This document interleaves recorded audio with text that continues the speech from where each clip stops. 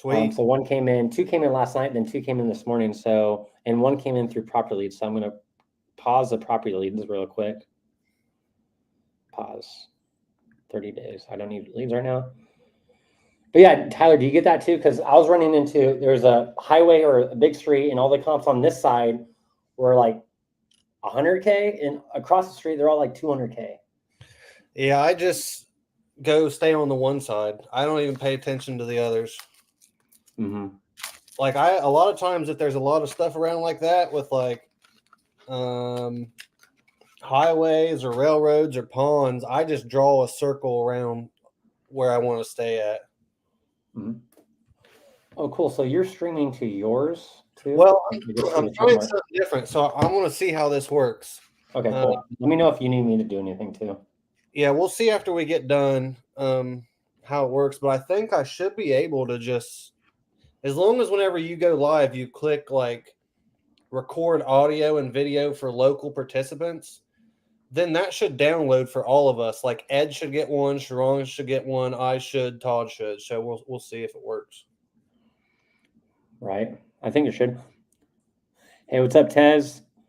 On Instagram. Tez helped me out with a lot in Oklahoma deal. That was hard to disco. I couldn't help it. I couldn't get any help on that. I think someone reached out to me. I was like, hey, hit up Tez. He's in Oklahoma. So he helped me out on the sub 2. So what's up, Tez? Kent, what's up, bro? From sub 2. Brandon, what's the new method you've been doing lately? The RJ Bates method. The King Closers formula, basically just cash wholesaling. You know, you throw sub 2 and seller finance, you know, in last, you know, if it fits, but definitely cash only right now. What's up, everyone on Instagram? Okay, let me pause these leads. Okay, so that was, go ahead. It was a good implementation call today, really. Right, I liked it. Got a lot of seller call reviews done. Mm-hmm. Let me write all these notes. ARV, I thought the ARV was 135K, I think. So I got her down from 48 to 30.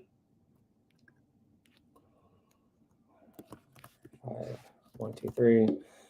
But I think she's talking to a lot of wholesalers. So like, but she didn't know the process. So I think what helped me was tell her like, this is the process. This is what's going to happen next. Because if you're getting called from a bunch of wholesalers, like, oh shit, there's competition, right?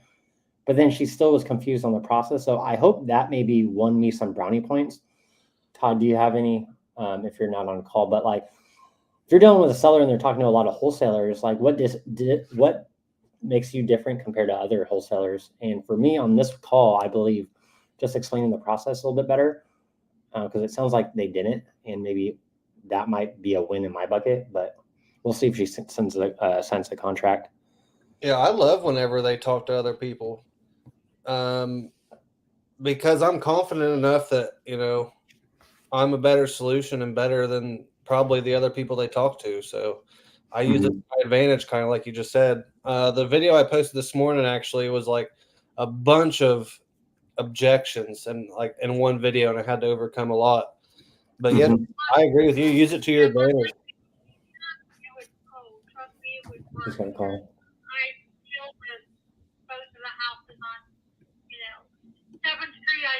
Made sure it's all cleaned out. The house is all cleaned out. We had problems with people. I mean, if you do investment properties, you know you have problems with people dumping. Mm-hmm. So, you know, we have problems with people dumping on the driveway, and hopefully we took care of that problem. Nobody's going to dump anytime in the near future. Yeah. But yeah, sure. I mean, I'm ready. I'm ready to sell, but it's still pain. And, you know, to be honest, you will talk to me, but my sister is the one that signs all paperwork because she's guardian of the estate. I'm just guardian of my dad. But I'm doing all the legwork, and then, like, you know, you decide you would want to buy those, and we agree upon an amount. She's in agreement with whatever I agree to. Mm-hmm. So there's no saying, her saying, no, that ain't what I want. No, you know, we would agree upon X amount of dollars, then, you know, that's what it would be. Yeah. Do you have a number in mind? So that's for 80? Yeah, because it is, 4 bedrooms, 1 bath, but, we can talk. Yeah, my concern, right? You mentioned that the house is full right now, and that leads me to believe that if there's been things spread throughout the house, that likely the flooring probably needs to get updating. There might be some issues that are behind things that we just can't see. So that would be my. Before I showed it, right, I get that point. So before we can show the house, we will definitely clean it out before we show the house. And you're not going to go in there and look at a house completely full of junk. So when we go in the house, you'll know what you're walking into by that. Gotcha.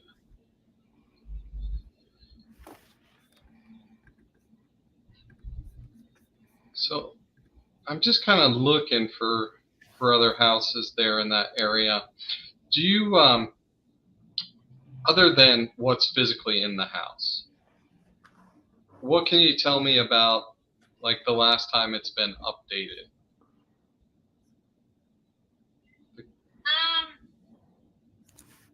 God, I don't really know. I know the bathroom is not that horrible long ago, but I'm not sure how long.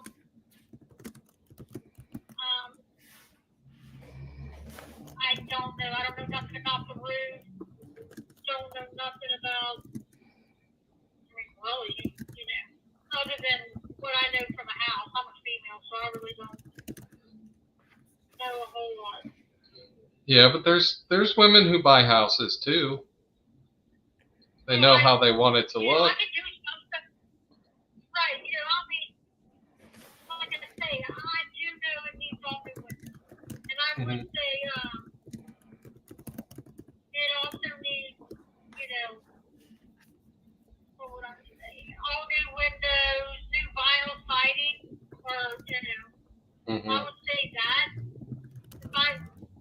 But other than that, I really know nothing. Okay.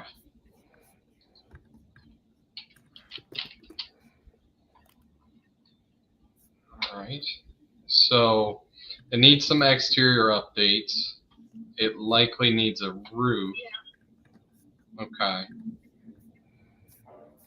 Yeah, I'm thinking down there in that area. I'm just taking a quick look at some of the other properties that have recently sold there, just to make sure that I can find one that would give me a sense that if I came in and did all the work, what I might be able to sell it for there on the back end. And I'm looking for sale. And I'm a little bit concerned about if I paid the 80 for it and I did the exterior siding, that I did the roof, that I did the mechanical systems in the property. I'm guessing that I'm going to need to do paint and flooring throughout. You mentioned the windows. So those things are really stacking up quick on this. So that's my concern with a price point of around 80,000. I think I want to be a bit lower there. Yeah, so what were you thinking? I'm just trying to work out all the details, the records that I can see, and you've started the process on this. It looks like it's 1,008 square feet. Does that sound right? That sounds about right, yeah. Okay. So if I had to do everything on that,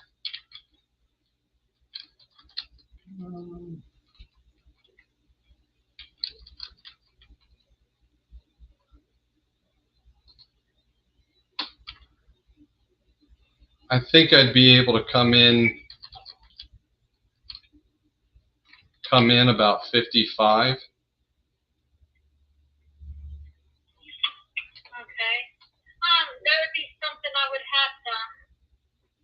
out, I would doubt I could go that low.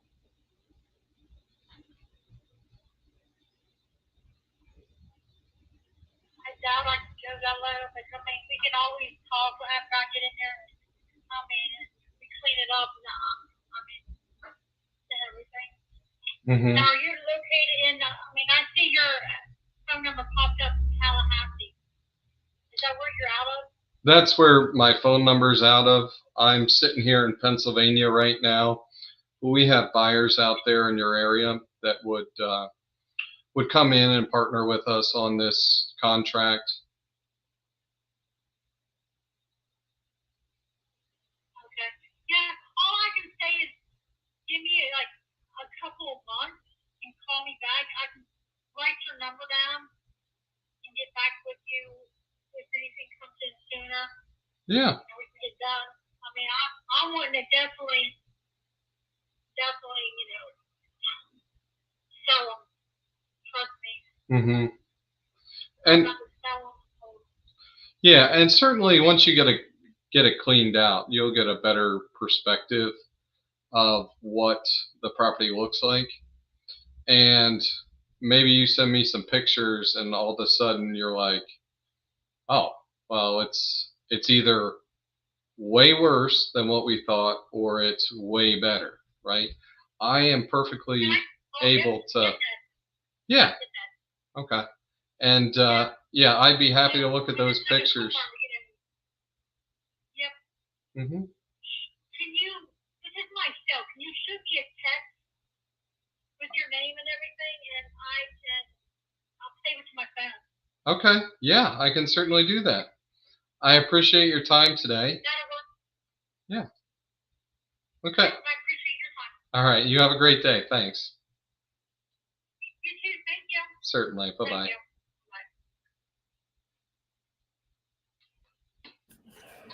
you. Almost said. I think your tone was good. Your pace was good.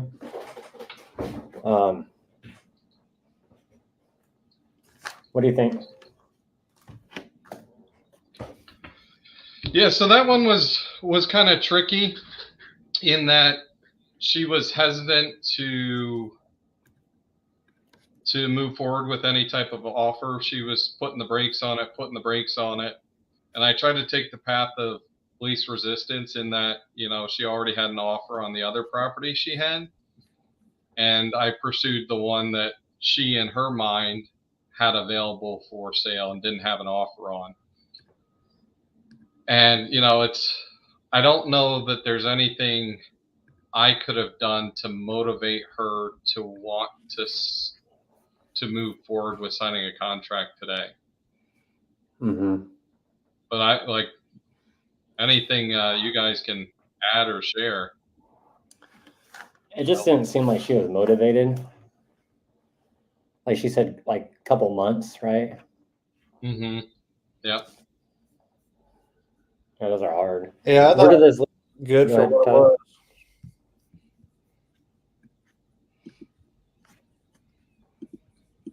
Yeah, it was she was kind of in a tricky spot. You know, I found a couple that were on the high end at like $190, and then some that were selling at 90, and then some at like the mid range at 140.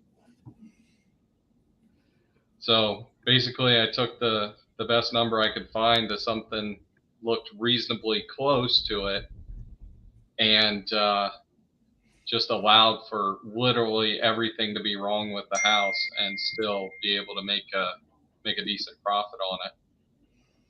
So I like the numbers, but need somebody willing and able to sign a contract. Right. Well, that's good. Where did the lead come from, though? What type of lead was it? So this one was, it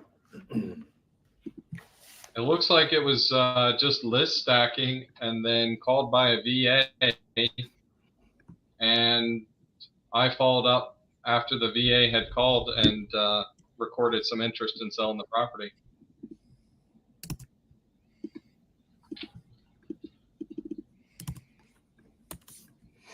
So just VAs, yeah. Do you have any like good leads to call right now? So I have called these leads a number of times since Tuesday, and I've talked to 2 different people. I got a call back on one while we were in the implementation call, and I jumped off to talk to him. But he was more of a retail price, and thinking that the highest property in the neighborhood is what he should be able to get for his home, and he wasn't. He was kind of the mid-grade house and not the premium house in the neighborhood. Mm-hmm. So just walk through that one with him, and that's been kind of my connections today. Was to talk to those 2 people, and then somebody else who wasn't even the seller of the property that was recorded by the VA. So not terrible. 3 connections in now hour and a half. There you go. Just keep trucking, right? Mm-hmm.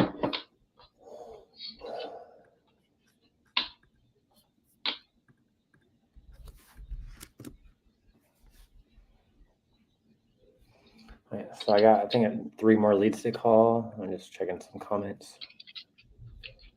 The vault.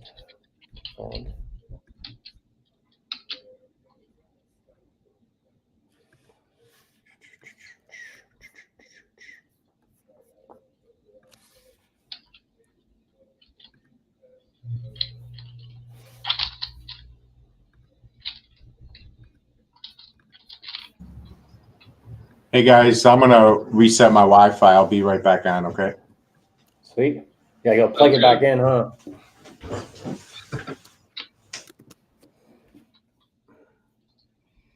Okay, let's see here.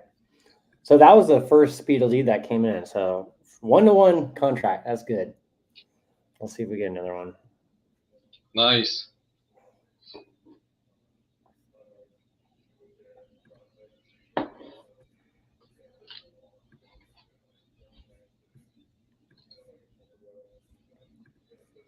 Okay, yeah.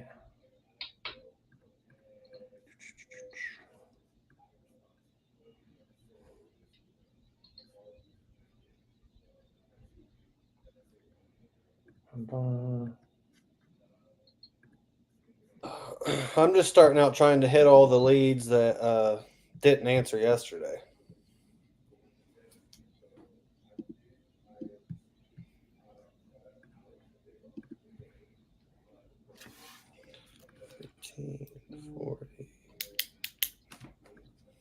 Mm-hmm.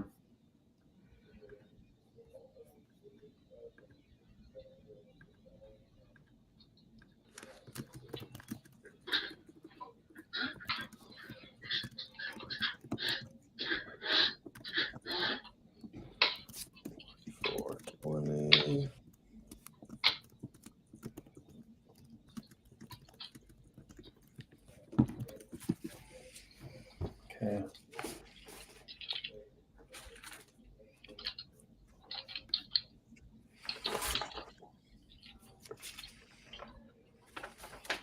Okay, let's call another seller.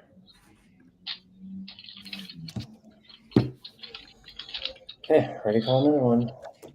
Do the street view. Okay, so this is a pretty view. Snow everywhere. That's cool. Okay, let me put in Zillow. Boom. Yeah, so before I jump on a call, I look at the street view. I put it in Zillow. I put it in Realtor. I put it in Redfin because Zillow sometimes has wrong data or they don't have photos.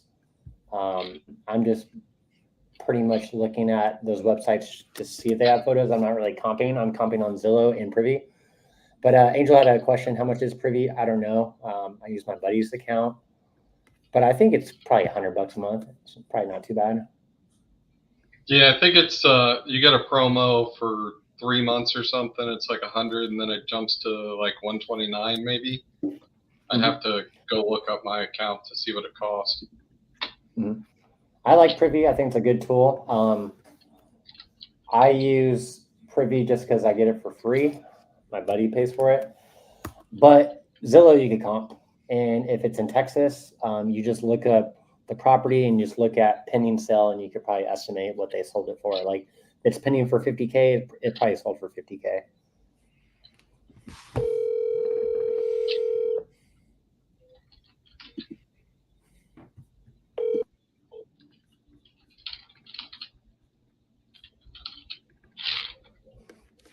Okay, let's see.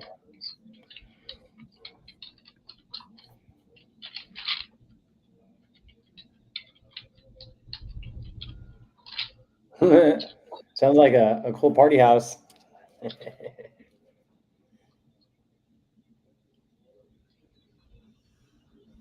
Okay, let's see.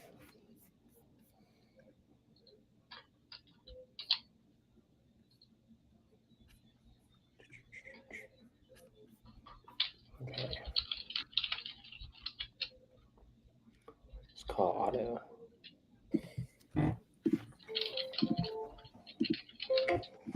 What's up, Christopher Gomez? Don't forget to thank our sponsors, Red Bull. This is my sponsor. That's my sponsor right there.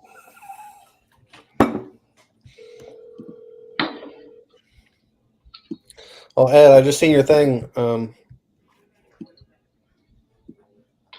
What's that for? The 3rd Avenue? Yeah, that's the lady I was just talking to. Oh, okay.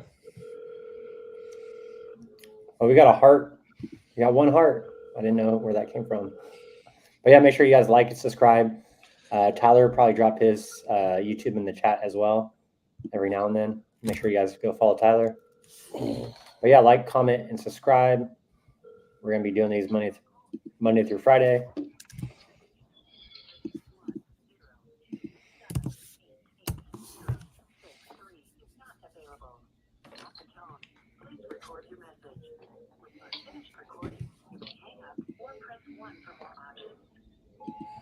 Hello, Otto. This is Brandon Clark. I was calling about your property in Michigan. I saw you just entered it on one of my sites that you're looking to sell.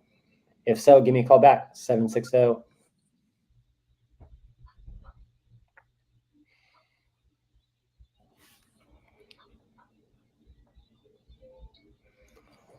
Brandon, I think I called that guy yesterday. The Otto? Yeah. What are you How? going to? Where are you getting your leads right now? What are you in? This is a speed to lead. On Jason and Jenny's? No, this is mine. Oh, well, Is I have this the the address? same one. I'll put in the private chat. Yeah, let me see. Is this the address, you think? I'm looking now. I literally just called him yesterday, I think. What the fuck? So I'll put a note on it too. But Let me see. Let me look his property up first. Maybe it's a different auto, but let me look it up. If I see it, I'll know.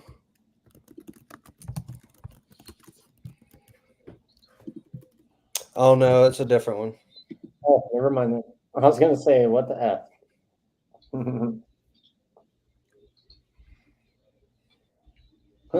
Video walkthrough. I just don't know many autos. What up, Randy? Yeah, Randy, I had to just go. So this whole belly to belly thing is becoming a thing with me. I went to go walk a property a minute ago down the road, and I have it under contract, but the seller still didn't show up. So I just wasted about an hour. Fuck. Yeah, me and Kathy were talking about, man, I wish I could do deals in my backyard, because I think what helps you on the phone call, or even RJ, because RJ's been in the construction field, right? So I was just talking to her yesterday, like, hey, Tyler walks properties, RJ, has walked properties, and you kind of get an insight of the rehab cost, because right now in my head, I just don't know. It's just a number in a calculator. Rehab was cost, right? But when Kathy was doing our duplex renovation in Philly, she got to see firsthand how much everything costs, a line item on flooring, walls, like all that crap, right? So she has a good mindset on the rehab costs. But for me, I wasn't really digging into those numbers on our rehab on our flip. But I think if you're used to construction and you walk properties, you get a sense of what things cost, and I think that's where my a lack of knowledge is. But Tyler, what about you? Do you think you get a better understanding because you've walked a few properties? You get It's definitely easier now and more controllable now that I'm back in Ohio and not everywhere. Because whenever I was everywhere, it was hard. Oh, by the way, that Helen, that's my lead manager. The heartbeat of my whole business. What's up, Helen? But yeah, it helps a little bit for sure.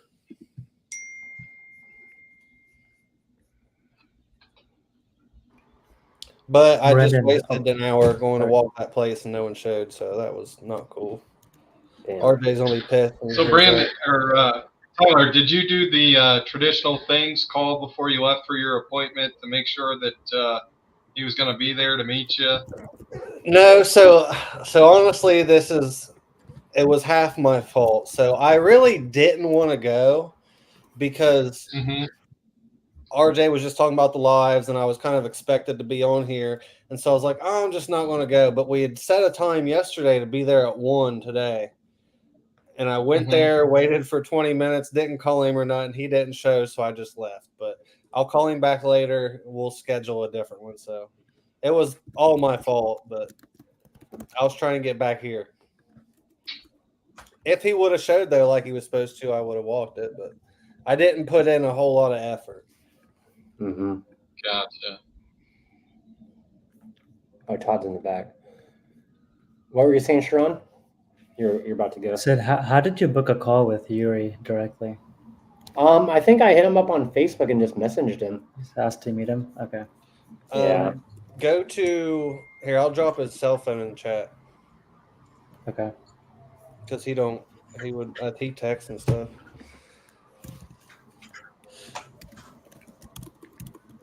In the private chat. Yeah, I got you. Appreciate it. Yeah, just text him and tell him make sure you mention like you're in titanium. Yeah, I think he knows who I am. Hopefully.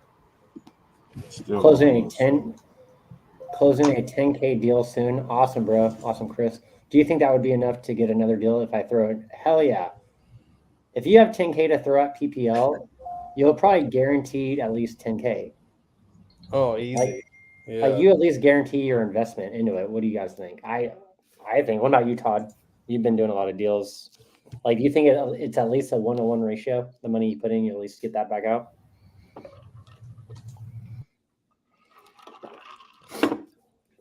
Yeah, I mean, it's going to depend, obviously, but I think that's, easily, like, probably more. I mean, it depends on the market, but yes, definitely. I think like this sometimes, like, fuck, if I had 50K, what would that convert into? Like, I'm always thinking that, like, if I could just throw 30K, 40K on a credit card and just buy lead, you're guaranteed to get that money back and then some. And you'll just get better, exponentially get better. So the more you do it, the more deals you'll close too.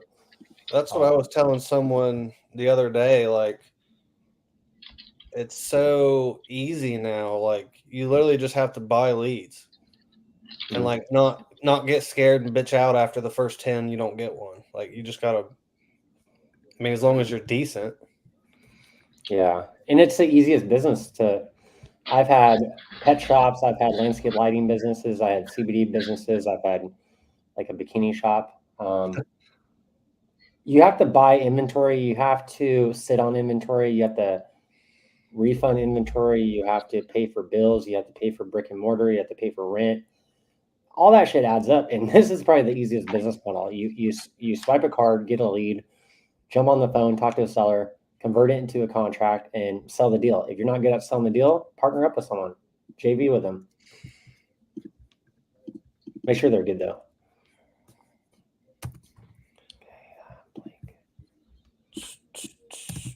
Gonna call new lead. So that second lead, no pickup. Let me go to the next one. So that was new lead 1, 2. Contract sent 1. Yeah, so Ed, that was minute 43 for your call that you had. If you want to go back and like clip it up or review it. So I've been trying to take track. If someone has a good call, write down like what minute mark. Yeah, I was partially through. You were still on your call, and I wasn't quite sure like when we disconnected because I turned down my volume. Mm-hmm. Okay, so this is so we got 4 leads today with speed of lead. Okay, here we go. New lead.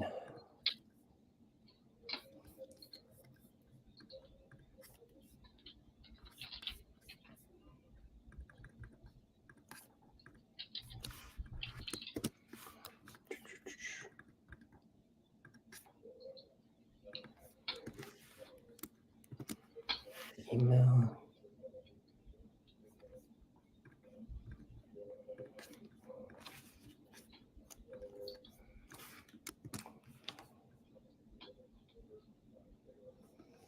Randy, you'll be able to figure it out. You're not too old. You're still young.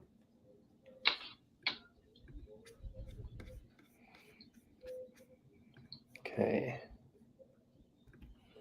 Copy.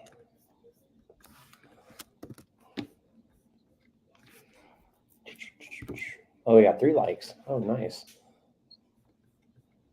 Feel so much love, guys.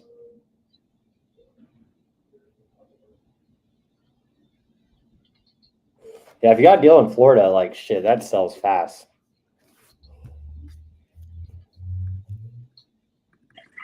Hey, Mr. Coleman, it's Todd. How you doing today, sir?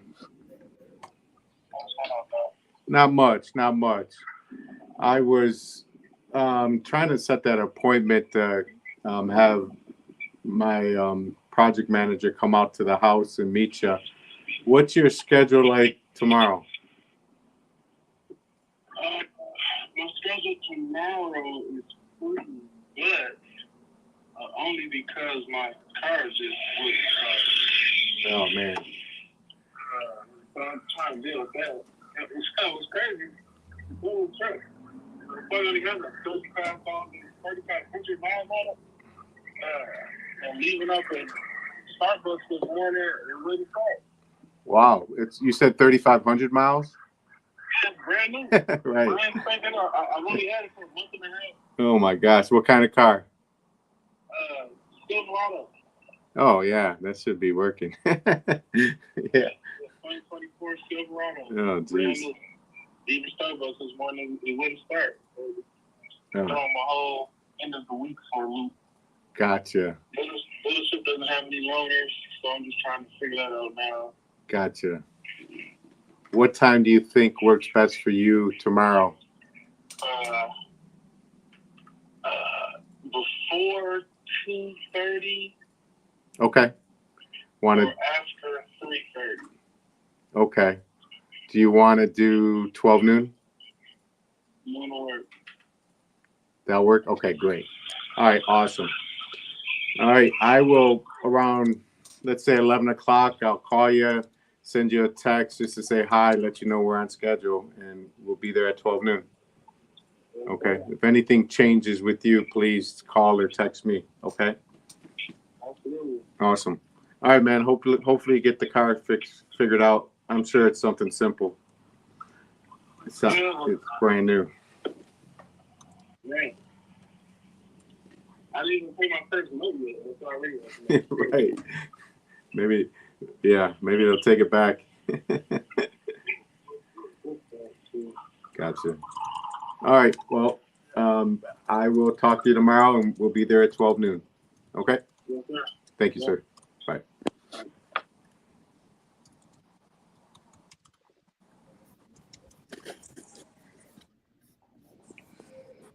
Got a full house today. Can you guys hear me okay? I'm trying my iPad. Yep.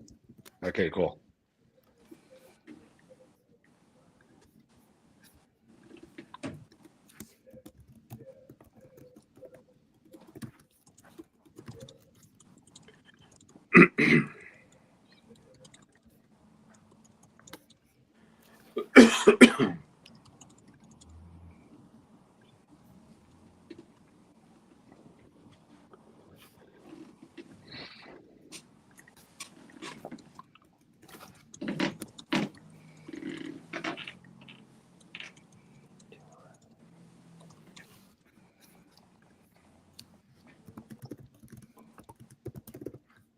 If you got that taken care of, or if it was still for sale, or Yeah, it is. What you offer?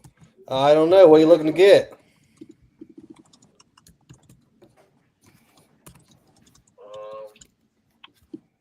I don't really know, for real. You ain't got no numbers.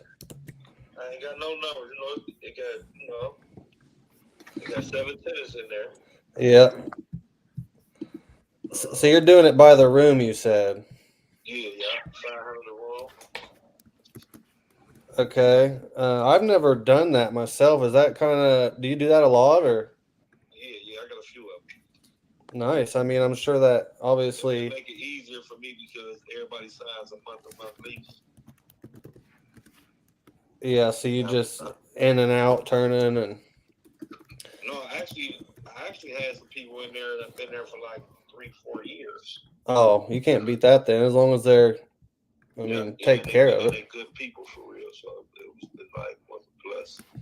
Nice. Yeah. So I mean, just curious then. What would be the reason you would want to sell? Just wondering. I'm saying I ain't really pressed to sell, but I will. Yeah. You know what I mean? Yeah, for sure. Everything's for sale. I get it. Yeah. My house I'm sitting in is for sale if you want it for the right price. You hear me? Yeah. So, I mean, you don't have any idea. I mean, you probably want more than $500, right? Yeah. I'm joking. I'm joking. Yeah, this one's it's kind of a weird one since you're doing it by room. You know, I mean, Come on now. I've never really done that. Let's see here. Is it 5 beds or? It's 7 bedrooms. Okay, that's why it's not updated on here. This place is huge. Yeah, it's huge. 7 bedroom, 2 bathrooms. Well, it's really 3 bathrooms, but the other bathroom, the one on the first floor. Yeah. I just had gutted it and just ain't got around to fix it. But it's 2 bathrooms upstairs. Okay. I mean, everything in decent shape. Yeah, everything's running. Ain't nothing wrong. None of that. Okay. I mean, you don't have a number in mind? I would have to think about it and probably just get back with you. Yeah, that's fine. Yeah, I'll just let's see here. If you Google it, look at it, or come up with some numbers, you can text me and let me know, and we go back and forth, or I'll just let you know when I think about it. Yep, sounds good. Yeah, I'll check it out a little bit and then I'll shoot you over a text. Okay. All right, thanks. Bye. That was a weird one. I've been texting that guy for a week trying to get numbers out of him, but as you heard, so the ARV to me on that one's like 120, but he's renting it for 3,500 a month because he's doing it by the room. So honestly, don't even know how to go about that one. It's definitely you're gonna to find a buyer for that is the same way. You know, you got to get unless it's just such a great deal because it's not your normal. You know, I've done it before, but you're buying it really cheap. Well, that's what I figured for that. As your buyer's going to be very specific, Yeah. like very specific, and it's on the east side of Cleveland, which no one likes anyway. So I'm sure if Helen's still on here, she's glad that I didn't pick it up.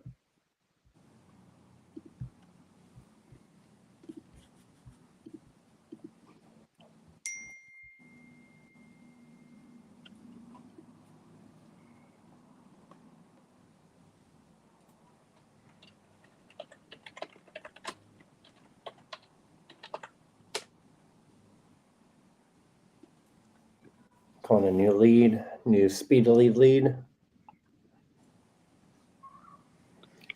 So if you guys don't know what speed to lead is, it's a pay per lead provider. Instead of just pulling data and calling random people that you think they are motivated to sell a house and they're probably not, we are directly just buying the lead and just closing on them because it's just more simpler. And if you have the money, why not save you a peace of mind? But yeah, speed of lead, proper leads are these lead providers that we're calling on right now.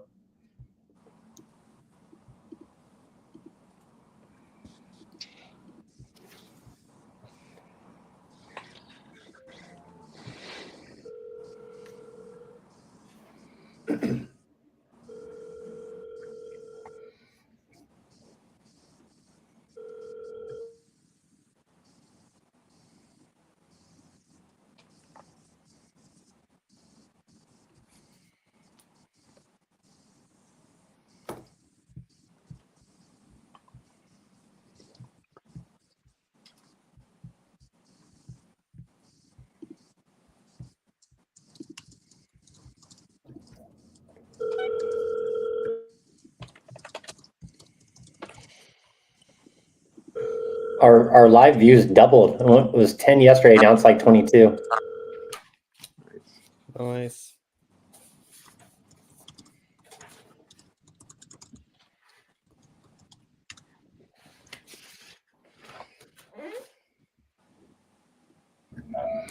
Hello, Blake. This is Brandon Clark. Was calling about your property off Henry Avenue.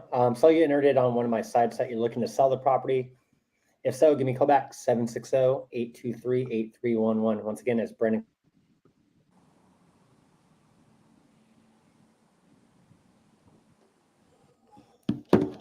Cool.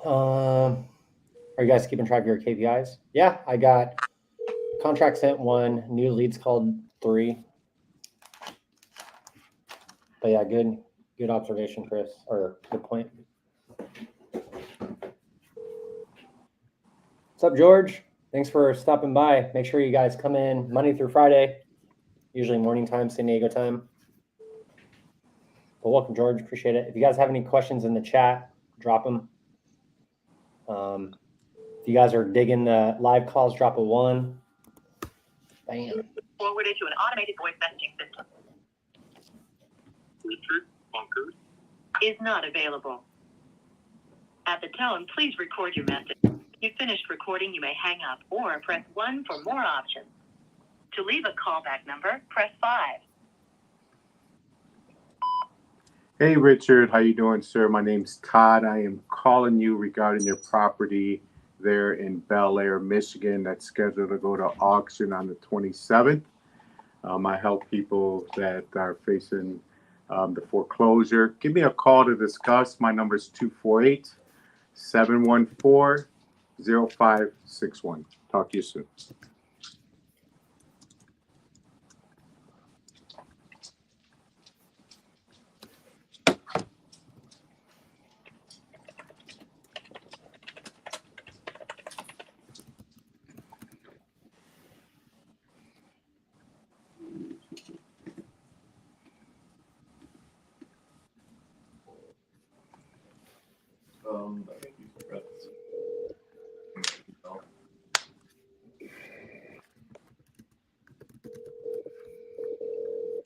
Can you guys hear that ringing? Okay.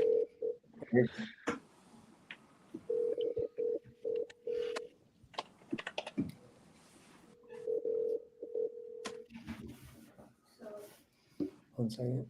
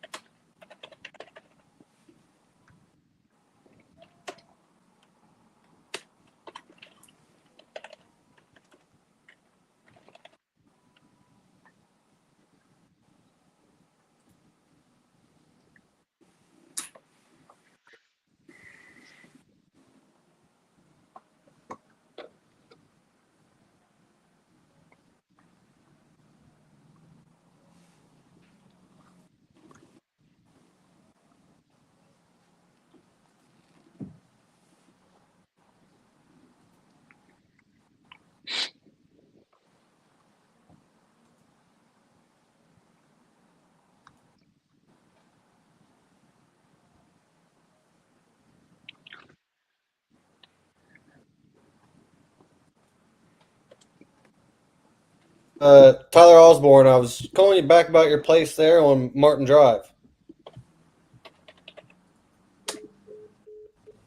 He don't want to sell anymore.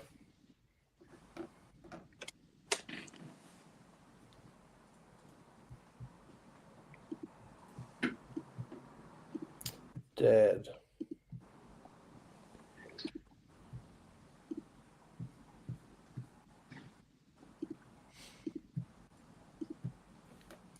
I'm about to crank up my property leads.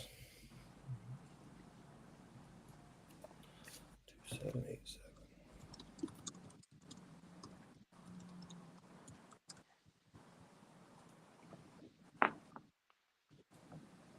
Okay.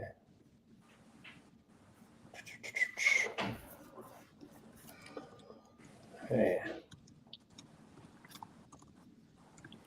Oh, hey, Jamil, I think I lost you there. Yeah, I was. I don't know, hang up from your side or my side. I don't know. Oh, I just thought you was telling me to kick rocks. I was about to, but the phone did it anyway. Oh, so I mean, are you still looking to sell that one, or did you get it taken care of, or? Which one? Yes. One on Martin Drive, or any of them. What you got for sale? Don't you work with Nick? Nick. No, No. no, When did you give me an offer, Martin? no, not yet, but I'm willing to. I'm ready to. What's the scoop there? Well, I mean, what are you looking to get? Looking to get 140,000. Okay, 140. Can you just tell me a little bit about what you got going on? It's a bi-level, 3 bedrooms, 2 baths, 2 full baths, and downstairs, the bi-level downstairs, it's a bedroom too. So it's called consider 4 bedrooms. Okay. 1745 square feet. It's one of the biggest homes in that street. Those 2-3 streets around there. It's the biggest homes, and the houses going there of 180 and up. Okay. Is this like your residence or? No. It's a rental. Being rented. I bought it in 2015 and being rented to the same tenant since 2015. She pays $11.50 because she's a long time tenant, but she's due for increase. You Okay. can increase as much you want. It's on Zillow says $1,600 a month you can get. But I don't know if you're interested to flipping or interested in keeping the tenant or how you do your business. Yeah, it just depends on each one. I mean, is this one like flippable, or is it ready to rock and just more of a buy and hold? We do both. I don't understand. Like, does it need fixing up or anything, or? Well, Tyler, it's been rented since 2015. 9 years. I did all the work on it on 2015 when I bought it, and it's a cosmetic thing. It's paint and carpet probably, and some stuff like this. Just some minimum stuff. Yeah, nothing crazy. No. Okay. And you said 140. I really was. You don't believe it. I swear, before you call me, there's four people call me. I don't know what is it with this house, man. Every day, 4 or 5 different people calling me about Martin Drive. What is it gonna be an oil well over there or something? I'm interested in all of them you got. This is just the one that popped up to me here. I was interested in. Yeah. You got any others you're trying to look to sell too? Yeah. I have one on Friend Avenue in Maple Heights. It's a classic home.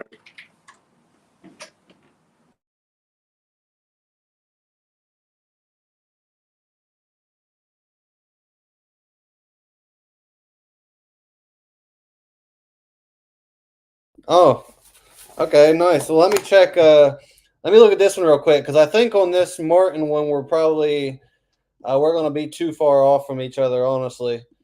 So let me just check this one out and see kind of if I can help you out on that one. Are we far, is it, from Martin? Yeah, I'd say we're going to be, I mean, just too far apart on numbers there. Let's see here. I mean, I'm look at the selling around there, Tyler. yeah, I mean, I agree. It's probably worth that for sure. It's just, I have to. I'm an investor, so You don't go that far, huh? yeah. So I mean, I get it. Like I said, I agree. It's probably worth that. It's just I personally wouldn't pay that. What about this? I really respect you for saying this because excuse my language, some assholes, you call them, they call you and they dying to see it and stuff like this. And then you tell them 140, 100. I told the guy yesterday, he said, what's the most thing you can go? I told him 135. Yeah, no, I was thinking of 70. I told him, you know what? You don't want to hear what I told him. I hang up the phone. Yeah, I mean I'm just straight shooter. I don't want to waste time, and I'll just exactly. If we can get a deal done. My time, I don't waste nobody's time either. Yeah, that's why on this first one, I'll just tell you, we're we're just too far apart. It's not worth diving into. So, on this next one, Friend Ave, what are you thinking on it?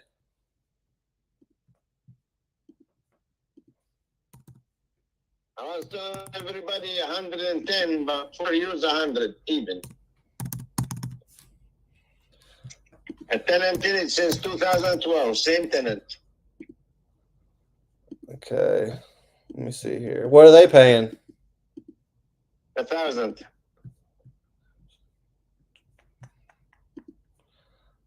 Okay. Let's see here. And the roof is 2016. I bought it on. It's $24,000 out roof. It's a detached 3-car garage or 2. I think 2. No, 1 is big. One is small. Yes, let's say 2. And it's sitting on a half-acre of land, and it's upstairs. A whole floor upstairs. It's one room. It's divided like to 2 rooms, and there's a fireplace in it, and there's a half a bathroom in it. And downstairs is 2 bedrooms also. 1 full bath on the first floor, and there is 1 full bath in the basement. Okay. Let's see here. Yeah, this one we're getting closer here. So, and as far as condition on this one, what do you think about it? It's in very good condition. Okay, so you don't think I'd really have to do anything to this one? Not really. If you want to keep the tenants, you just go. And she used to work for me and stuff like this, and she got a voucher from Section 8. She's Section 8 paid me the whole thing. Okay. It's up to you, Tyler. You want to keep, evict, get him out and flip it, and you can remodel. You can get your own tenant in it. It's up to you, whatever you want to do. Yeah. No, I really like for her, to stay because I don't think she have anywhere to go. Yeah, you can give her time and stuff. It's your home, you can do whatever you want to do with it. Yeah, no, I would probably just, as long as she wanted to and we came to, a good agreement, I would just let her stay. Typically that's easiest, especially, we're just going to fix them up usually. And if we keep them, just rent them out anyways. So if this one don't need much work, and I mean, it'd just be easier to let her stay there. No work at all. Okay. Yeah, so we're not too far off on this one. So say we were to come to terms on this today. How quick are you looking to get this one done? Are you in a rush or no, or just whenever? Whenever it's convenient for you, Tyler. Whenever you. Okay. I mean, 30 days, 2 weeks, 3 weeks, doesn't really matter. I can, we can go right in. Okay. Sweet. Yeah. I mean, I'll try to do everything on your timeline. I try to be the easy button, and just make it as smooth as possible. So, like I said, I'm straight shooter. What's the name of your company? Osborne Family Estates. I own it. So, you're talking Where to. you located at? I'm in like Southern Ohio. I'm about an hour south of Columbus, but a lot of our stuff's up near Cleveland and Lorain. We do Columbus as well. Okay, that's good. Yeah, I'm probably from here 3 hours or so, something like that, 3.5 hours. Not too far. Okay, sweet. Yeah, I mean, I definitely want to get a deal done with you here. Seem like a good guy too. Like I said, About one thing, with no offense, really, I don't know you. I don't know, the scams these days and stuff like this. I deal with Ohio Real Title, and they give me a discount. I know you're gonna pay for the closer and everything, but they will give you the discount for investor. So please, we can do it. Ohio Real Title is one of the biggest title company in the U.S.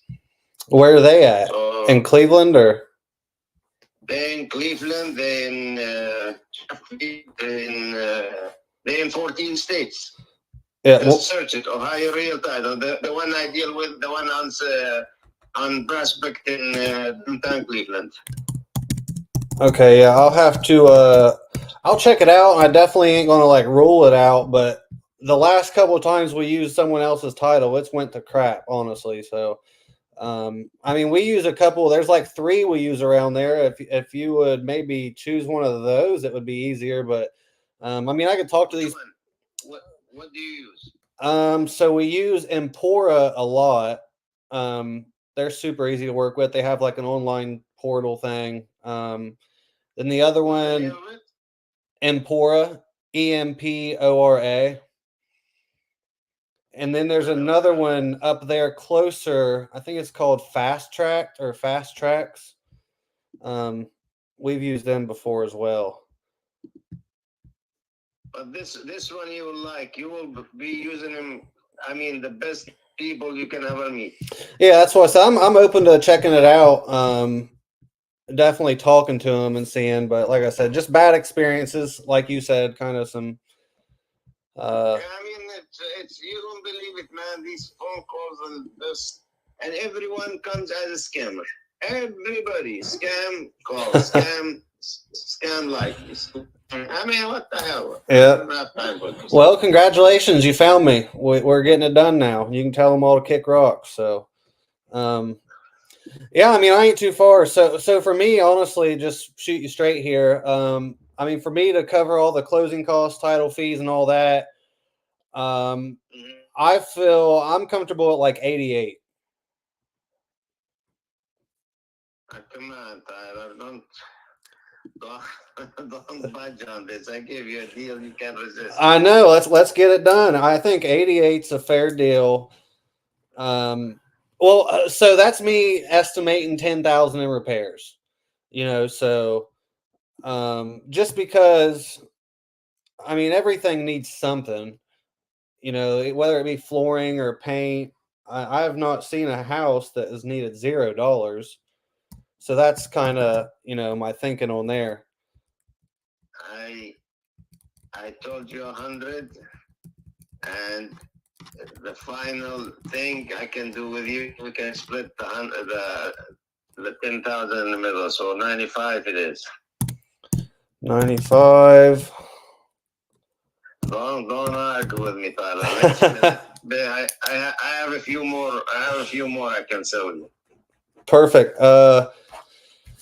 Yeah, 95 sounds good. I think we can do that. Like I said, as long as it's in the condition and stuff you're saying, obviously, someone will come out check it out. So as long as it's in good shape, I think that'll definitely work. You said she's paying what in rent right now? She's paying 1,000. And that's Section 8. Yeah, I think Section 8 pay 928, and she paid 72. Okay. Yeah, that sounds good to me. Let's get it done. You can tell all these other people to quit calling you. So, what is a good email for you?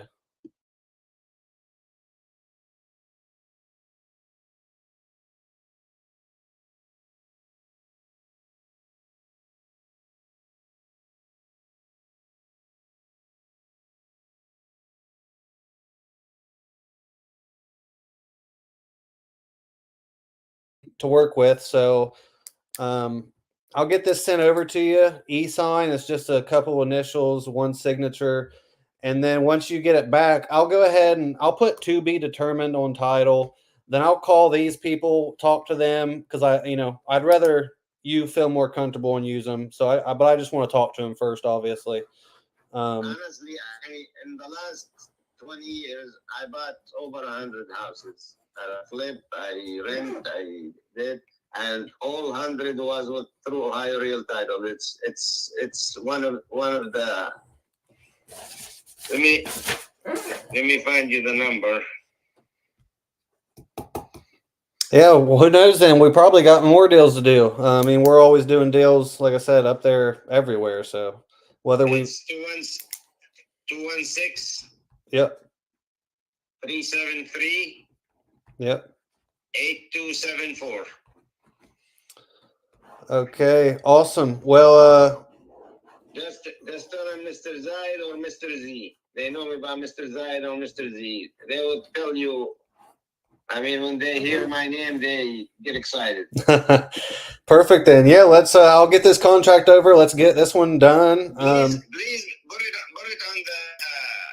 on the purchase agreement. Ohio Real Title. You be comfortable with them more than your companies, but trust me. Alrighty. Yep. So I can feel relaxed.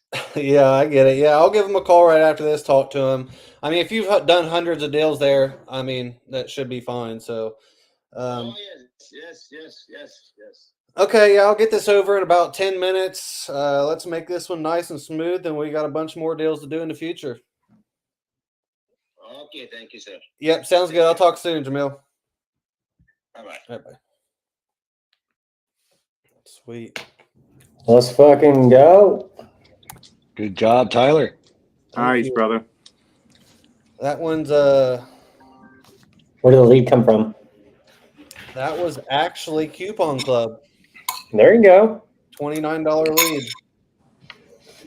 So it's a coupon club. The sellers probably get hit up by tons of wholesalers. Yeah. And you just steamrolled that and well, that's what professional. So I was trying to tell my team, and Jovic, you might be on here, but that guy just said he's talked to 1,000 people. So the only way I was going to get that done was like be different than that guy. I mean, than the different wholesalers. So someone on call? I don't think so. But yeah, it's just the confidence and setting yourself apart. That's literally all it is. I mean, evidently no one else did it. Helen, the details are coming your way. Okay, I got a new lead. Kenneth.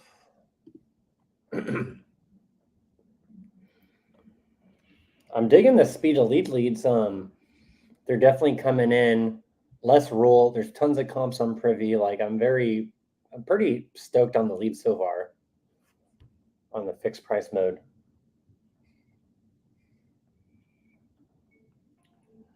Tyler, that was our 1 minute 32 on that call.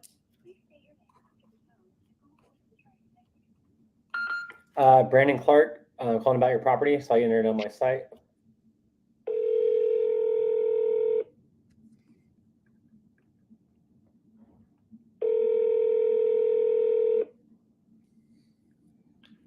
Helena heard that call.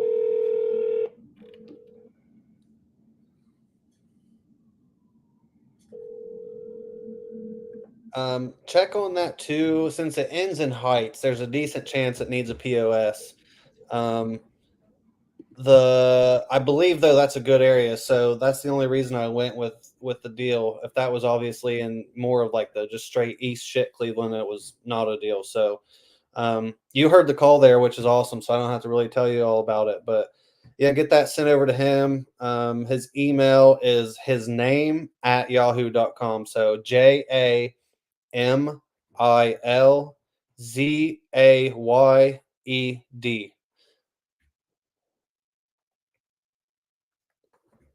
And then also go ahead and call that Ohio Real Title and see, just make sure, like, actually, I'll call him here a second.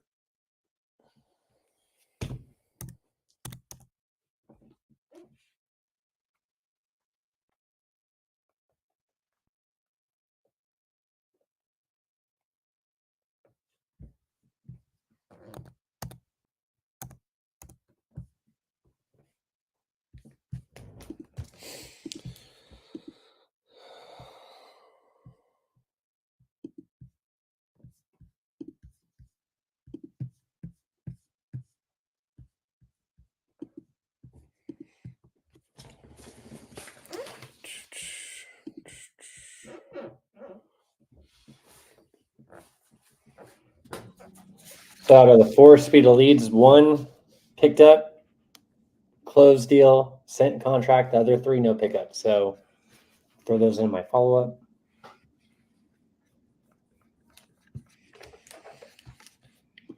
Let's see. Yeah, and so all these ones I'm calling now, I've called all of these yesterday. It just didn't get a lot of answers, so it just shows, the follow up. Mm-hmm.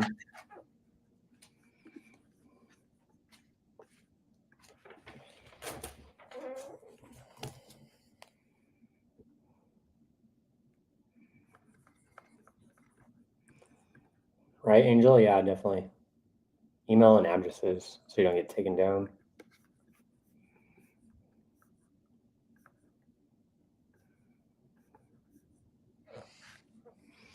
Okay.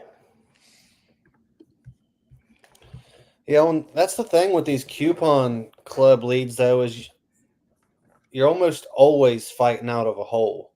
So it's like double hard. Yeah. What's the good thing about it though? They're cheap.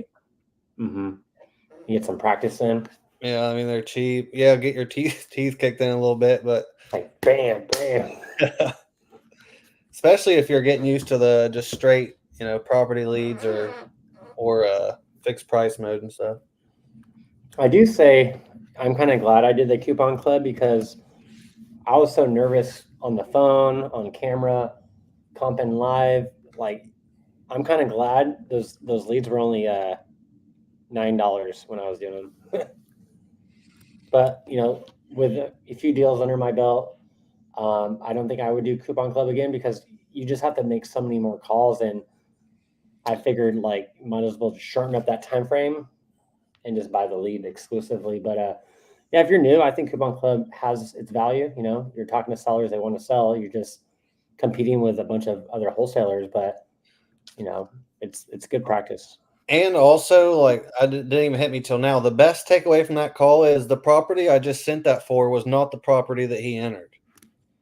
So I embraced no on the one he entered, found out he had more, and it was about a different one. So if I would have never asked, it wouldn't have. And he's probably a good buyer for future. Mm-hmm. That's a good point. I know Pace Morby always talks about squeeze all the juice out of the lemon as you can. So just squeeze all of it from the seller, and you did.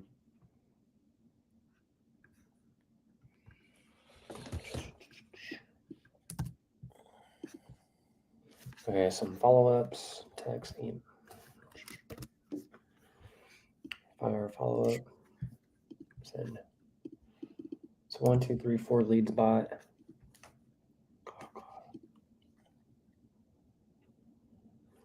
Let's see. Who's got questions on a few of these calls? Does anyone struggling with their opening or comping on the phone or anything that you guys are struggling, drop it in the chat.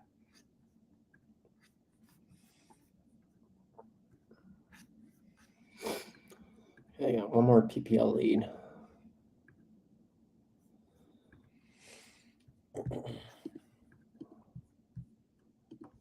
This one is in Michigan.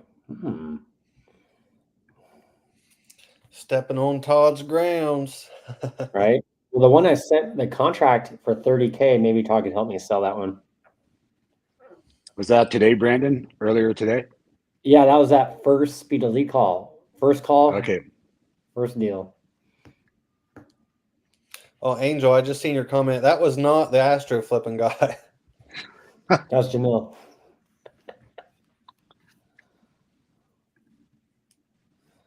So I gotta call Courtney. He was honestly kind of a tough one. Yeah. Man, imagine jumping on the phone with that seller Jenny had to deal with. Fuck. I would have hung up for sure. I was Yeah, getting that kind of prepared you, huh, Tyler? It Mhm. probably kind of prepared you on how to I talk to was them. getting pissed this morning at it. I'm like, dang, I would have hung. Yeah, so Oh, yeah. I was fired up after that call. I'd be like, are you trying to sell the house or not? Like, let me fucking talk. Yeah, I'd have been like, dude, I don't know. I'm so quick now to embrace no, though. Like, I used to not be. Now I just don't even care. I'm like, whatever.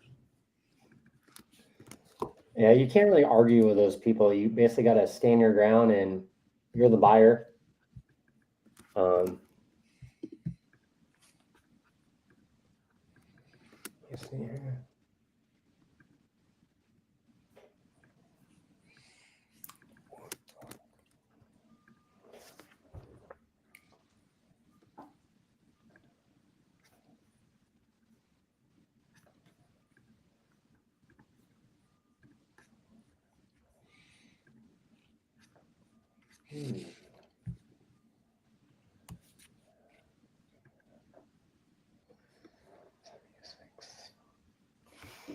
Okay.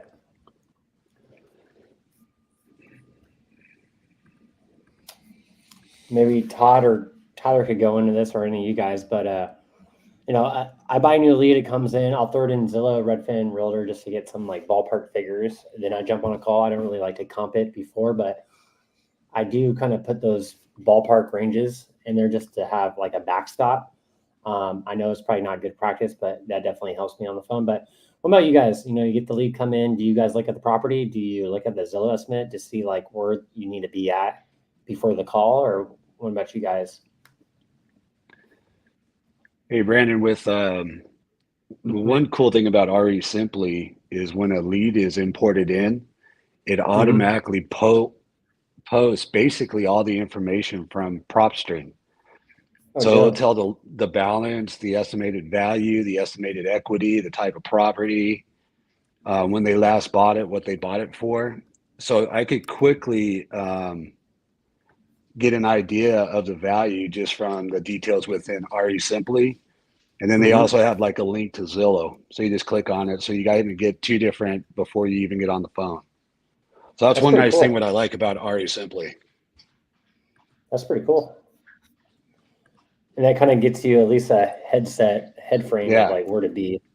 100%. Angel, are you talking about just the normal profit calculator? If so, I'm sure if no one's on a call for a minute, Brandon or someone could probably pull it up and run through it real quick. It's not that bad.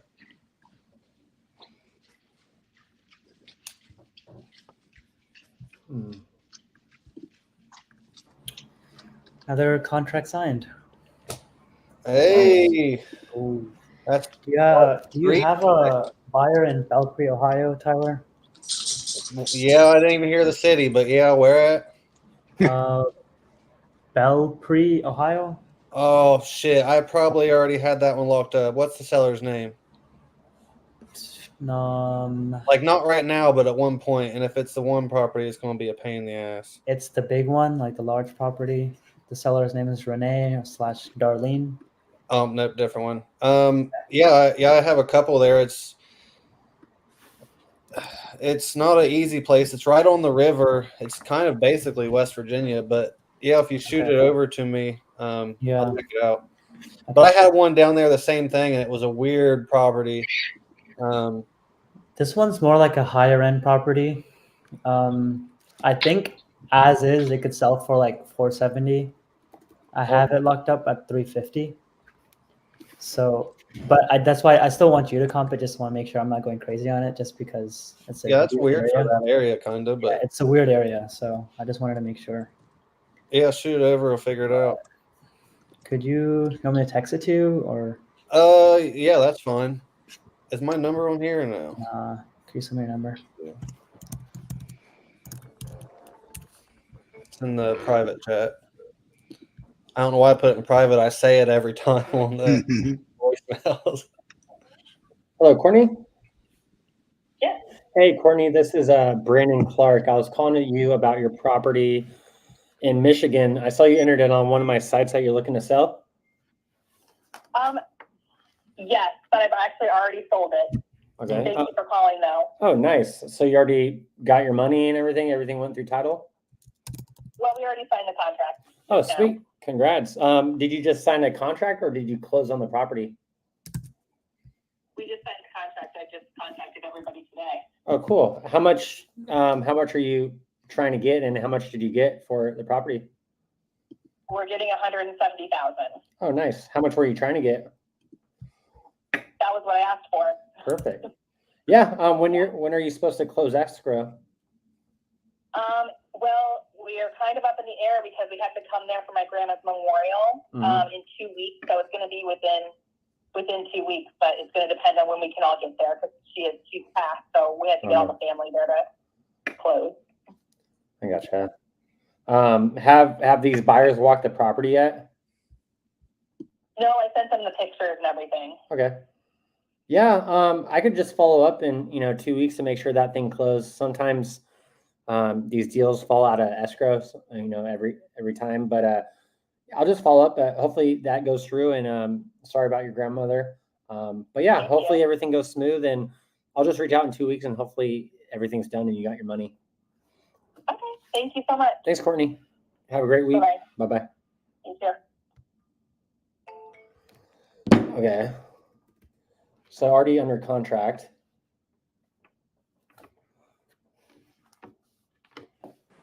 Yeah, that's a follow-up, eh? So she's under contract for 170, but Zillow is like 220, Realtors 240, Redfin's 170, Prop is 229, Privy is in the low 200s. So I guarantee you they're probably lowballer because 170, that's too high. Yep, agree. What do you think what would be your next steps, Todd, in that situation where the wholesaler locked them up too high? Yeah, I would, like you said, follow back up in a couple of weeks just to say hi and just wanted to see if how it went with the walkthrough. Are they still on schedule to close? Type of deal. All right, cool. Did you? And oh, sorry. Go ahead. no, if they do fall out, then that's or if they are trying to renegotiate, I mean, that's your opportunity to try to step in, right? And get it for less. Do you do any, I wouldn't say a fear tactic, but what I did was like, oh, that's awesome. Well, I'll check back in 2 weeks. Sometimes these deals fall out of escrow. Like, do you think that's a good idea, what I did, or? Yeah, I wouldn't, the way I would say it, because escrow, some of these, they might not even know what that means. Oh, okay. The word escrow, I would say, if it's okay, I said, when are you supposed to close by? Usually they have a date. She did not.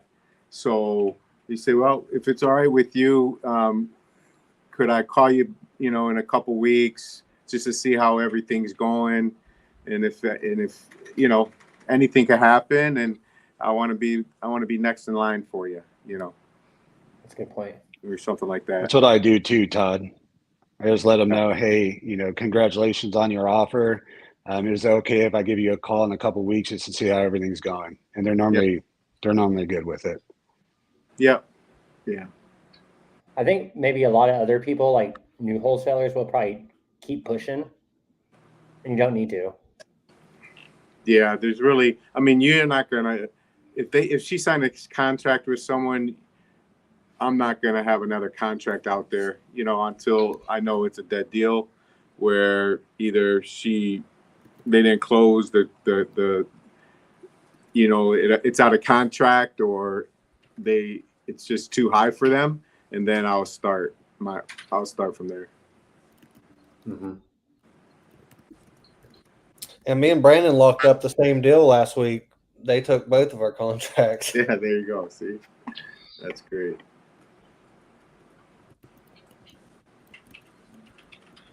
Did you both offer the same number or relatively close? I think we was like 1,000 off, literally. Hey, But the property was only nice. worth about $50.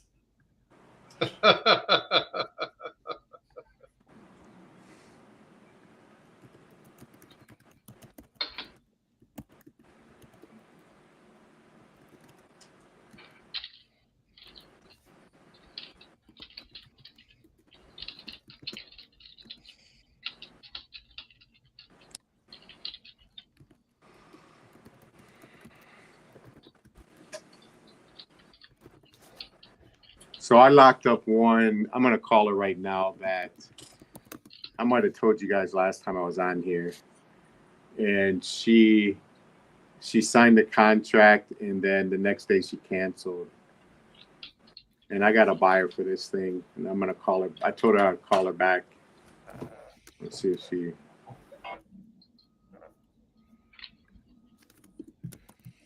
Yeah, Danielle, jump on. I think we already got like 3 contracts today.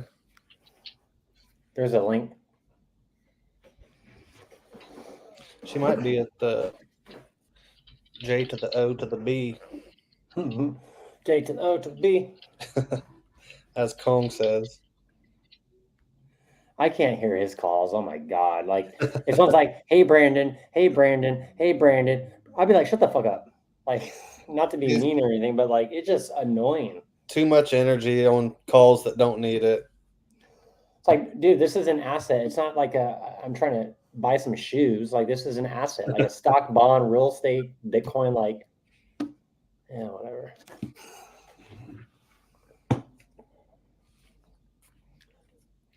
And yesterday, like me and Kathy were talking about, I think going into these calls, I put on my paper, it says, do I want to buy this house? Like, that's the first thing, because a lot of times I'm guilty of it. Maybe you guys are too, but you'll chase deals. But like going into the call, if I'm like, yeah, this is a house I want to buy, right? Put yourself in that, like, is this a stock I want to buy? Is this a crypto coin I want to buy, right? That's what I need to get in the mindset. Not a sales guy, but a buyer. And I always have to just remind myself, I'm the buyer. Do I want to buy this house? And if I want to buy this house, I need to get as deep as I can and provide a reason why I need to be deep, like RJ says.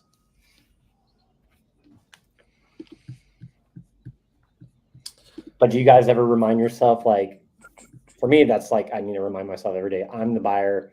I'm not selling anything. I'm buying something. Yep.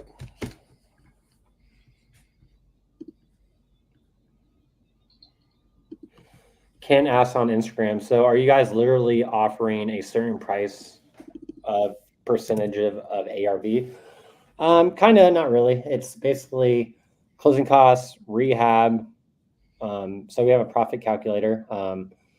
If you go on RJ Bates's YouTube channel, I'm sure he has some links if you want to buy it. But it's basically just the rehab costs and some other things, but it's pretty much similar.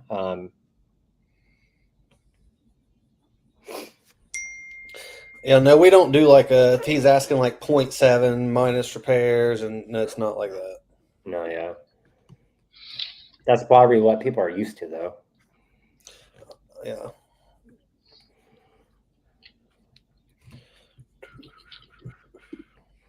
Property lead refund in your contract. So mark this refund. Dan, that lead came in this morning. That's weird.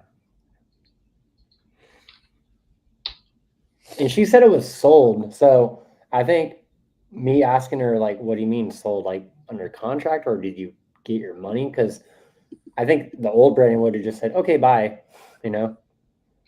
So just make sure you guys go a little bit deeper. Like, yeah, it's sold. Oh, well, what does that mean? Like, did you close on the property? Did you get your money, or are you just get a contract in hand? Have they walked the property yet?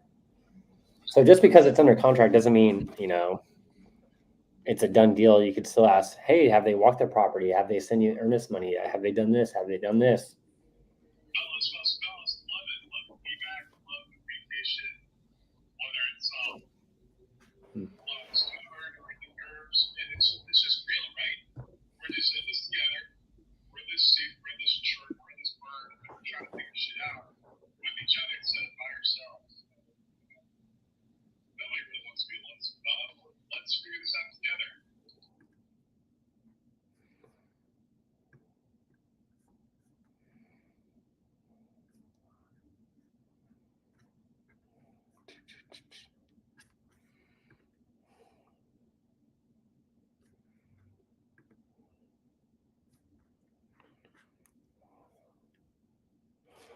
I'll pick up. Okay.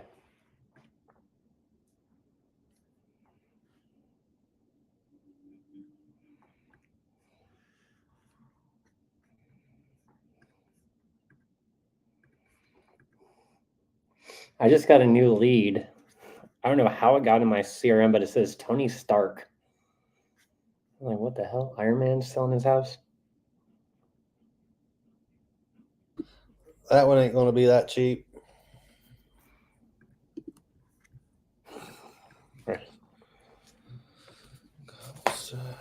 Shit, who's calling me? Someone's calling me. Kenneth. Okay, the lead's calling back. Hello, Kenneth? Yes. Hey, could I call you Ken, or is Kenneth better? Yeah, that's fine. I got like 2 minutes. I was calling you back. Yeah. Yeah, I was calling about your property in Henderson. Are you still looking to sell that property? Yeah, we're moving. So Mm-hmm. I am a realtor, but Okay. I'm not listing my own house. Actually, I'm letting my license expire because I'm moving. So Where are you guys moving to? so South Carolina. Oh, cool. How much are you? So you don't want to list it. How much are you looking to get for that property? Highest and best. Right. Well, typically how these calls go is, you give me a price you're looking to get for the property. I figure out if it's, a good buy for me, depending on, ARV, then also rehab costs. It's I'm sure you looked it up already, but the 7 or 8 year old house. Mm-hmm. It's been remodeled. I should say it's been updated. It hasn't been remodeled. For those part, just the paint and a few things. There's much work to eat. So it's pretty got turnkey, a ready to go. $100,000 backyard. Mm-hmm. Yeah, it's got to put $100,000 in the backyard. So pretty amazing backyard. Okay. Yeah, I'm pulling up the property now. Trying to see if there's any photos. There's no street view. Let me see if I see anything on Zillow. So you're saying the property doesn't really need anything, maybe just some paint? Maybe. Yeah, paint. It's got I got paint and carpet on the stairs and upstairs. The original builder carpet, and so all downstairs has been added crown molding. I've got everything's automated, and it's all plank tile, Mm-hmm. large format plank tile. Okay. And Just curious. So you guys are looking to sell because you're relocating. Why don't you want to list it? well, I could list it, and I plan on my primary intention is listing. Okay. I just saw your ad, so I know how all the other ones work. Mm-hmm. Redfin, Zillow, and all of that. Well, Zillow's making offers to Redfin or something now. But I was curious how your company worked. I think I clicked on it on Facebook. I think. Yeah. So, I just need to figure out if your price is something I could work with as an investor. Of course, listing it on the market, you could definitely get more money. Even though, the buyer usually pays, or the seller will pay closing costs. You got real estate commissions on the buyer side, so I guarantee you probably waive your side. But you probably make more money on the retail side online by listing it. But as an investor, I could see what I could do to help you. It just depends on what price you're looking to get. All right. I was just curious. I Mhm. wasn't sure, what you guys were doing. And, Yeah. How much did you need to get for the property? as much as I've got plenty of equity, so it isn't about me. It's just highest and best. The same model just sold in. Actually, it was a different model. Mm-hmm. It sold in my development for $798. I see that one. And a little bit smaller, but my model's been the most popular plan. It's sold, and it's very popular with the casita and everything. So, yeah. I just need to figure out if your price is more of a retail price, or you know, if you're looking for a quick close, My price is going to be retail. right, If you're looking for something to either flip or do an Airbnb on, or any of those. yeah, it just depends we on can't do an Airbnb anyway. Yeah, it just depends on, you know, you said you have some equity, you know, if you need to sell fast and you're looking for a retail price. No, I don't need to sell fast. It's time is not a factor. We're not moving until next spring, but my wife's already got a job there, and I can work from anywhere. So. Oh, cool. Okay, so, you know, like, as far as price goes, how much do you need if you could just throw $1 on it? $950. Okay, let me see here now. 950, yeah. So comps in that area, you know, one sold for 590, one sold for 780. There's a bunch of 6s, you know, across the street. So I think for that price, you know, you don't need to sell fast, just list it on the market, like you said. If you need to sell fast and you guys need to get out of there a lot quicker, on a cash purchase, I'm going to be well below that. But, you know, if you still need to get those comps aren't even close. We're pretty unique in 95 home HOA here, and I know everybody thinks their home is unique and worth a lot, but it'll sell fast. No, yeah, I agree. I don't even think it'll. And I was just going to say, if you need to sell faster, the only thing that I could provide you is maybe we do seller financing. But, you know, if you guys aren't in a rush, I think just listing it, like you said, will get you highest and best. You know, Zillow price is about 870. You know, so yours would be the highest sold property in that area that I could see. The highest I see right now. 870 is the middle. 870 is the middle, but if you saw the backyard, you couldn't build this backyard for 150 right now. Oh, really? Couldn't. Yeah. It's all decked out. Okay. Yeah, I think I TC'd it myself. So it would have been 130 when I built it. So trying to build this now, you're trading between 150 and 2 trying to build this back. Yeah, that makes sense. Yeah, it's probably more for a primary residence, you know, buyer that's looking to for sure appreciate the backyard. But yeah, I would just say list it, you know, and maybe get that retail buyer. But if anything pops up in between now and then, and you're not getting any offers, you know, the only thing I could do is maybe a seller finance, but that's about it. Sure. But yeah, I'll just check back with you in probably next month to see how things are going with, you know, the listing, and, you know, if you're not getting your price. I won't be listing it till spring unless I see inventory coming up more. And the rates dropping. Then I'm going to. Yeah, and if inventory starts climbing more, keeping an eye on things. If it starts creeping up faster than I want, then I'll sell earlier. But I should say late winter. We want to be out of here by early June next year. Okay. So. Yeah, I think you got plenty of time. Just list it. Rates will drop. You know, it'll be more of a buyer's market. So, you know, you'll definitely have buyers buying at this property, I guarantee you. But for an investor, I don't think it's a good deal for me. But I'll just follow up with you in a month and just see how things are going. And hopefully, you know, you guys, you know, are good to go on listing it. But if not, I could see if I could provide a solution, only seller financing. But yeah, I'll just check back in next month, and hopefully until then you get some offers around that price you're looking for. Okay. What was your name again? Brandon Clark. And you're with who? I'm just who's the company? I'm just an investor with my wife, so we just buy real estate out of state. We run some ads.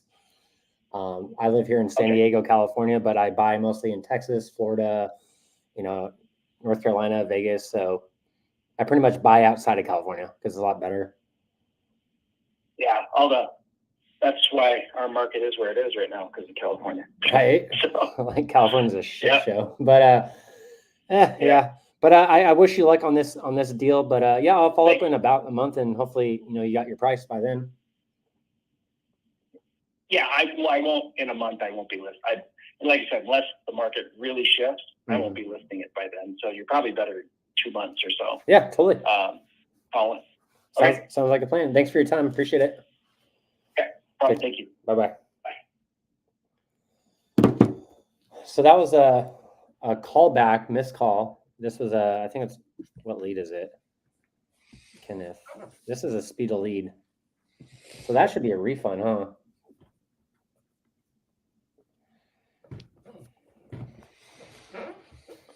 Say no rush to sell. Oh shit, RJ's live right now too. I forgot. Oh shit. Way over. We're more interesting than him and Aaron Bevins. I always go back and I just watch I watch all his videos like after I'm done with work and just like on 2x. Then if it's a good call, I'll slow it down.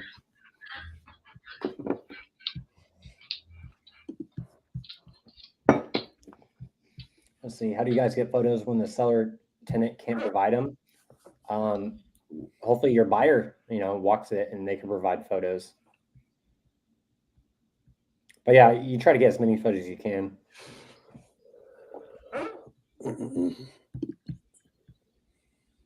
Oh, I think Tyler. Yeah, Tyler had a reply to that one.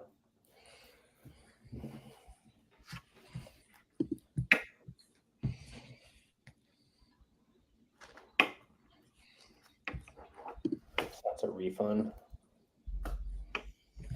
I think I stayed on the phone too long, but oh well. Yeah, I probably would have moved on like 10 minutes ago. Yeah. Well, he wouldn't give me his price. I'm like, well, like I asked 3 times, like, what's your price, bro? I think just when he said that he's a real estate agent and he would list it, but he's letting his license expire, kind of told me he was probably wanting top dollar. Yeah. So that'll definitely be a refund. Yeah, because my filters is ASAP and yeah, that should be it. So I'm gonna call.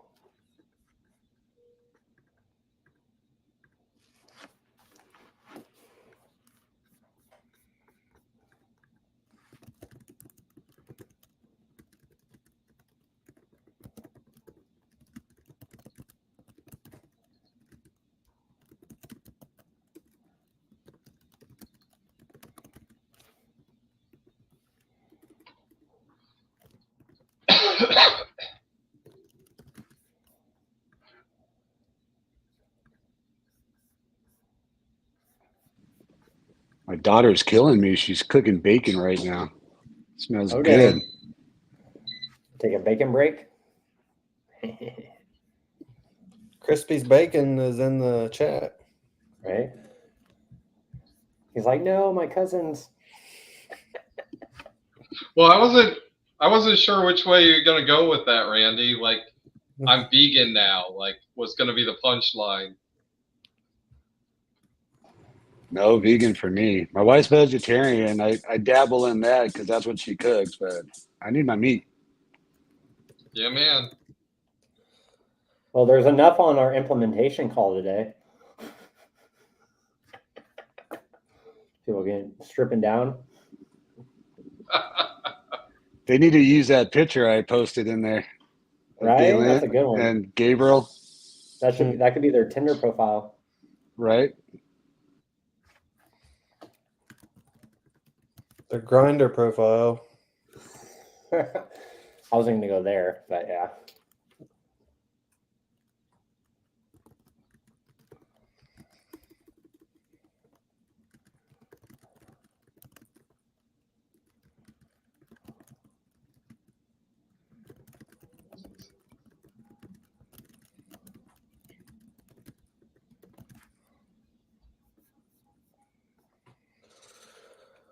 Alrighty.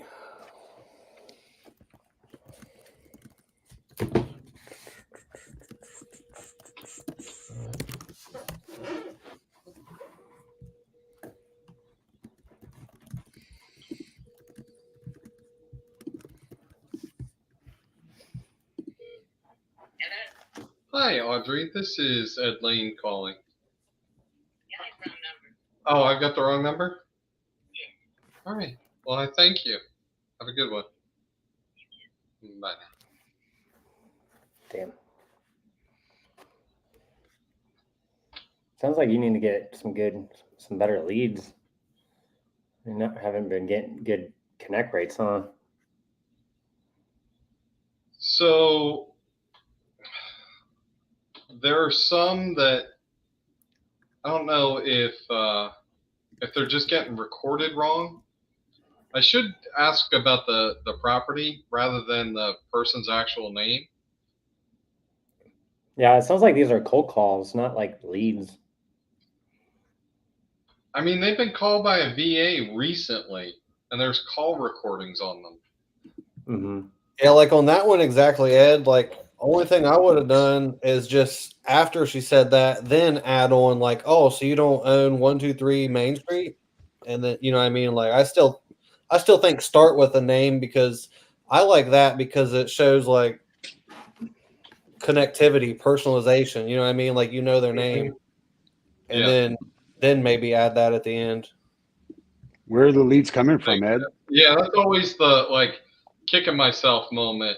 Like, oh shoot, should I ask for that? Yeah. But yeah.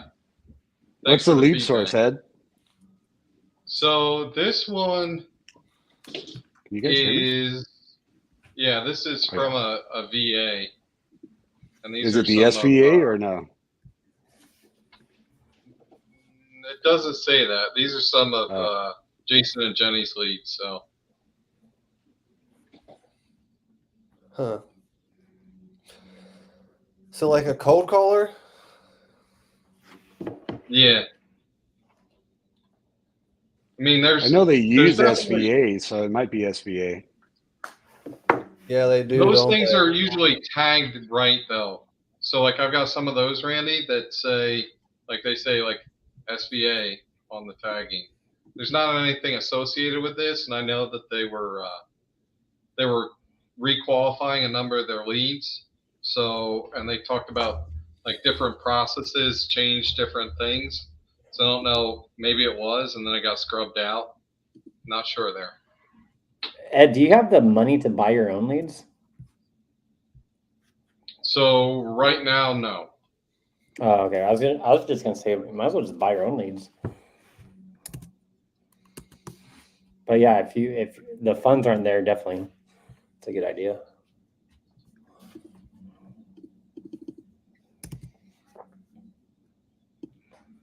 Courtney, where you find under contract?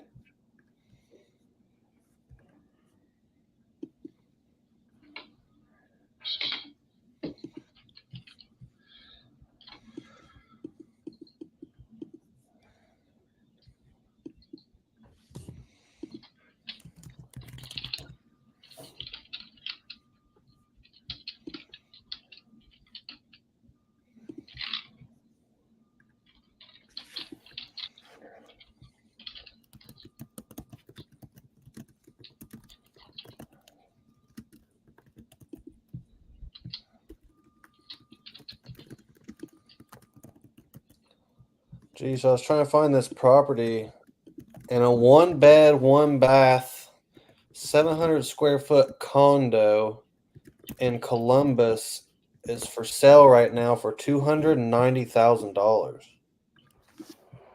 That is nuts. Might sound normal to you guys, the California over there, but I mean, that's a shithole. I'm kidding. it's not. Yeah, it's not normal here, right? You're getting like a bedroom for 290 or whatever thousand in California. Yeah, one of my partners, he's in San Diego, and he's about to move to. I think they said they got like a 3-bed, 2-bath. I forget, maybe 1,200 square foot place or something, and rent for it was almost $5,000 a month. Blew my mind. San Diego's expensive, but it's beautiful. Yeah. See Brandon out there surfing every day.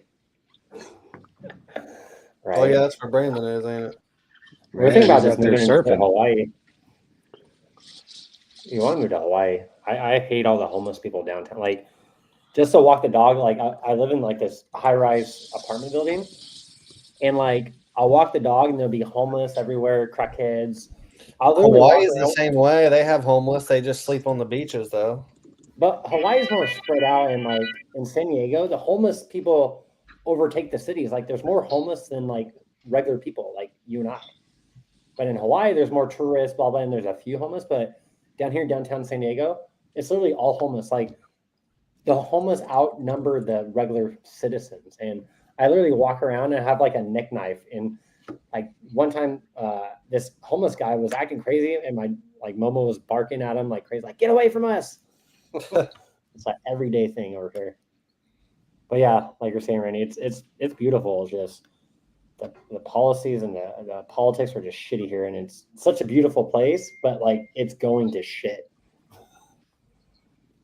It's kind of like San Francisco, but hopefully not that bad.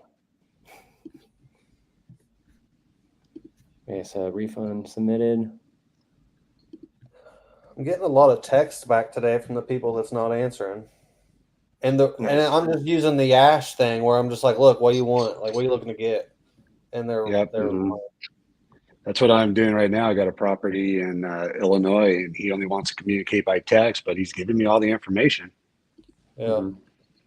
I closed the deal under text. It's still in escrow because there's so many liens, but I've never talked to the guy. But it's in Carlsbad, which is where I grew up, where my mom lives, and hopefully it's a 15K quick little rip. But right now the bank's trying to short sell it, and they don't like the assignment fee on the contract, so we're trying to deal with the bank. The buyer is actually a real estate agent and a sub-2 student, so I just check in with her every now and then, like, hey, how's things are going with the bank? And I'm thinking I might have to get paid outside of escrow because the banks don't like the assignment fee in our contract, I guess. But it's just waiting.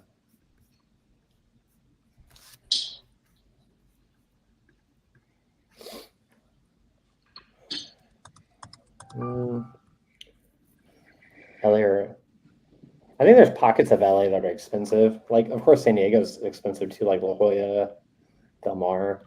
Just depends what area. Okay, refund submitted. Okay.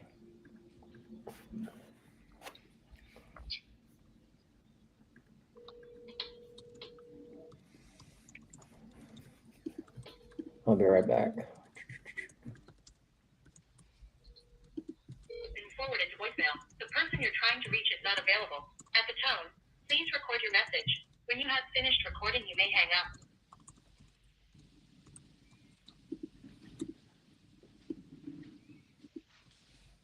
For finished recording, you may hang up or press 1 for more options. Yes, hi, Billy Joe. This is Todd. Calling you back regarding your property there in Battle Creek. We spoke back in the end of July, and you weren't ready. I was just calling you back to see if you're ready now. Give me a call when you get a chance, please. 248-721-8830. Talk to you soon.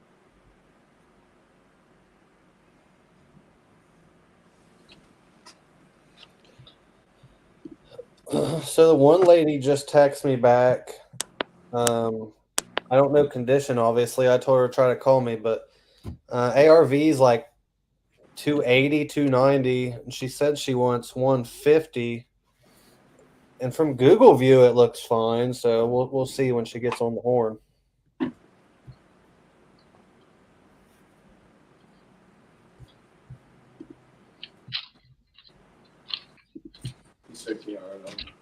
Awesome.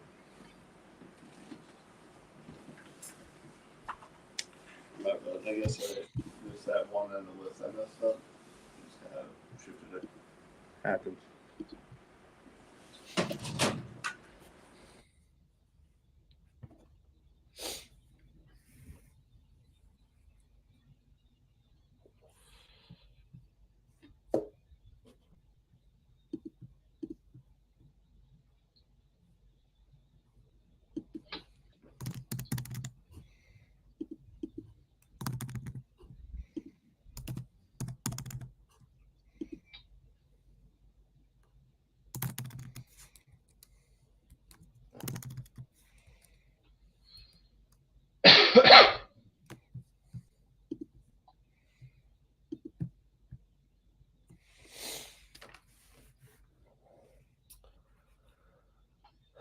I hope she calls. I want to talk about this one.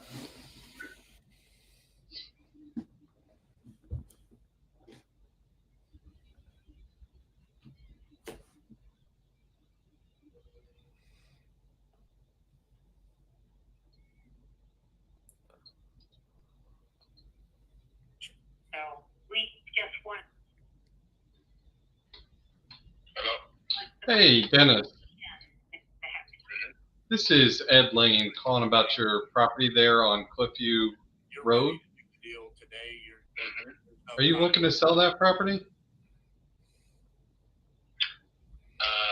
you're about to ask me a bunch of questions about that house and you haven't driven it by to see it, I'm gonna refuse to even talk to you about it. Okay. So yeah, that's kind of the situation I'd be in. Is I'd need to get some information from you about its condition to get a good feel for the value on the property. The value is the market value. And what do you mean by that?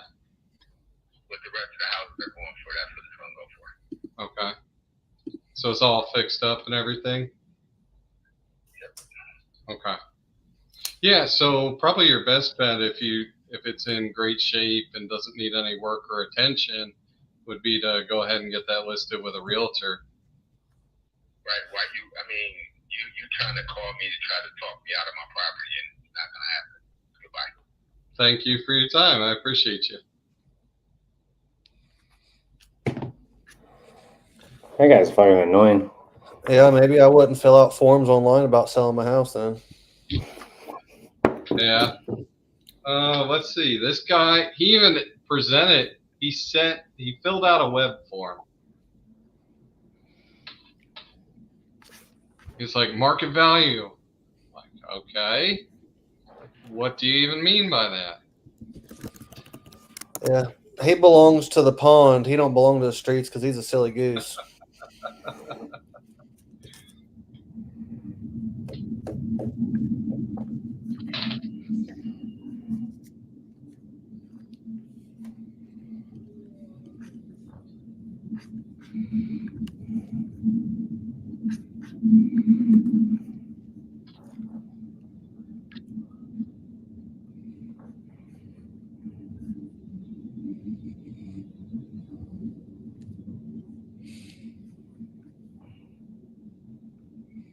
Yeah, it looks like it was he bought it for not much and fixed it up. So it looks pretty good now.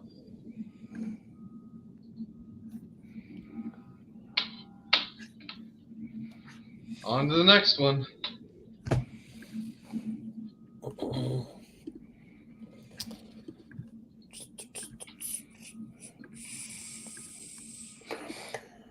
Let's see.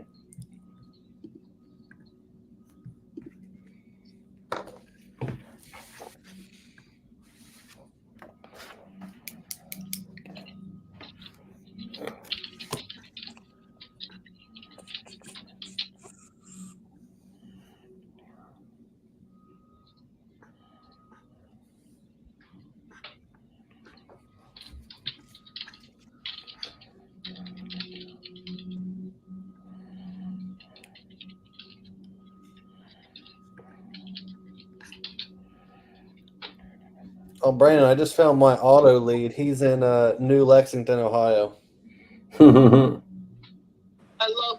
Yes, hi. Is Mr. Dobbs available? Who's asking? Yeah, my name's Todd. I was calling regarding the property there on Rutherford.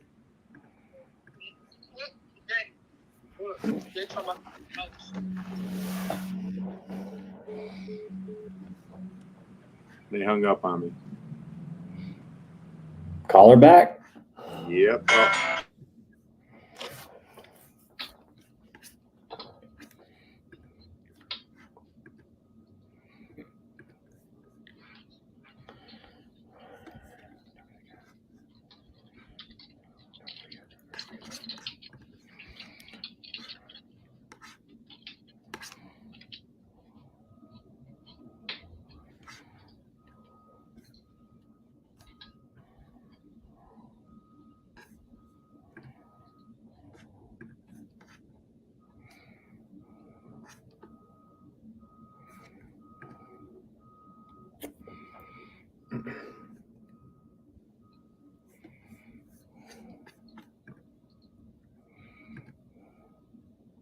Okay. How much are you looking to sell it for? What do you need?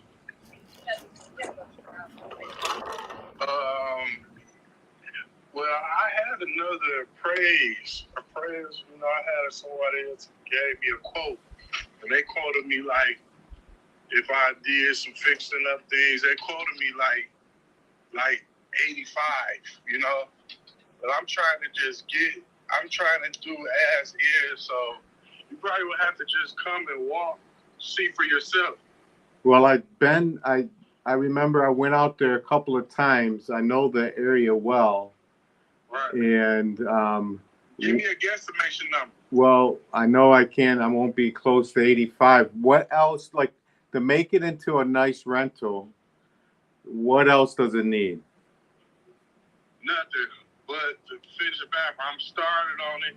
I just took like all the little tile, so now I got all the stuff in there. Like, I just got to go in there and finish doing the tile. Like, I was just taking a break, but I'm about to do it. Like, I can do that like in one night. I say a day. Well, I don't That's need. it. That's Yeah, all. I don't need you to. I don't need you to do that. I was just wondering what I would need to do. Yeah. Yeah, that's the only thing. The only thing that's wrong with the house, I just put fresh paint up. You know what I'm saying? I got fresh paint still to go. I was gonna finish the kitchen, and that's the only thing wrong with the house is just the bathrooms. Okay. All it needs is the tub glazed or a new tub, $200, and the inside of the shower area. I was just going, I already got all the drywall for it. You know, it's right in there. So that's it. That's the only thing that's wrong with the house. Right. I got you. And I got the deed, everything, all my paperwork. I need the fast flipping. Got it. I ain't saying no 85, but something decent, man. Give me a guesstimation, like, you know. I'm looking. I just went down there recently at the beginning of the summer, and I paid like $7,500 to catch up on my taxes. I think now I owe the summer taxes. You know, I'd say honestly, I'm probably about a little over $3,000 on the taxes. Right. I got you. That's not too bad.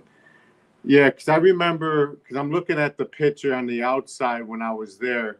It doesn't look like the roof is leaking. Else you would have told me about that. But ain't nothing wrong with the roof. Yeah, but it's gonna need it looks like I could tell by the roof on it that I'll probably within the next 3 to 5 years have to put a roof on there. Guess what? My nephew does that. You know? Yep. Oh yeah, I got guys that does it also. And then the window, I think the front window was cracked, and then the one window to the right needs to be replaced. Yeah, the windows are old. They've been in there forever. So okay, so I'm gonna have to do that. So I mean, realistically, I will be right around the $40,000 mark, somewhere in there, on a cash sale where I pay all the closing. Like no bullshitting around. Like I'm talking about, I'm ready to do it ASAP. I got all my paperwork. Like if you can make it close to 45, let's do it. We ain't got no more talk. You come look at the house, everything for yourself. Right. I'm 40. I'm there now. So you're living there? I'm out and about right now. Yeah, I just moved in there. I got them people out, cleaned it up, you know what I'm saying? So I just wanna I'm gonna finish painting. You know what I'm saying? I got the paint already, so I might as well just finish painting the kitchen. I did the living room, I did it like a bright whitish type of color, you know what I'm saying? To brighten it all the way up. I had just put a new carpet in there, gray. You know what I'm saying? I got it cleaned. You know what I'm saying? Mm-hmm. Maybe you want to get it thoroughly cleaned again. But the rooms, if I was staying there or renting it out again, I was going to get some carpet for the little 2 rooms. That was going to be under $500. You know what I'm saying? Yeah. And then I was going to paint the rooms in the kitchen. I can do that for you. I got the paint already, you know?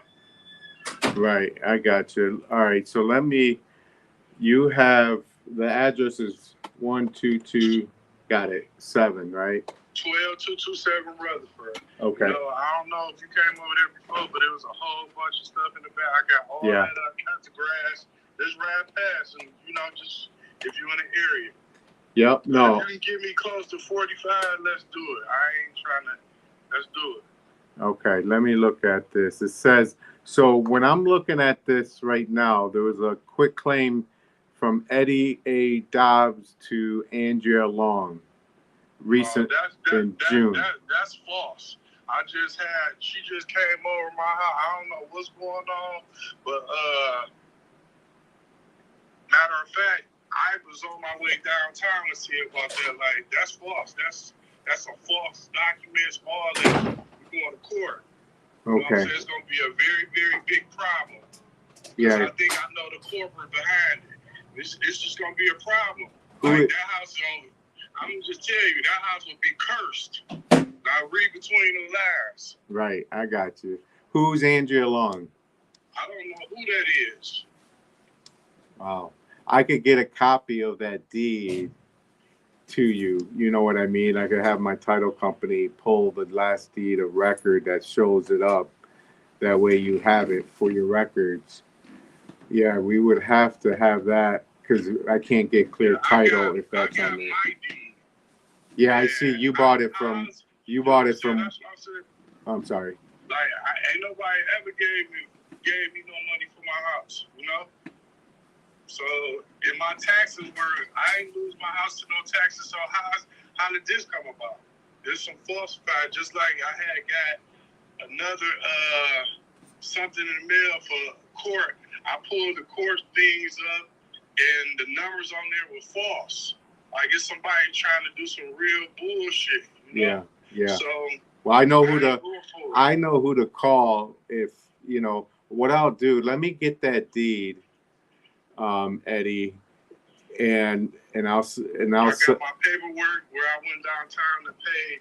You know what I'm saying? Yeah. Because, you know, all that. Yeah, you bought it from Wildemere Properties, right?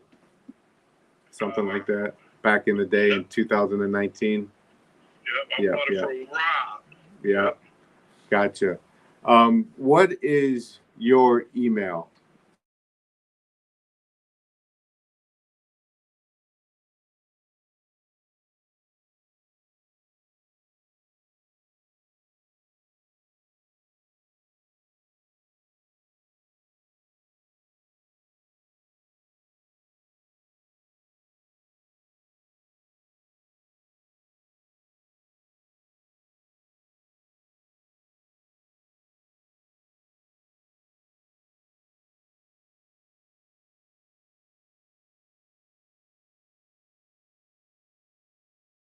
Okay, so let me get that deed.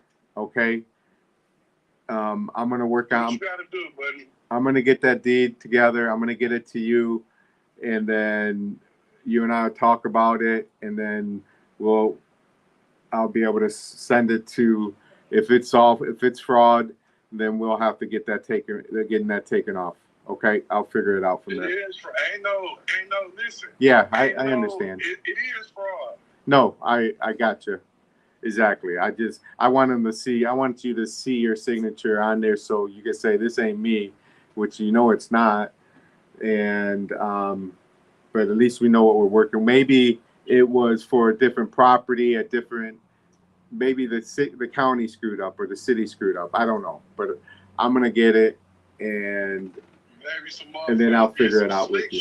Or they try to do some. Yeah, exactly. You know, my name is Shinji Dobbs. Right. And this says Eddie. Who Eddie is? You know. Yeah. Yeah. Eddie is my middle name. I gotcha. Yep. You know how people play games, so let's get it. Okay. Let me work on that, and then I'm gonna call you back. Give me. I'll find out if I get. Hopefully, I can get it by tomorrow. I think I can. I think I'll give you a call back. I think that lady came over there and it was some foul play, and I just told her, like, I don't know what type of games y'all playing, but I'm not no violent person, but I'm not sitting down for this. This is you talking about a house. Yeah. And you know what I'm saying? My kids, like, it's good. You know, that house don't have a curse on it. Trust me. No, we'll get it. What we'll do is I'll locate her. I'll get my attorney to send her a message, and she'll come off the property. And the corporate and the guy who scammed her, she better go back and get her money, or she better tell him, like, okay. Yeah, that's a good point. That someone could have sold her the house posing as you too, right? And that's nothing to do with you, but yeah, that could have been. But all right, let me work on that. I'll call you tomorrow. Okay? All right, man. All right. Thank you. Yep. Bye.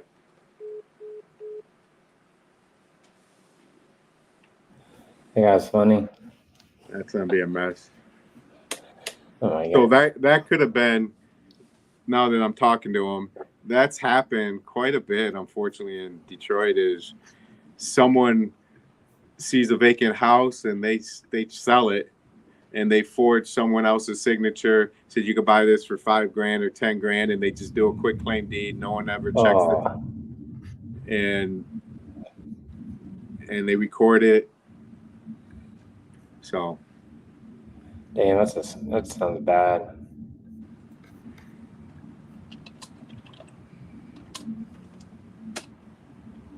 Danielle message said that one guy I was talking to, Jamil, she was working that one too. Small world. So Todd, or maybe Tyler too. So this lady's in Michigan. I'll text you the address, Todd, in the private chat. okay. Here we go. So that was the caller I called today. Locked her up for $30K. She wanted $40K. Kathy sent her a contract. She's like, I see it, thanks. Kathy's like, cool, let me know when you sign it so I could get the ball rolling. She said, we'll let you know.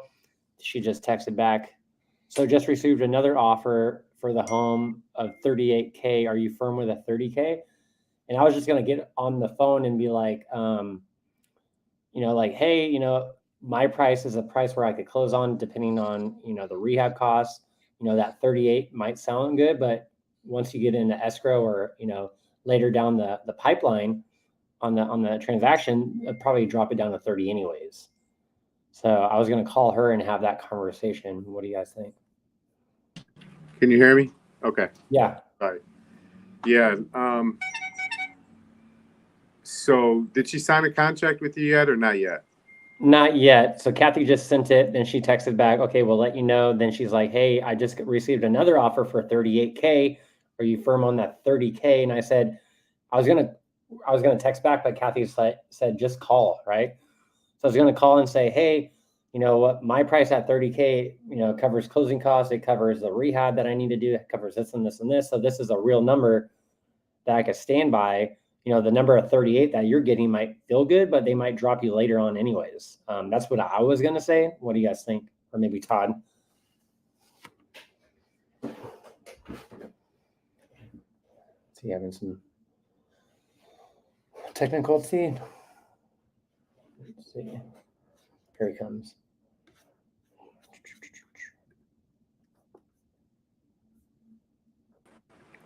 There you go. Can you guys hear me? Mm-hmm. Yeah. Someone called me and goes on my iPad. It screws everything up. All right. So let me just look up the house real fast. I know this area well. Okay.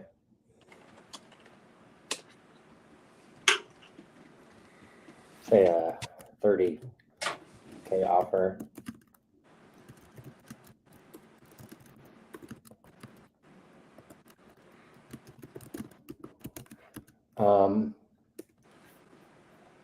I'll put in my calculator. I got like 135 ARV for over there. I'll tell you in a second. Sweet.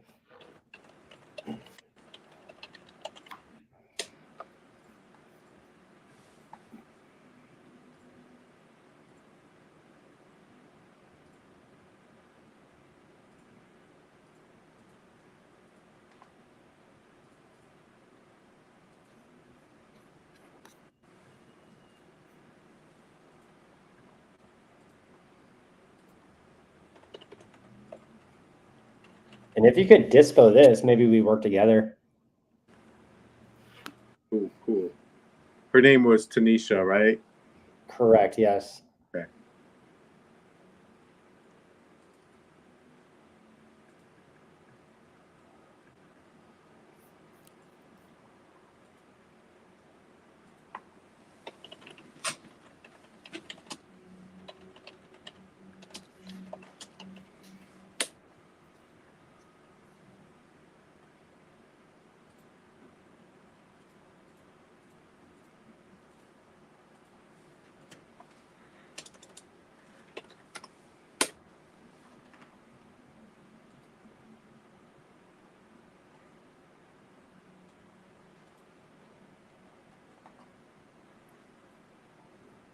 So 200 Richton is a block away. Right behind it, it's active for 44 grand for 241 days. Let me look it up. And it looks like it's, I'll send it to you, but it doesn't look horrible. See, this area is not great. Oh, it's not? But let me keep going. Here's one for 45 active, but let's go for some solds.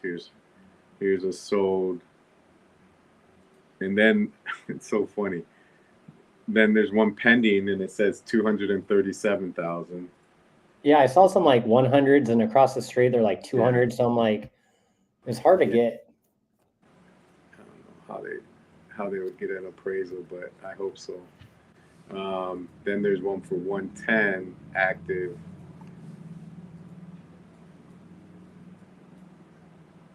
Then there's one for 15 grand and then 33 grand. Oh, those are like, I don't know if those are, that's like a 4-unit or piece of crap. Yeah, Todd's looking at it right now. All right, let's see. So I think she said it was 5 bedrooms and 1 bath. I was like, how? It is like 1,600 square feet, but it doesn't look that big from the front view, you know? But that's what it says on public records. Yeah, she said it was 1,500 or like 16, 5 bedroom, 1 bath. I was like, how is it 5 bedrooms and only 1 bathroom? That sounds weird. The roof looks good. It has the fake brick asbestos siding on the top half or the bottom half. 37,000. Is anyone living in it? Is it in livable shape or no? It's vacant, no mortgage, only her on the deed. I see some solds 175, 135, 232.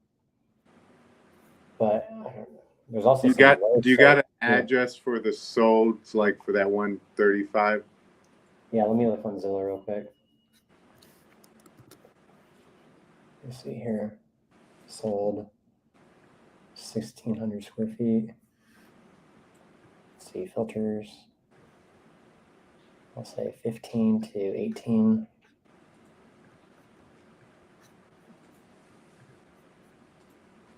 Okay, sold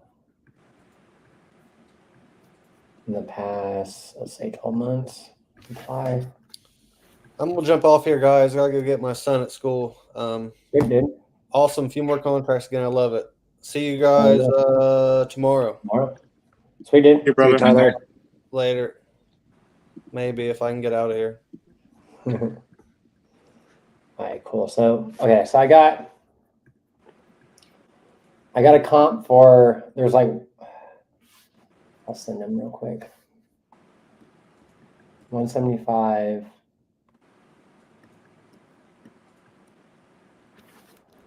I don't know if these are good. I'll put it in the private chat. Okay. So there's that one. 3 bedroom, 1 bath, sold for 175. This one sold for 154.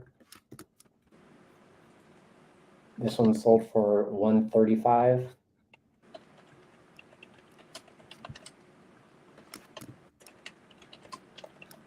See here. And they're all pretty close. Yeah, like that first one you put in there in Massachusetts, you're on the other side of Woodward, which Correct. is a different Oh, okay. different neighborhood, like totally different. I see one for You're on 99. the wrong side of Woodward. See. Okay. So this is on the one side. This one sold for 99K.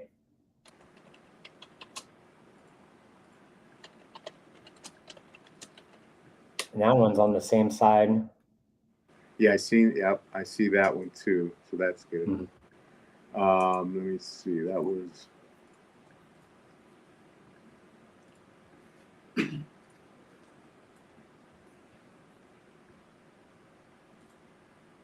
There's another one for 97.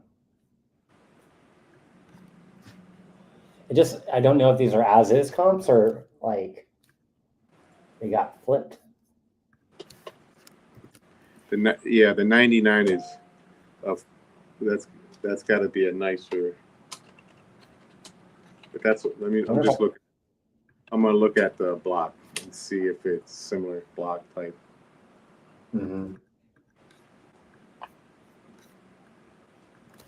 What's gonna happen is the buyers are not gonna use. Yeah, the block is. It's gonna make that's a nice block. They're not going to use anything over 6 months, even though, and yeah, the blocks are totally different. But she said, but you had her at. I still think 30 was a good price, you know. But now she's at 38 or something.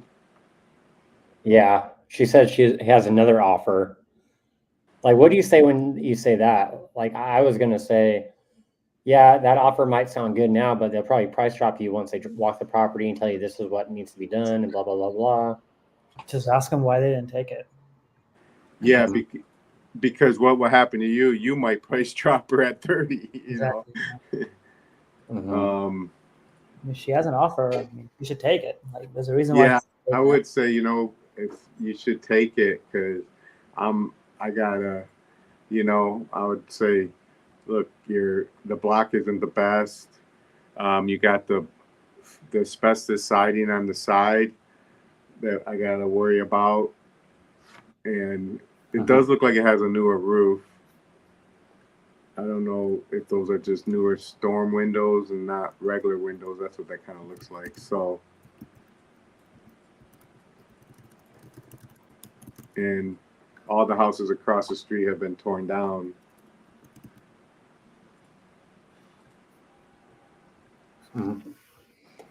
Yeah, because I was gonna call her and be like, because I looked up this one that sold for 97K, and on Privy it looks gutted, and it sold for 97K. Okay, I'm gonna look at. Which one was that? This one. I looked it up on Privy, and this thing got gutted. I'll jump back on. But yeah, on Privy, like for 97K, this thing is kind of gutted to the studs.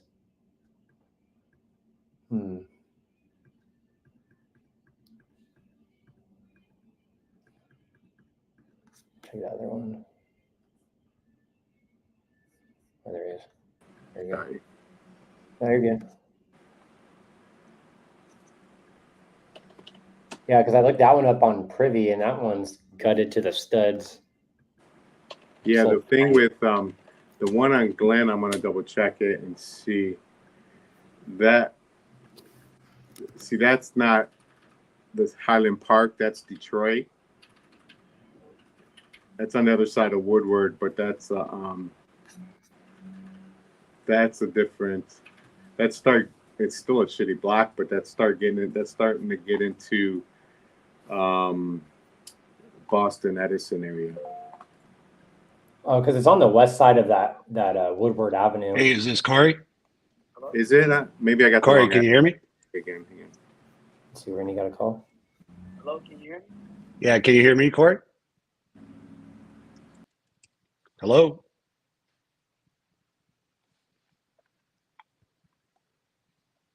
Lost him. I'll try him back here.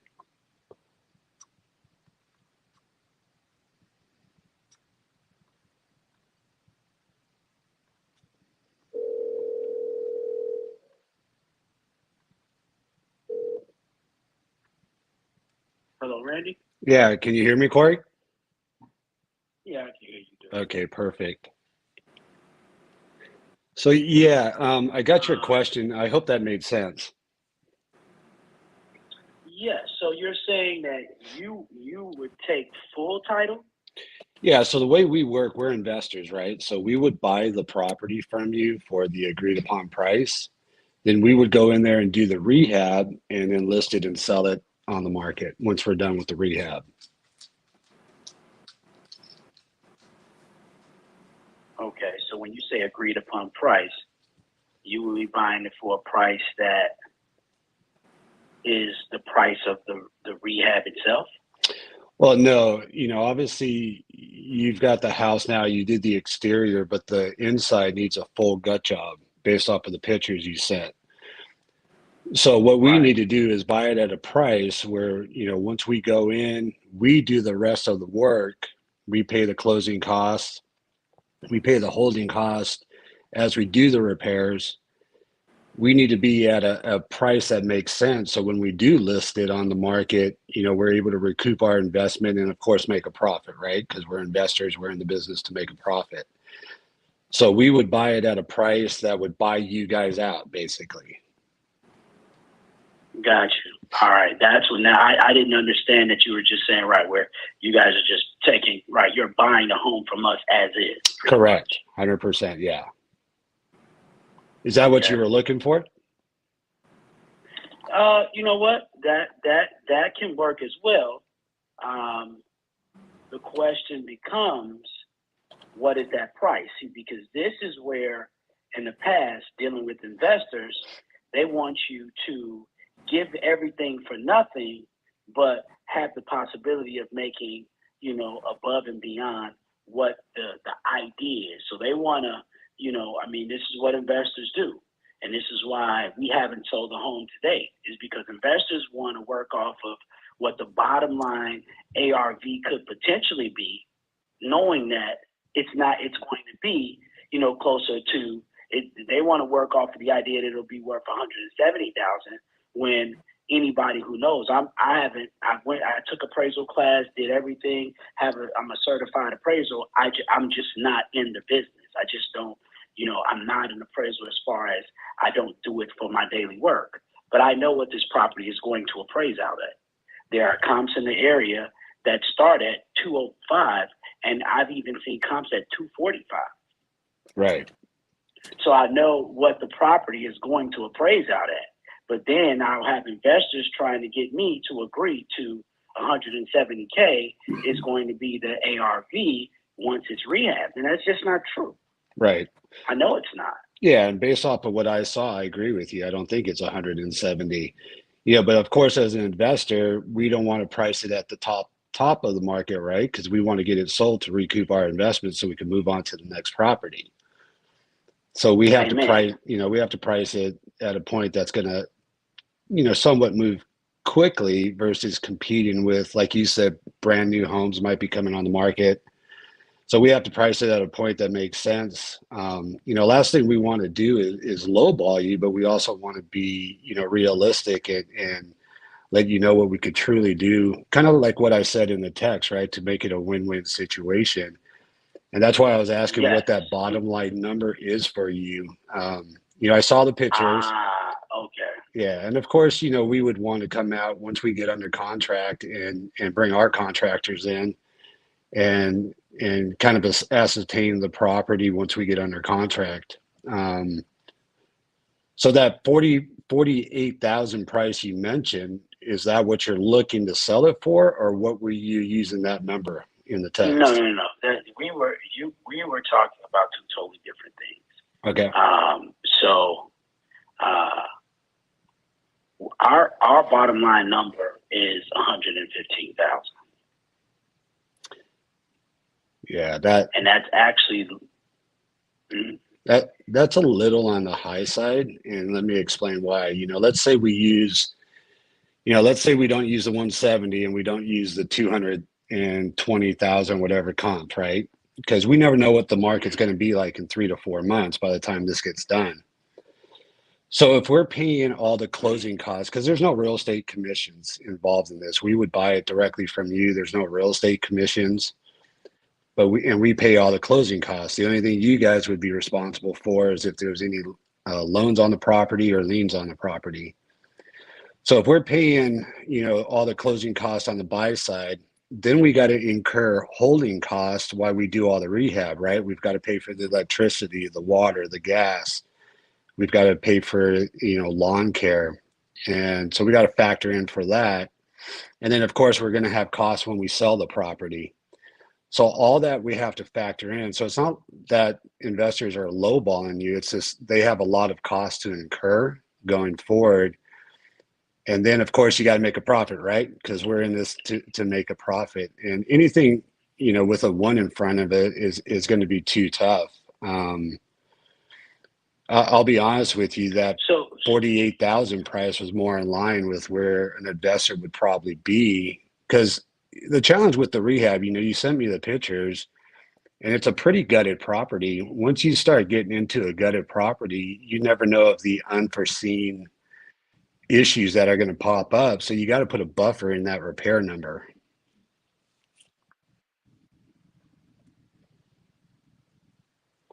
Does that make sense? Okay.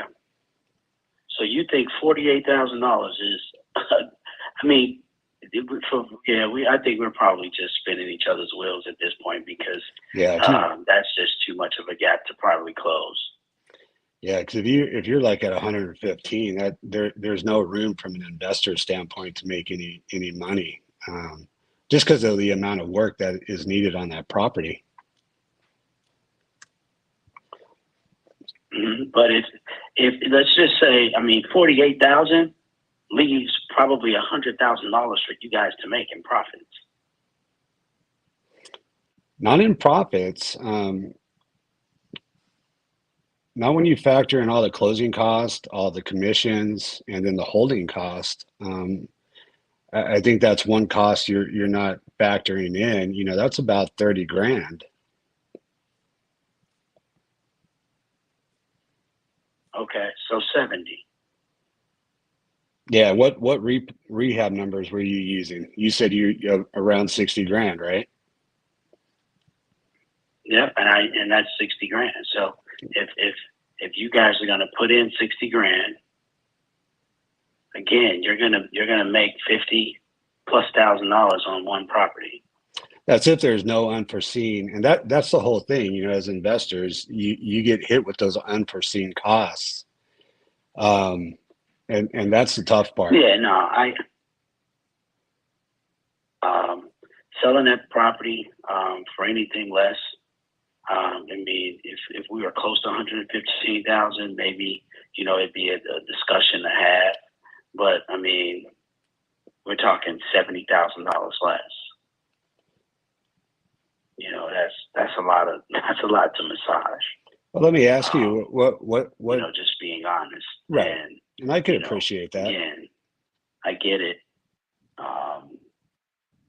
but at this point, it'd be better for us to go with our plan that we currently have. We're gonna slowly rehab it ourselves. We'll put the rest of the money in. With the siding we did, it's beautiful. The garage, it's all finished. There's nothing left to do in the garage. We even drywalled the inside of the garage. Everything is new on the garage. Windows, entry door, and car garage door, all brand new. Back deck is new. Front porch is new. Siding is new. Roof is new. Windows are about 5 years old, and everything is already totally gutted, and the inside is empty, with about $5,000 worth of electrical equipment already in there. It's a brand new furnace already in there, brand new ductwork already in there. We've got the everything for the air conditioning is already in there, and I've got the AC unit as well already purchased. It's just sitting in my garage. It just needs to be attached. We just didn't aim to put it in there because we didn't want any issues with the air conditioning unit while we weren't finished with the home. But we've put a great amount of money already in it. Right. We're not going to sell it for $48,000. So let me ask you, with us paying all the closing costs, holding costs, no commissions, what do you think your bottom number would be? Hello? Yeah, can you hear me? You still there? Hello? Yeah, I'm here. Can you hear me? Hello? Hello? Yeah, I'm here. Can you hear me? Randy? Let me call him back. What should I ask Doing him, good guys, so when I far. call him back? You basically just got to beat them up on price, like how much it costs to He's, do everything. You yeah, want that's just a what I high was, price. that's what we were talking about in our text. He just, I don't know where he's getting 115. That's Just beat them crazy. up on comps. The interior is totally trashed. It needs to be completely gutted. Randy, last thing for you to potentially do is have them see it visually. What are you talking about? Because if he went for an appraisal class and all that, maybe I don't know if he's a numbers guy or he needs to see it on paper. Run him through the rehab calculator, and then make sure you guys that agree on ARV, and then make sure you agree on repairs. And then when you Yeah. tell them about the commissions and the closing costs, that which you already did, you're like, well, now I got to make profit, but I'm not going to spend 50,000 and make 20. Yeah. Do you agree on that? Well, no. All right, man. I'm so sorry that I could not help you, and then have a great day, because I think it's just I mean, really, there's nothing you can do. If he's stuck on this price, he's stuck on this price. Yeah. I'm not sure where he's coming up with that.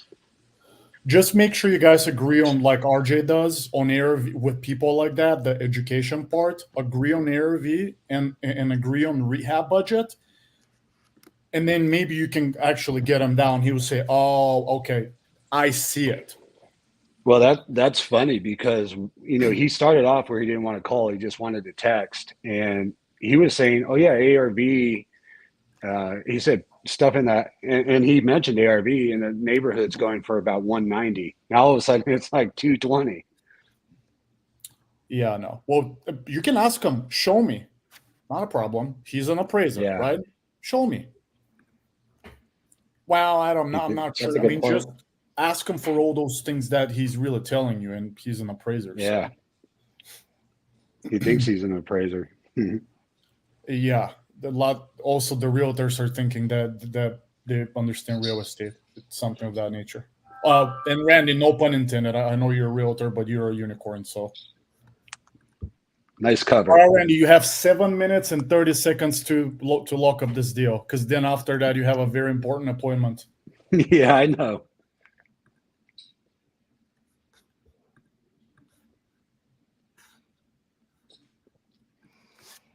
Well, so far so good. You just keep beating them up, like Glenn was saying.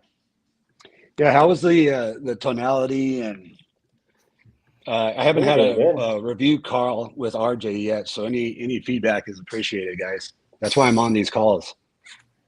See, the tone's good. I think you're handling. You sound like professional. It sounds like you know what you're doing. It's just you got to beat them up on comps and cost. I think it always boils down to that, right? Comps and cost. Ask him also. I mean, just two things, and I seriously don't think that you should be really wasting your time. Maybe do a couple of day follow up. Once you break it down for him, try that. Then also, he said, "Yeah, we're gonna put the money in. We're gonna do it like at some point." Are you sure you want to do that? And then laugh or something like that, because everybody's like, "Yeah, no, I'm gonna do it myself." And then when they start doing the work, oh shit, that's a headache.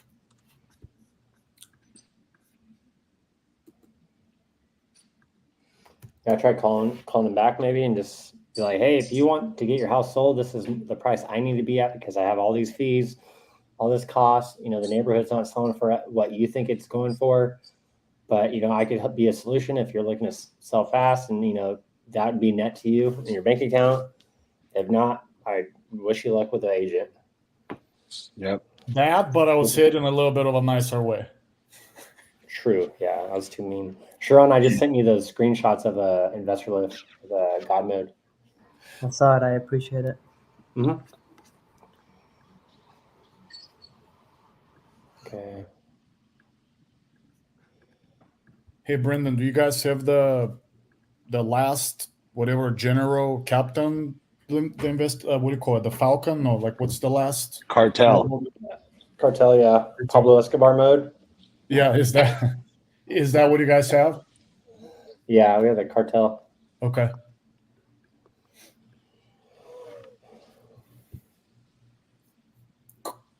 Call the Need lead. anything with investor? Call the lead.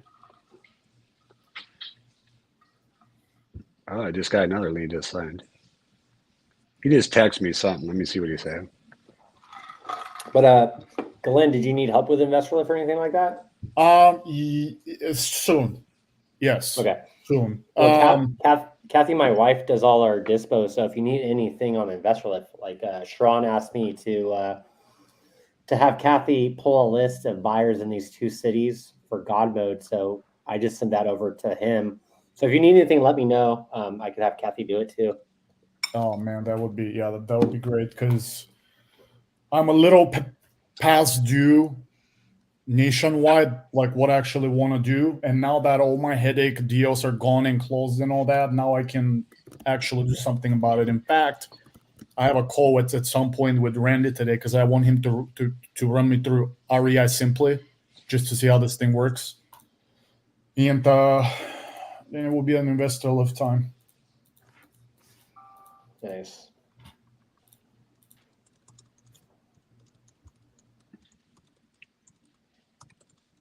So Kathy said the Michigan deal still needs to be at 30K.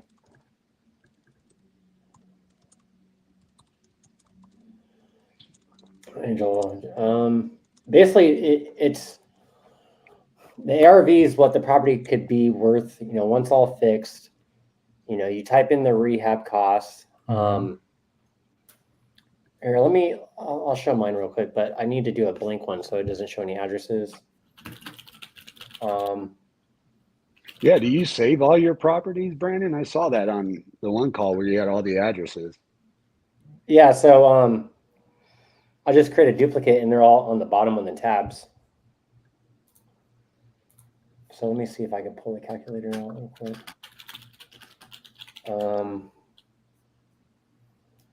Five. But yeah, Angel, if you're looking at the calculator, it's pretty simple. You know, you got your ARV on top. The closing cost pretty much stays at 7%. So that's a number you don't need to mess with.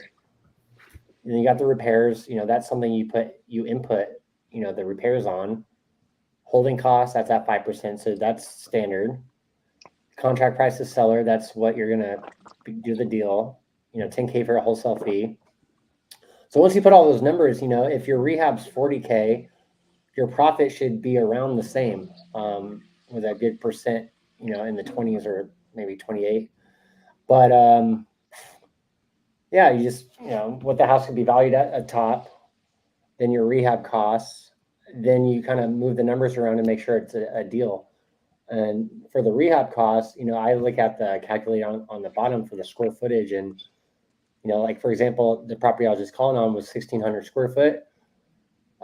Cosmetic, $25 a square foot. That's about 40K. So I just put 40K in my calculator. So I would just go back and keep watching Cassie's comping videos. And it's an acquired skill. It takes a while, but, you know, you just plug the numbers in and you move them around to make sure that the deal, like, you know, if the numbers are small and they need a certain amount of money and that's not working, put a different number and just see what would work and be like, I need to be at this price. But yeah, the calculator is pretty difficult once you're new, but you know, just keep at it, keep watching Cassie's videos. And, you know, I was, confused at first, but now I'm starting to get it too. So just keep practicing. You'll get it, man.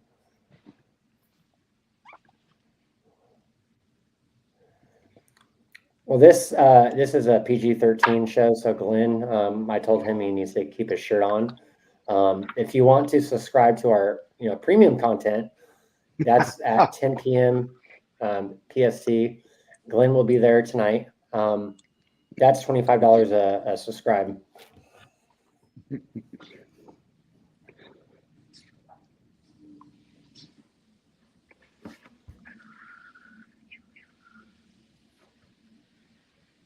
This is a family channel.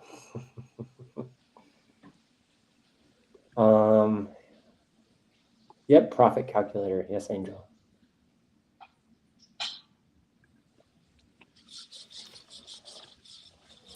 Okay, what did Todd say? I got a message on Facebook. Yo, it shows you are single. I gotta change that. I'm never on Facebook.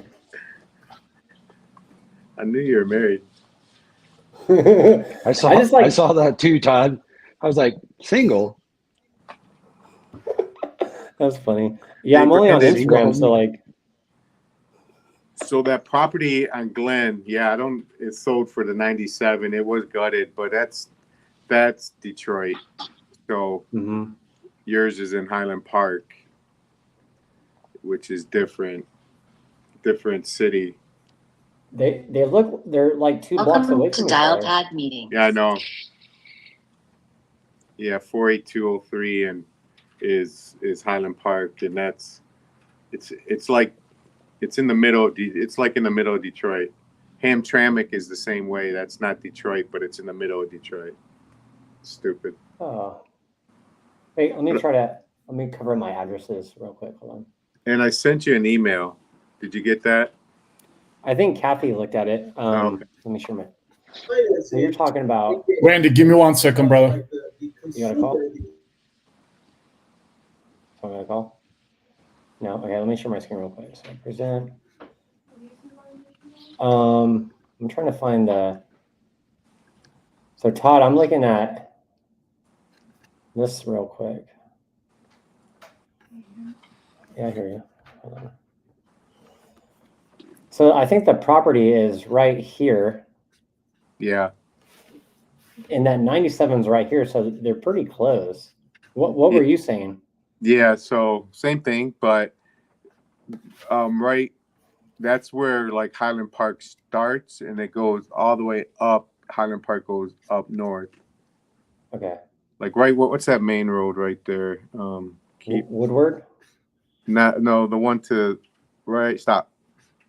Right there. What's that road going east and west, left and right? Tuxedo, Webb Street.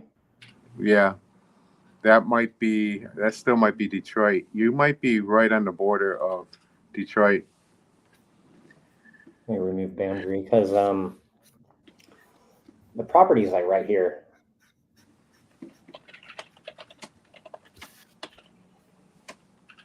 And let me see here with my filters. 15 to 1,700 square feet. So the higher comps, I see them, but they're, like you said, across the street over here, You said that's a better neighborhood. So those aren't comps. We want to get rid of these over here. So we want to look over here, right? Yeah. Or even tighter, you think? Yeah. So, yeah, right at Tuxedo, that's Highland Park. Below that is Detroit. Okay. So yours was on, I see it, Cortland. Okay. So you guys stay south of Davison Freeway and east of Woodward, and then north of Tuxedo. It's a small little area.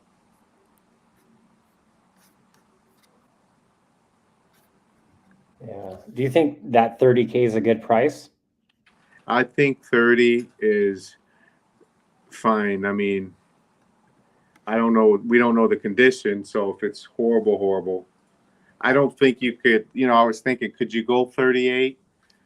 But I don't think you can. You're selling it probably for 38, I think my profit calculator is, well, I don't want to show it, but is this something that you might have buyers for, you think, in that area? Yeah, it's going to depend on the condition, of course, but yeah. Do you think you want to work it together? Yeah. So I was going to try to call her. Maybe we do a three-way call, or what do you think adding you to the call will help close a deal? I'm gonna do probably what you're gonna do. I mean, is saying we have to be at 30 to Okay. for it to make sense. Okay. I mean, you could throw. I mean, I don't know. I throw wholesalers under the bus. You could say you're probably buying it from a wholesaler, unless you told her you're a wholesaler already. No, I just said I'm just a small investor. I don't have a company. It's just me and my wife. Yeah. Let me see here. Yeah, I'll give her a call then and say I have buyer. You know, my partners are ready to buy it. It's just they need to be at that 30 because, you know, block by block and the rehab costs and blah blah blah blah blah. It's just where we need to be, right? Right. Okay, I'll try to call. Let me see here. I'll call her again. But you know, based on that price, if you got buyers, that'd be dope.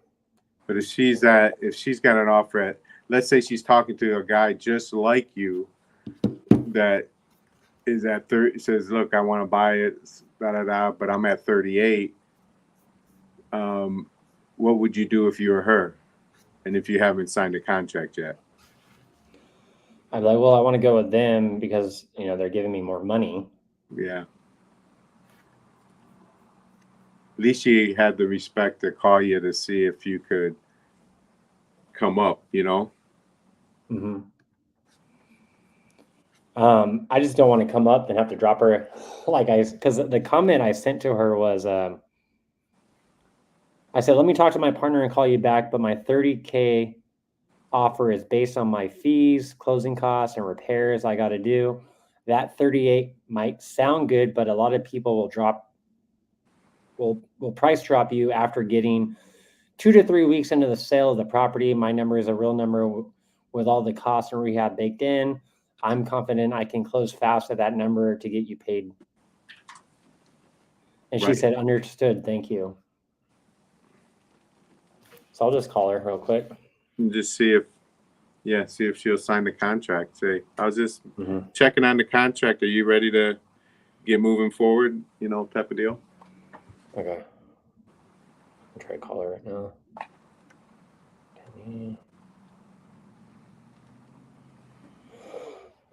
Yeah, if you got buyers, this thing could probably move quick. We just got to get her at that price.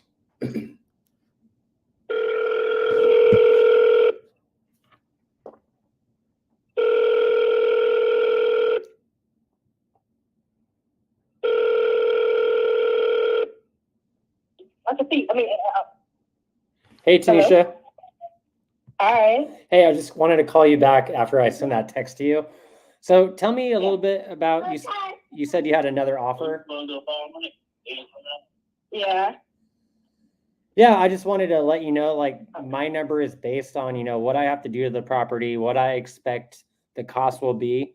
You know, a lot of people will give you a price, then, like I said, 2 to 3 weeks into the sale, they'll say, hey, we need to be at this price because this and this and this is wrong with the property. Then they'll kind of do like a rug pull to you. So I just want to make sure that doesn't happen. But, you know, I talked to my partner and my partner says, you know, we still need to be at that 30K because, you know, yes, there are some comps across the street, you know, over in Woodward Avenue on the east side, but those are comps that are a lot higher, you know, a lot different neighborhood. And around that neighborhood, the buyers, you know, my partners are buying at that price. So, you know, for them, we need to be at 30K to get you your money.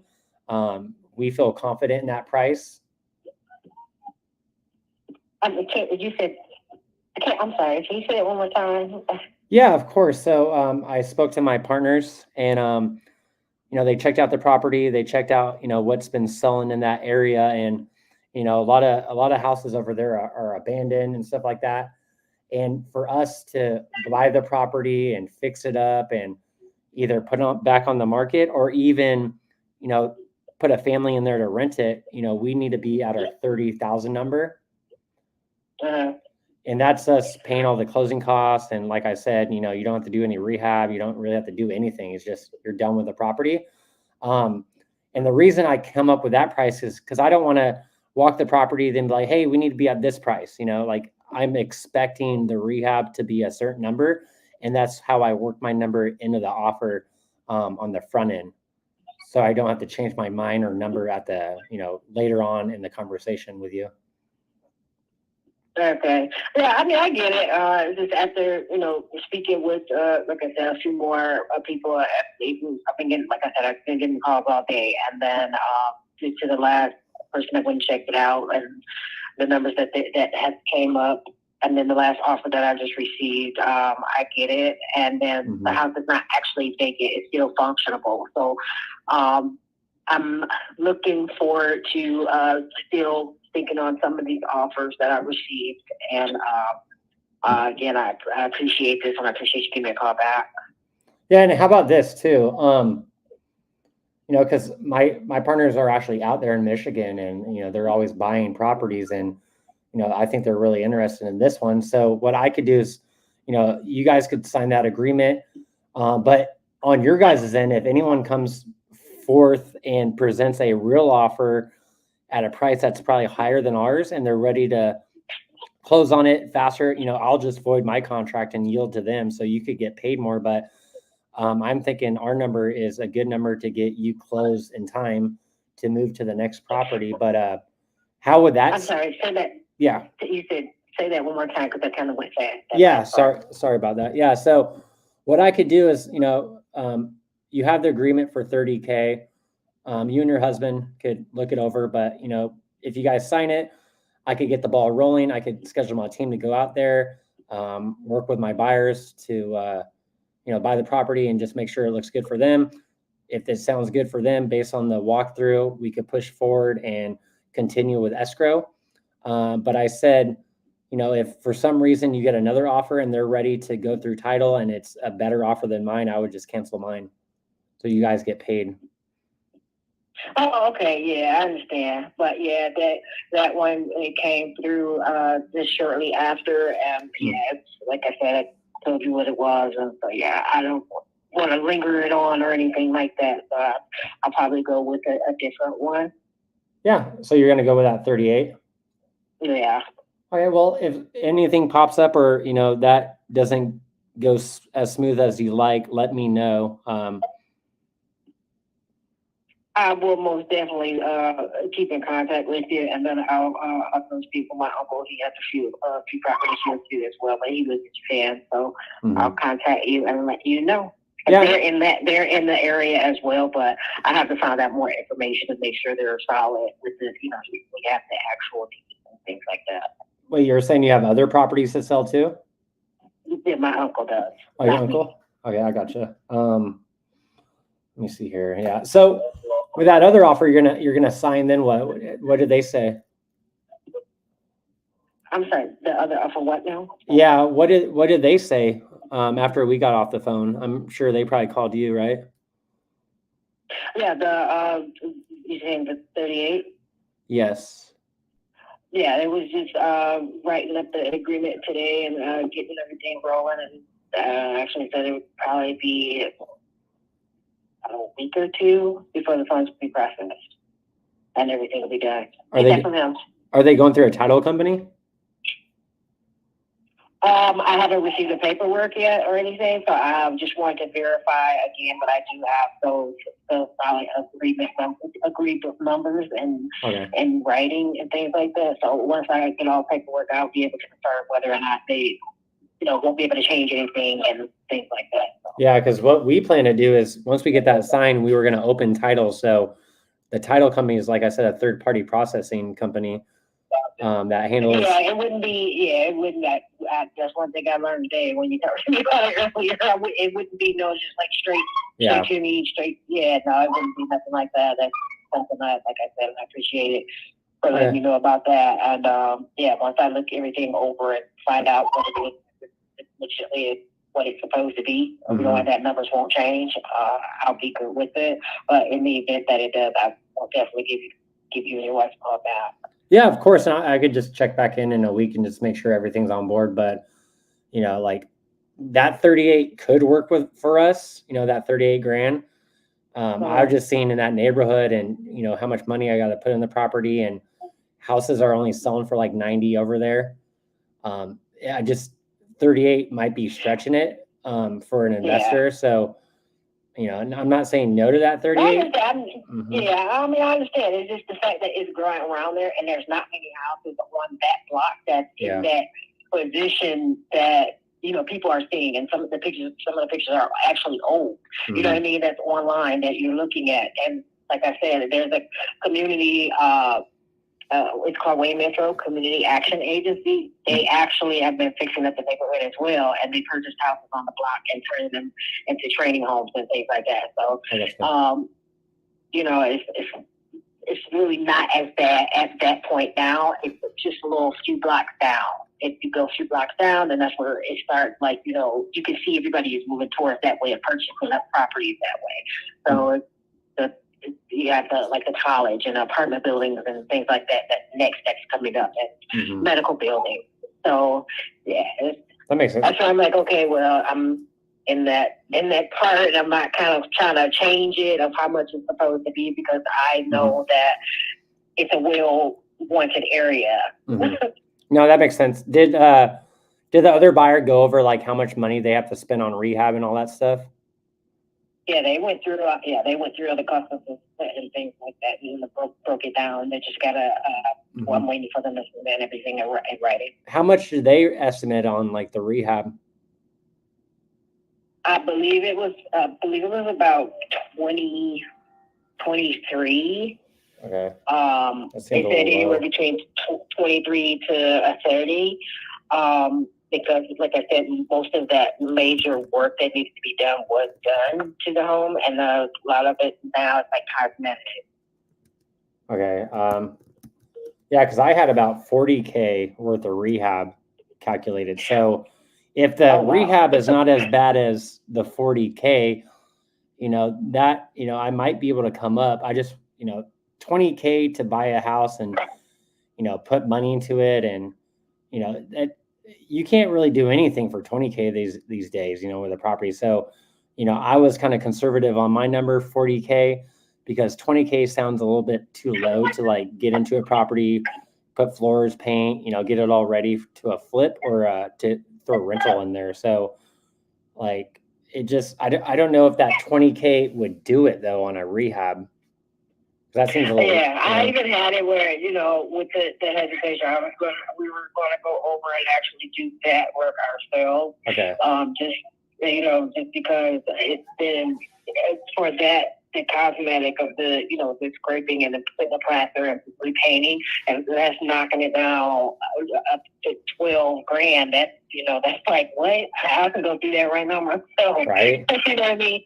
So that's where it was like, okay, and now if I go do that, then I will have to change my whole approach to everyone that has contacted me.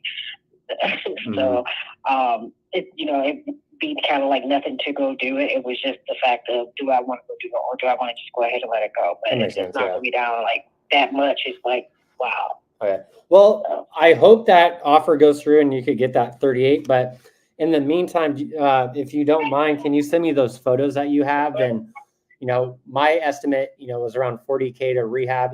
If you send me some photos and it shows different, you know, that could change my offer. Then maybe I could be a backup just in case, you know, yeah, I'll send them to you. And like I said, I haven't been over there within the last, like in the inside floating around or anything like that, but there's no more furniture and stuff in there. These pictures do have furniture, and like the previous tenants, like the actual paying tenants, it does have their things in there and stuff like that. So I'll send you those pictures though. Okay. Would you like them emailed?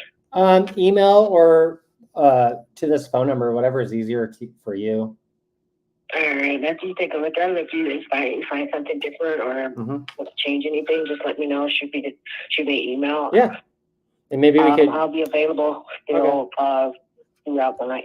Throughout the night. Now you'll look at it. I jump up to look at my phone every now and then. All right, yeah, and maybe my team could close faster. We'll see, but yeah, once I get those photos, I could, because I estimated 40K. It could be 20K, and my number changes. Okay. But yeah, just send me that. Then I'll take a look at the photos and revisit the rehab costs, and maybe my offer could be a little bit better. Okay, no problem. Thanks, Tanisha. Appreciate it. All right. Take care. Bye-bye. Well. I don't see 20K from rehab from another buyer. Like, that's low.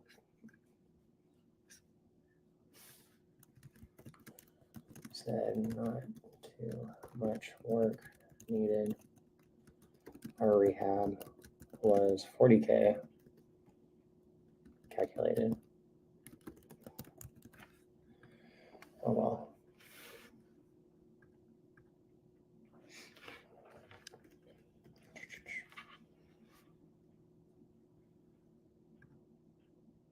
That's funny. Okay, what else we got?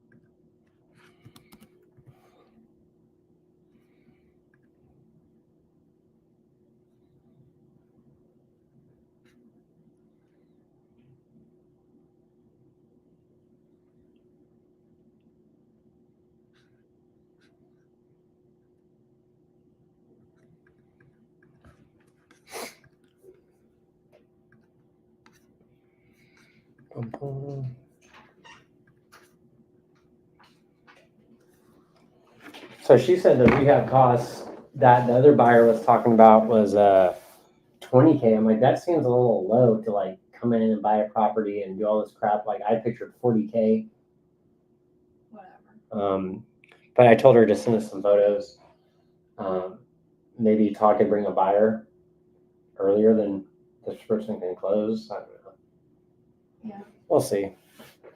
You wanna call the seller real quick? They're gonna do a walkthrough. Oh shit. Okay.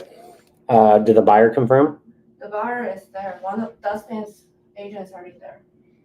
So my guy is there looking for the seller. Okay, shit. So I gotta call the seller? What time is it there now?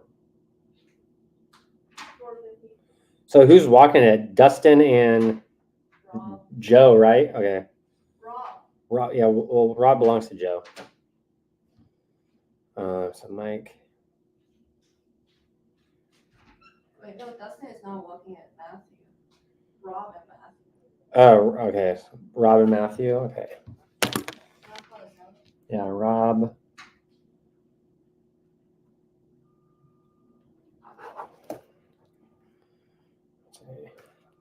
Okay, let me call the buyer or the seller for a walkthrough right now.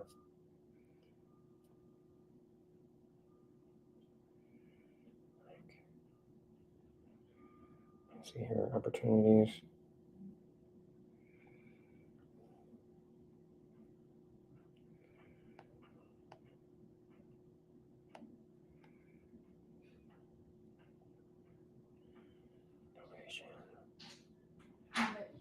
The seller just texted. Do you see?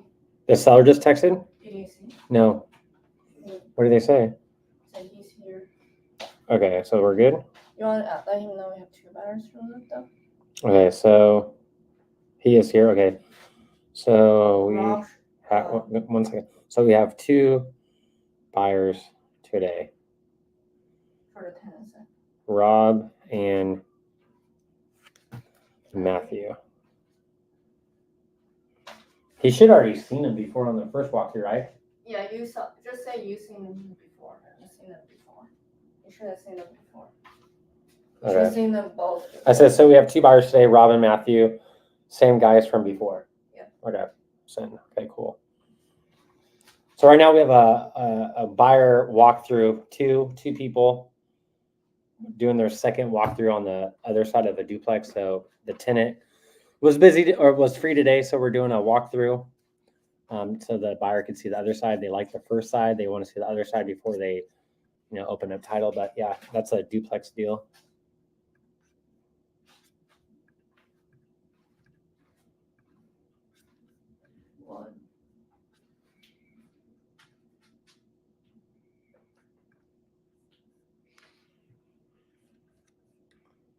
Let's see here.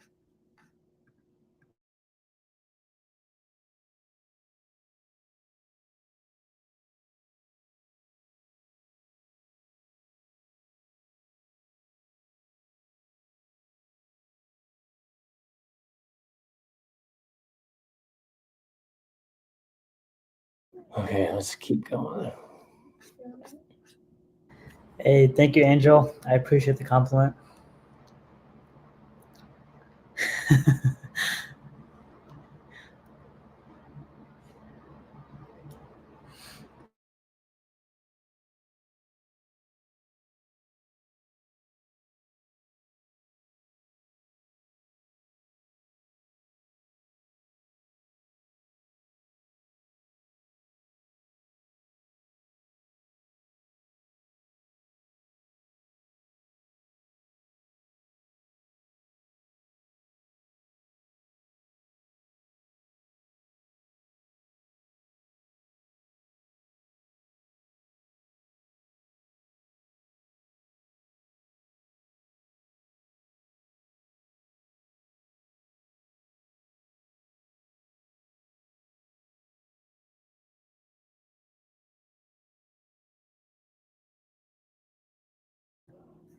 Any deals today?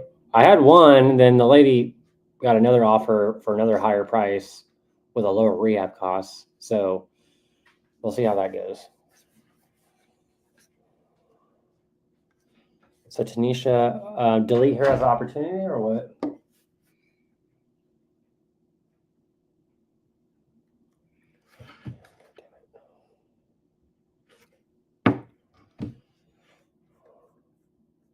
Where's all the action? There was more action earlier. Got new leads. Been on here for 3 hours, so almost 4. Okay, so that sucks. Oh well.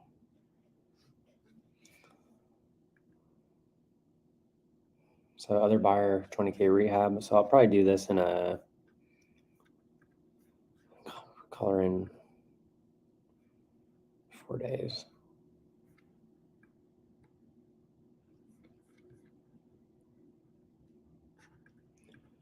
When do you guys go live? Monday through Friday.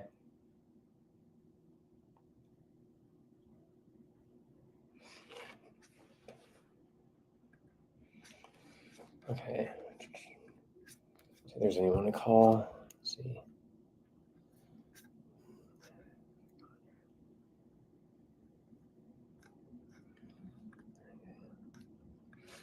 So consent contract for 30K. Going with other offer. Okay. So her, I'll just follow up in like probably a week.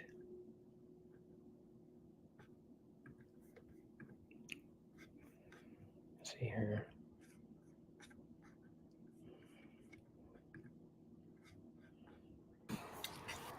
Man, I'm digging deep to Dispo right now. I'm like going and finding these LLCs, going to open corporates, trying to skip trace their phone numbers. It's hard, and Dispo's hard, huh? Yeah.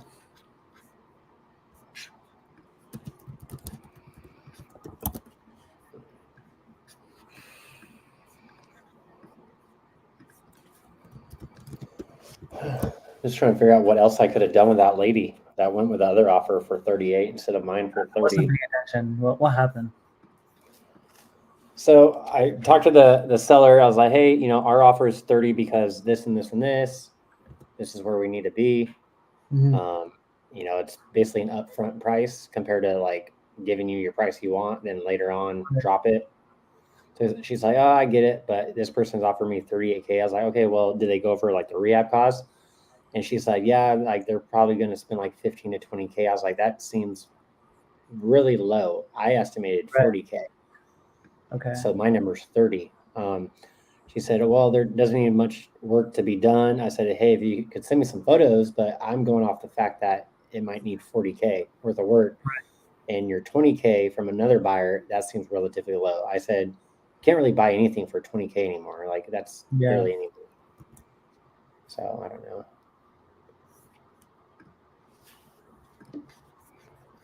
So opportunity deleted. I'll probably just call her back in a week and see like, hey, yeah, and like see Todd, you said buyers need to be at 38. Yeah, 40 right in there. So I wonder. But I think you did everything fine. I think she just has she got the number that you just helped the other buyer lock it up. You know what I mean? You're at 30. Someone else came in at 38. Mm-hmm. There's not much you could.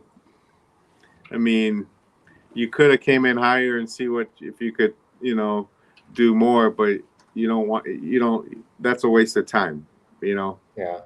So will that 38 stick or probably not? The other offer.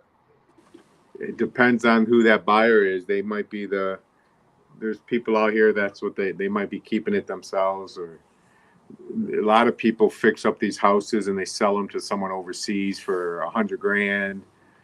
Mm-hmm. Rentals, they get them rented and it's a mess. Mm-hmm. So just maybe check back in with her in a week, like, hey, like, because I was also thinking, like, what if we just put it out on Investor Lift and bring a buyer at that 30? Well, it'd have to be higher than, or whatever, right? I was just thinking, like, what if we just bring a buyer, be like, hey, I got a buyer ready to go now? Or is that even not worth the time? Right. I think, no, I think she has her mind set up. It's about the money, Hang on. Mm-hmm.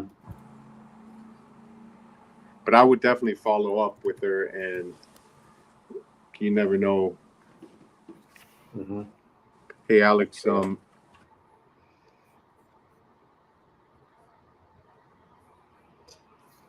let's keep calling.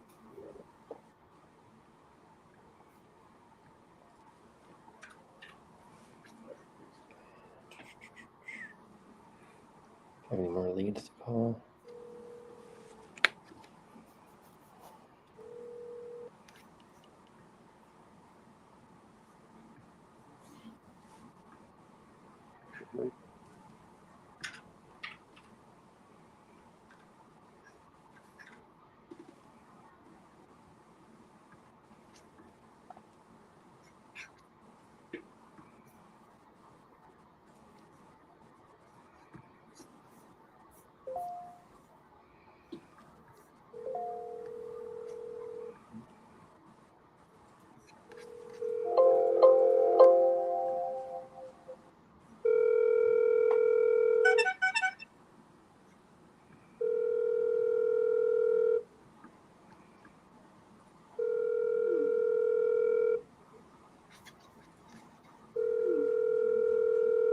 It's 1200, Alex.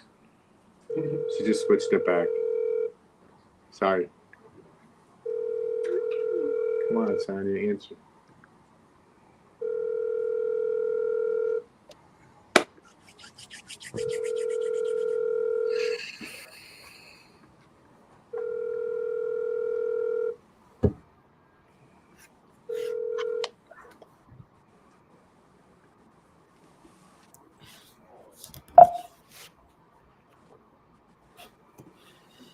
Dialed is not in service.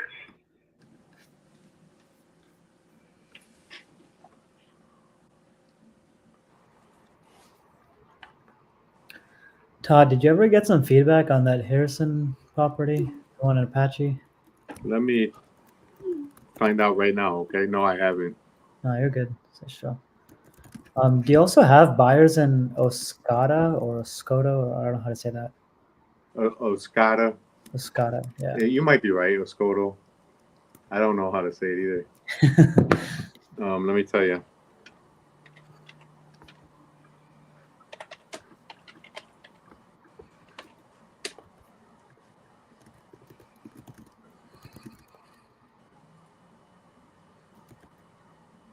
That's not a bad spot. I do have a couple people over there. I just sold one in Tawas, which is right next. below that a little bit. Yeah. And Okay. it's right near the water. Let me send you this. See what you think. Where is my CRM? I have pictures too, so we don't have to go for that now. Let's see. Alex, it's 1,000. Okay. So we don't want to say 1,200. I know. All right. Let's see.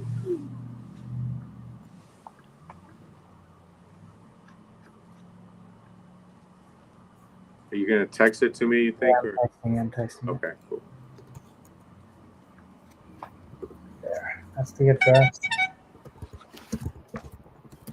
Got a new lead.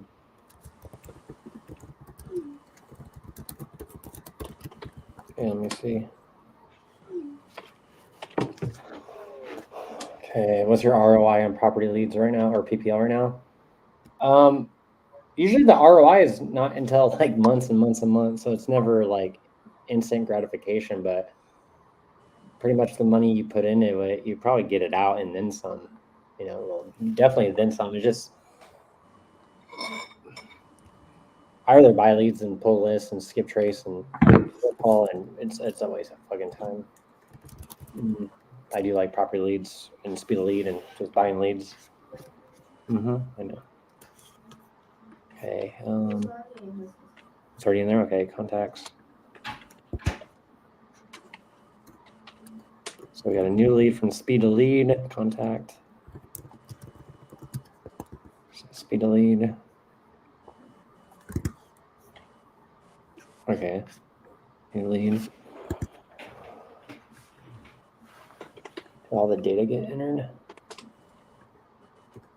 Okay. Okay, let's check out this property real quick.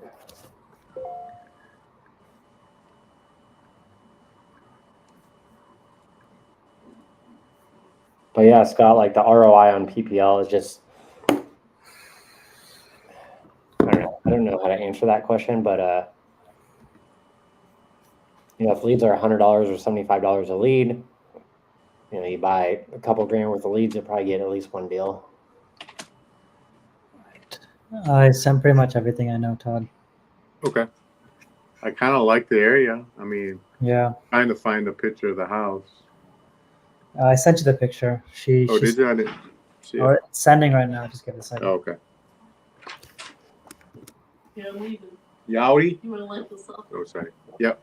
I got 2 more BPOs I gotta try and do pictures on tonight. Awesome. Just slamming, man. Awesome. I'll see you. All right. See you, Ruth. Yeah. You guys always start lives at 8. If RJ's call is not in the morning, I'll be on around the 8 o'clock time. You know, if RJ has an early call, I'll just go live after. So, but yeah, usually right after RJ's call.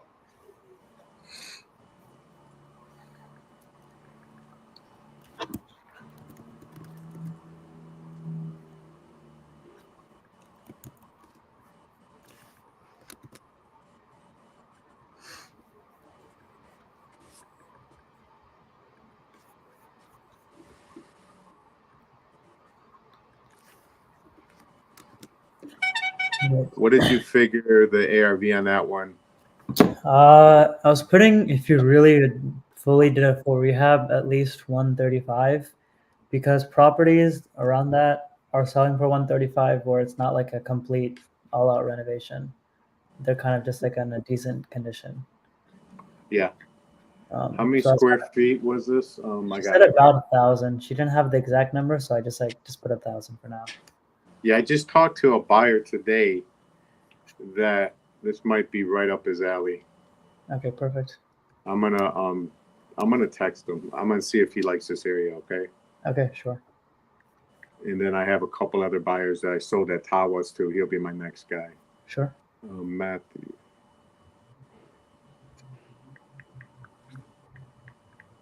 I feel like it's contracted at a pretty good price. I feel like it should definitely move, but Yeah.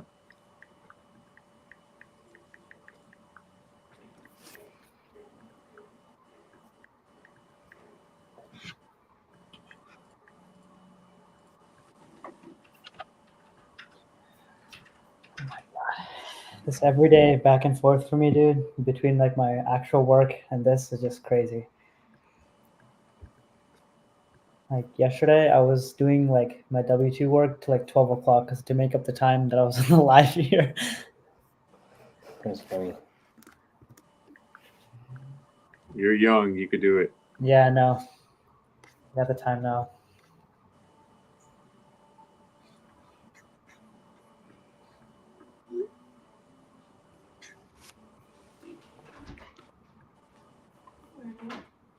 And then, did you get the information from the Apache person or that property? Say that again. I said, did you ask the buyer what he thought about the other one too? I did. I haven't. Okay, yeah, that's fine. Just making sure. I mean, regardless, we still have to wait on him for that one anyways, because he's still getting the title. We got it. Got something today. Oh, from that guy? Okay, cool. The title wise, you know. Dope.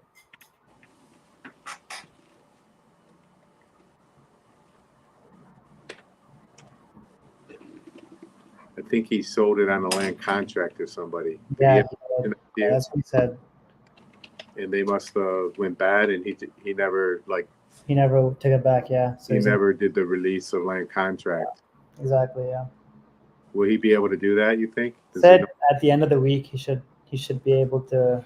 He last time I spoke with him, which was on Monday, he said that he got all the paperwork to give him the go on it, so he can get it switched to his name. So he said right now everything's on track to work out. Hopefully he's not lying, but let's see. Well, it looks like he's living in the house, right? Yeah, he lives right next door. Oh, that's what it is. Yeah.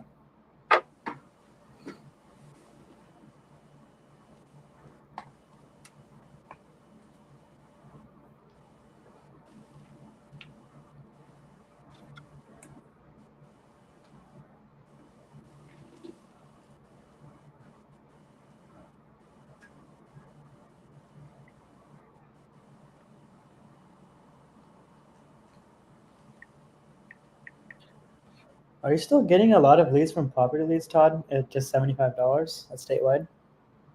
I shut it down because I'm playing a little catch up right now. Okay. I'm about to turn it back on. I should have turned it on at the end of the month like I usually do. It's just slow now because everyone's budget restarted.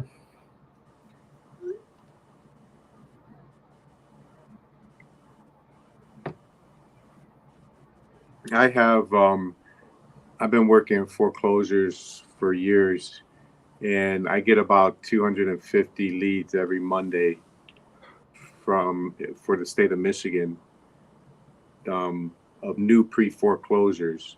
It's like a cycle. That's so cool. Wait, do you pay them for that? Like, how does that work? Do I what? Do you pay them for that? Like, how does that work? No, I know I have a $300 a year subscription, and I know how to pull it right out of the system. That's really cool. So I'm just trying to get organized with that because I can't make 250 calls myself. Yeah, that makes sense. And I mean, are you just setting up drip campaigns for those, essentially? I don't know. I was gonna have someone call them, and I just want someone. I want the right phone number. That's all I'm really looking for. Right. That's fair. That's fair.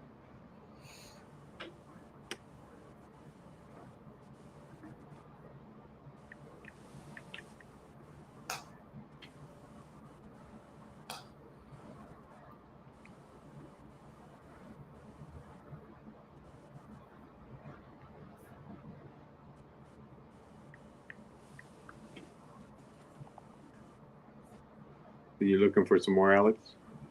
We'll call All right. So tomorrow you could really work that, okay?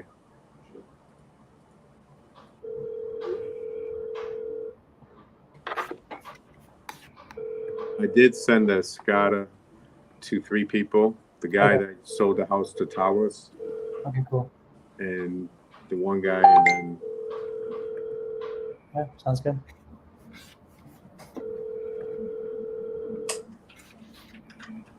Your call has been forwarded to voicemail. The person you're trying to reach is not available.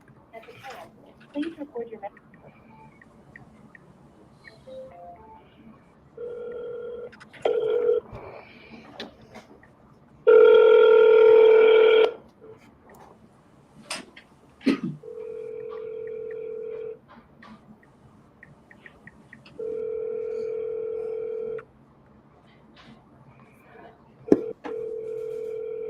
I'm gonna email this one. yeah. Your call has been forwarded to voicemail. The person you're trying to reach is not available. At the tone, please record your message. When your message is recorded, say Hey, John, this is Brandon Clark. I was calling about your property in Texas. I saw you just entered it on one of my sites that you're looking to sell that property. I believe you spoke to someone on my team, but yeah, give me a call back if you are looking to sell that property. Would love to see if I'm a good buyer. Give me a call back, 760-823-8311. Thanks. Okay, double tap, email, carrier pigeon, postcard, send all of that, right?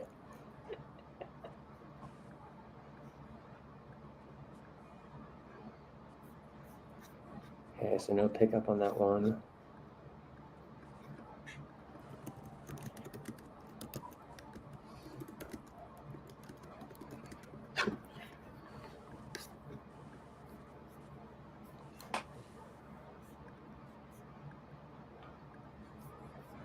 Okay.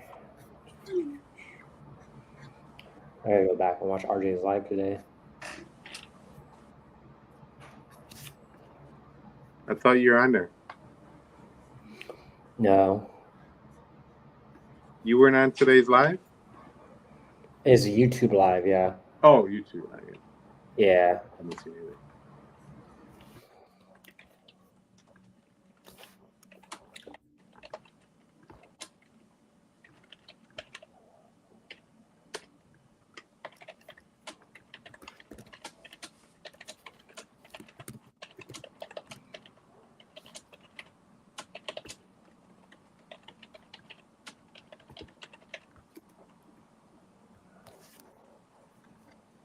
So no pickup.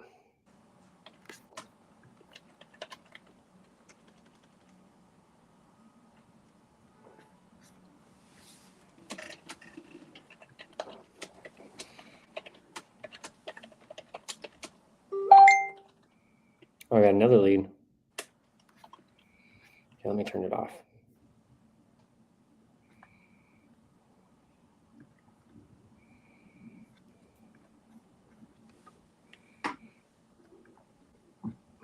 Yeah, yesterday I didn't get any leads rolling in, but today it's just bop, bop, bop.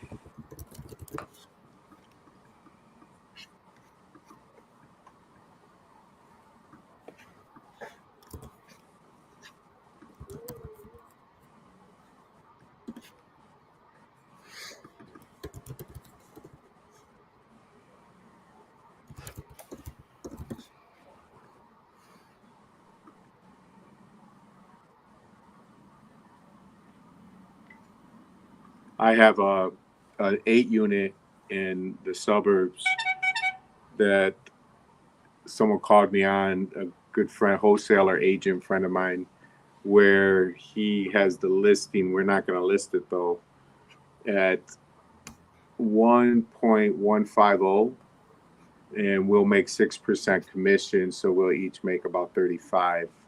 Dang. And I got like 3 people that looked at it yesterday. They're pretty interested. And then I got another 10 unit in Michigan that's $1 million, and it's fully occupied, fully rented. So trying to find those buyers. So are you doing both like realtor and wholesaling? No, but no, not really. I'm not gonna list them. I have, but I hate that side of the game. Yeah, I guess that's fair.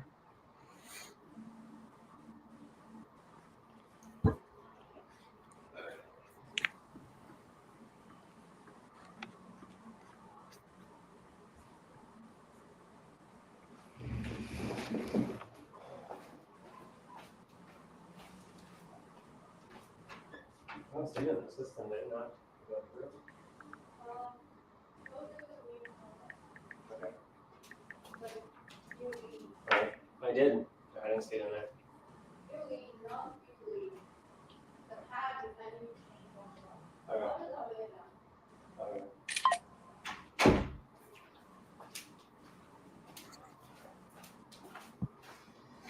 Okay, new lead.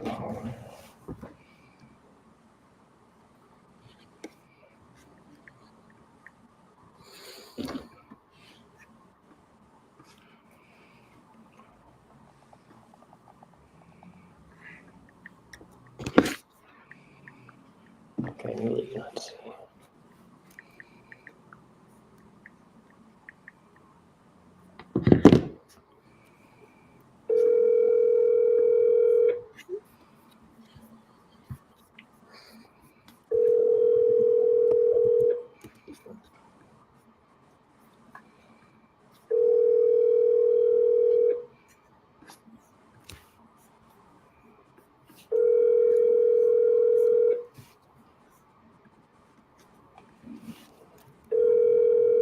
Your call has been forwarded to voicemail. The person you're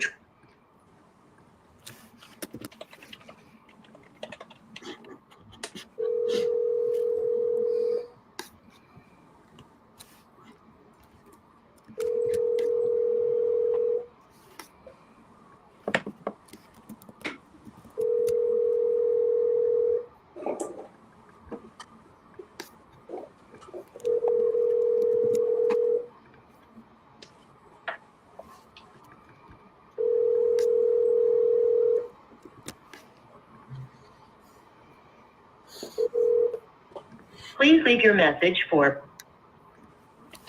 DVD services.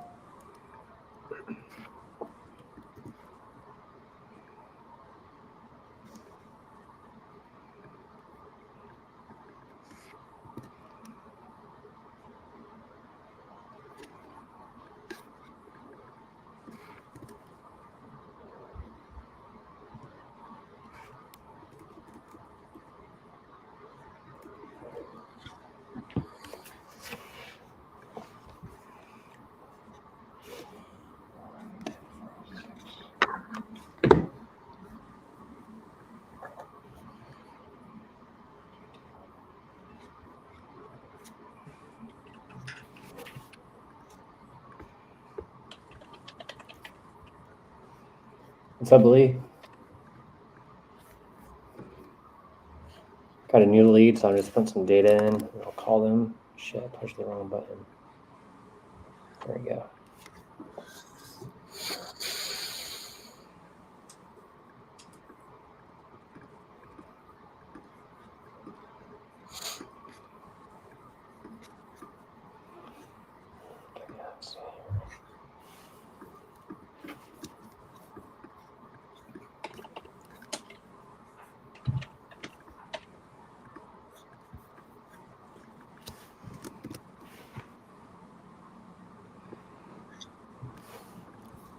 Brendan, did Marie ever respond to you, the crazy 10K EMD girl?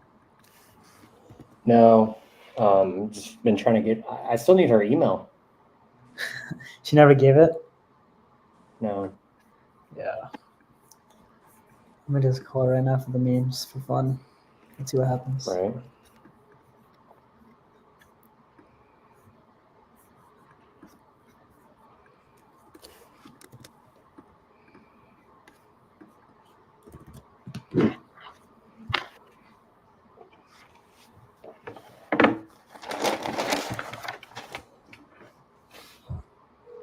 Okay.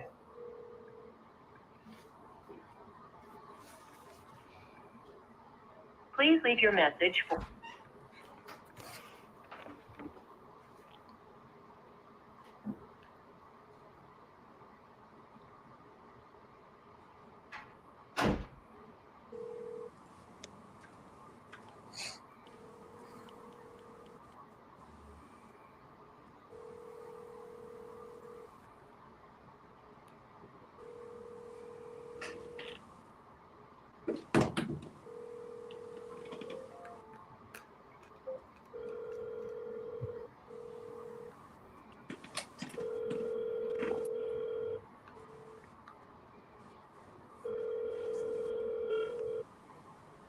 Please leave your message for 269601977.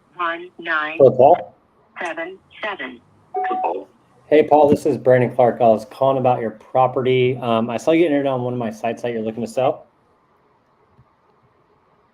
1 second, let me put some Bluetooth in so I can hear you better. Yeah, of course.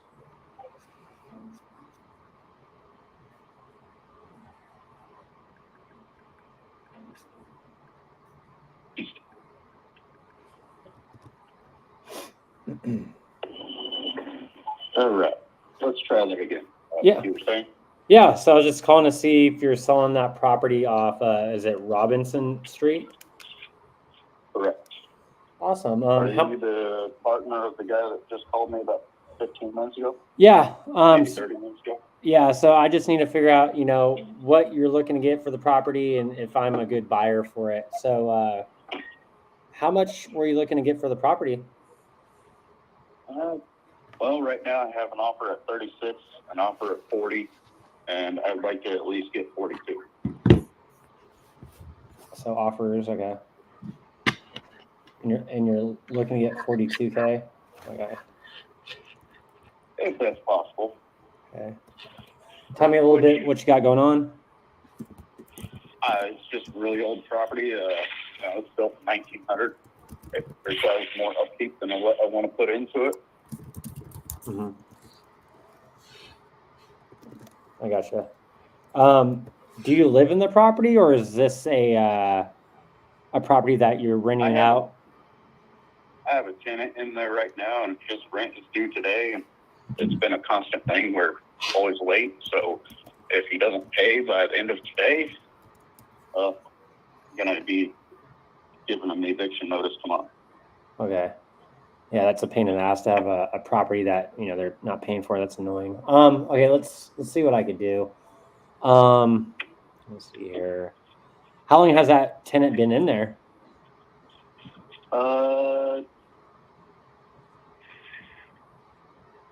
2019 January. Okay, 2019. Are they on a month-to-month lease? At the moment, yes. Okay. So month-to-month lease. Okay. Tell me a little bit about So you're looking to sell it because they're not paying rent. You don't want to be a landlord anymore. How's the house was built in 1900, so it requires more upkeep, and it's due for a rehab. okay? Let me see. I'm trying to see if there's any photos on Zillow or anything like that. There should be a couple on Zillow. Yeah. I see a street view. That might help. Let me make sure I got the right address. White Fernwood. Do you have like let's see. There's like a little American flag and a little chair right out in front. Then you have this like little brick wall that's about 3 feet high, right in front of the yard. That is the one. Perfect. It's the only one on that street that has a little brick. Well, it's more like a rock wall, but yeah. It's like a mini wall. That's cool. Okay. So as far as the condition is pretty much everything original then? So the second bathroom actually was put in. It's not original. Mm-hmm. The breaker box and whatnot, it's been updated. The wiring's been updated. Some of the plumbing has, but it was updated like 15, 20 years ago, updated. So it's not quite to the hex stuff and shark bite that a lot of people use. It was the old, was it PVC, one of those. Mm-hmm. I can't remember the right term for it. Okay. And online I see, hopefully this is the right square footage and stuff like that, but 3-bedroom, 2-bath, about 1,100 square feet. Okay. It's actually a little bit more than 1,100 square foot, but that's because the upstairs, it has the angled ceiling, so it gets cut off depending on who's measuring it at a certain height. Okay. That makes sense. Okay, so, and you're saying it needs pretty much everything, right? Yeah, it definitely needs to be brought into this century. Okay, that makes sense. Okay, so I just need to figure out if that price of the rehab would make sense as a cash investor to you, needs everything. I understand. So you have a renter in there, they're not paying. How do you have a time limit of when you need to sell the property? Are you like in a rush? You need to sell it now or? Well, I travel for work. In October, I am going to be going out of country for work, and I won't be back until January. So you'll be gone for a long time? Yeah. Okay. Till January. So you want to just get rid of this renter so they're not a pain in the butt and just get rid of the property? Correct. Okay. So let me just see kind of what's going on in that neighborhood and see, what houses are selling for, what's been sold, and see if I can help you out. Let's see what's on the market. And you said you already had offers for 36 and 40. Correct. Have they walked the property yet? The 40,000 has. He's going to do a rewalk because it's him and his partner that has a rehab, fix and flip sort of business. They're locally to the area. Okay. Let me see here real quick. And then the 36,000 he hasn't had a chance to yet. Okay. There's not much action over there, is there? Let me see here. Not a whole lot. No, it's more like a sort of retirement area. Mm-hmm. Let me see what's sold, because I see some sold. So I need to figure out what sold, how much it costs to rehab, and if there's a profit in there for me, and if that price is good for you and whatnot. Understandable. There is an outbuilding. I don't know, you could probably see it from the street view if you went down towards the dead end of the street a little bit. It's a big rock building, and it's about 220 square foot. Now, if you put a actual roof on it, because right now it's a just metal, not insulated roof, you could easily turn that into a, I guess, in-law suite if you wanted to go that far. Okay. Let's see what's selling over there.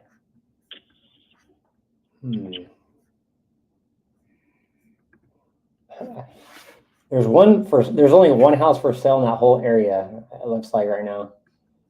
Let's see. Sounds about right. Let me see here. Remove filters. Yeah, there's not much action over there. Let's see here.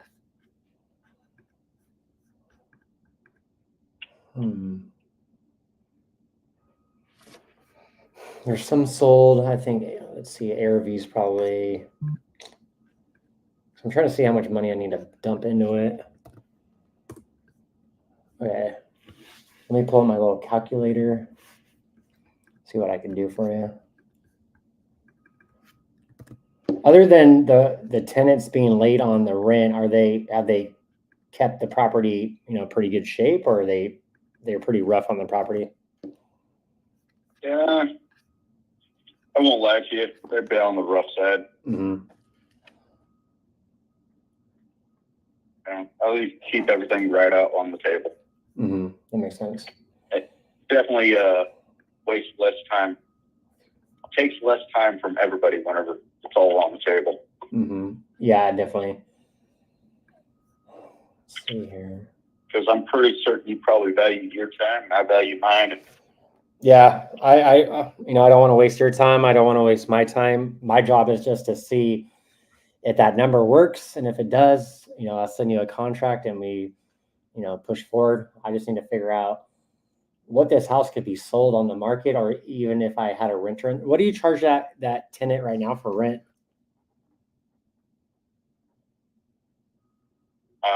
Well, are you wanting to take them on as a tenant, or No. plan on evicting them? No. So what does he pay, and what is the market rate over there, you think? Market rate goes 500 to 800. I've known the guy since we were in high school together, so I was lenient with him and giving him at the 500 rate. But for a house, usually it's 800. If you go up towards Ash Grove, you'll find other houses or, I guess, buildings for rent or rooms for rent. There is a duplex that's towards Bodart School from, where my house is. You add, what would it be, south? Mm-hmm. And there's a duplex right over there that I can't remember what the rent is on that, but I know many years ago it was about $600 a month, but that was before everything's gone. Mm-hmm. Stupid. Yeah, it's like I've seen a bunch of there are some comps out there that I'm seeing, but they're in like the 400s and 900s and 490s. But these are probably big houses with big land. So I'm just seeing if there's no comps. So just bear with me. Let me maybe widen my view. Let's see here. Let's see here. Because I think, if this property was fixed up, it could probably be around, probably 100. Trying to sell it or rent it? It just depends, if I'm coming in here, ripping out the walls, doing everything, I'll probably flip it. But if the cash flow is good, maybe just turn into a renter. I don't think you'd have to rip out any walls. The foundation and the walls are pretty good. Okay. The kitchen does need to be updated. Definitely needs paint. It has original hardwood floor in the dining room in the bottom, but there is a draft there. So that one you could either reseal it or sand it and reseal it. Okay. Let me see. As I said, I'm going to be as open up front as possible. No, I appreciate that. It may not be pretty. No, I like buying ugly houses. I just need to make sure my rehab costs make sense, because I don't want to give you a good number. Then I walk the property and it needs a lot more work. Then I'm coming back to you like, hey, we need a price drop. So I like to do that up front, to make sure my numbers are good and I'm confident. Let's see here. Well, if you're curious about anything on it, I'll tell you. because I'm putting in, let's see, square foot wise 1174. So if you're thinking light cosmetics, I'm probably gonna have to spend about $30K to fix this property up at the low end. I would say something around that, yeah. Okay. Let me see here. So I'm just breaking down. So you're looking to get 42. Let me work backwards. See if it makes sense. 42K. While you're doing that, I'll see if I can find the appraisal I had done a few years ago. Okay. And if you have any photos, you could send them my way to this cell phone after we get off the phone. But let me see here. So, with closing costs, I got like 11 grand. Repairs about 30 grand. Holding costs is about 8 grand. You're looking to get 42. Let me see here. I think we're pretty close. The only concern for me is it's pretty rural. I think the numbers make sense. It's just, with it being rural, that might be an issue. Understandable. But let me see here. The price I need to be is at 40.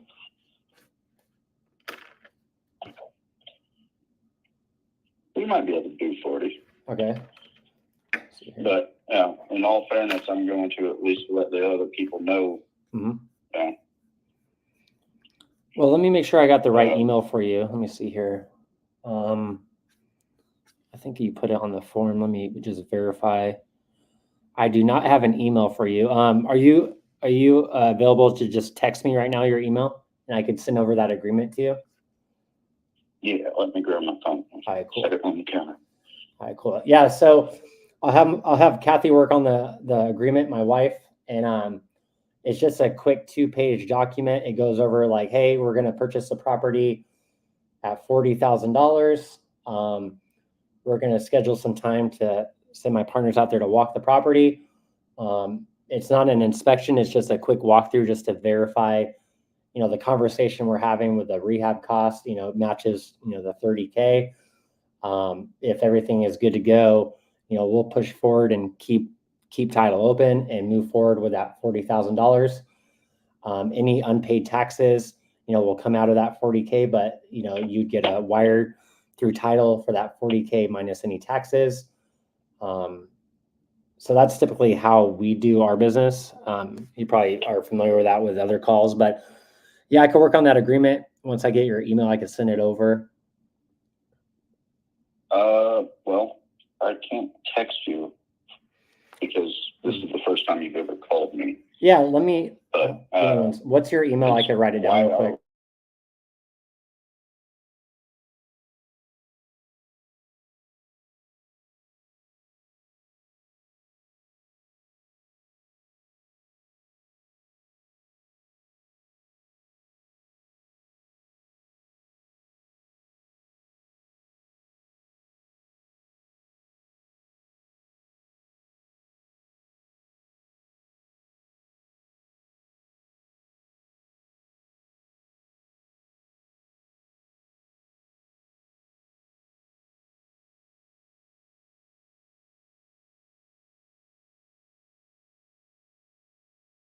I'll have Kathy work on that agreement for that 40,000. Once, is it just you on the deed, or let me see here? Let me look it up real quick. Just me. Just you, okay.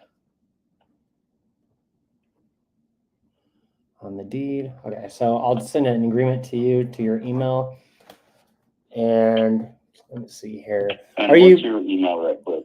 Yeah, it's homeloanbuyer@gmail. I'll text it to you right now too. Brandon.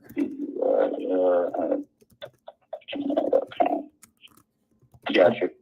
I'll text it to you. Say buyer from San Diego. 40. I knew you were out in California by the 760 area code.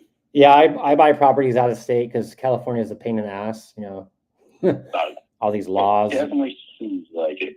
Right. I don't feel like getting screwed every month by the government out here. They definitely are doing something freaky with that $150,000 for immigrant home buyers, illegal immigrant home buyers. I saw that the other day, and I was like, "What the hell?" Right. So that's kind of why I kind of look outside of California to do investing. But yeah, I'll have Kathy work on that agreement, and I'll send it over to your email. You should see in about maybe 20 to 30 minutes. I'm happy to jump on the phone with you. It's just a quick 2-pager, like I said. Purchase price, we expect to walk the property to verify the condition. Once we verify the condition, and it's, pretty much what we say on the phone, we'll push forward and continue the sale. Usually I could close within maybe 3 to 4 weeks. Usually title takes about 2 weeks. So, 2 weeks for title, 2 weeks for walkthroughs on, is that too soon for you, or you need some more time? Well, it would depend on how quick the tenant would move out. And right now, I'm going to propose him, the quicker he moves out, the more money I'll take him to get the fuck out. Like kind of like cash for keys? Yeah, more or less. You've probably had to deal with that before, or something along those lines. Yeah. And then if he takes longer, it's less money. Now, since this is the first time I've sold a house this way, this agreement you're sending over, as I said, I'm going to be open to everybody. And I'm sure you'd probably do the same thing in my shoes. If you're offering me 40 and the other guy's offering me 40, if he wants to up it to 41, I'll come back and let you know that, I got to offer 41. No, that makes sense, because, this happened to me today. I had a seller, that needed to sell their property just like you. I offered a price based on the rehab and all my fees, and it's basically like an all-in price. And she came back to me, said that someone else had a higher offer. So I kind of dug into that offer, and that other offer was really low on rehab and too high on purchase price. So, I told her, hey, go with that offer, if it's higher. But, just to let you know, a lot of people will get sellers under contract at a price, that feels warm and fuzzy. Then, they'll walk the property, go under contract, 2-3 weeks go by, then you get a random message that, hey, we need to be a lot lower because of this, that, and that. And that's just the name of the game. It's annoying. I don't like when people do that to sellers, but for me, I'm pretty confident on that number, because I'm factoring, rehab costs, closing costs, holding costs, rehab about $30K. And for me, those numbers look good. If you're saying like it only needs $30K, I'm going to take your word for it. But like I said, with the other offer, with the other seller, she went with a higher offer, but I think in 2 weeks that offer is going to go a lot lower than mine. It's just how it is in this industry. It just sucks. But yeah, that's typically how it goes. So I'll send you an agreement. It's not saying I'm going to buy your house. Like, it's not set and done. We still have to go through title company and all that stuff.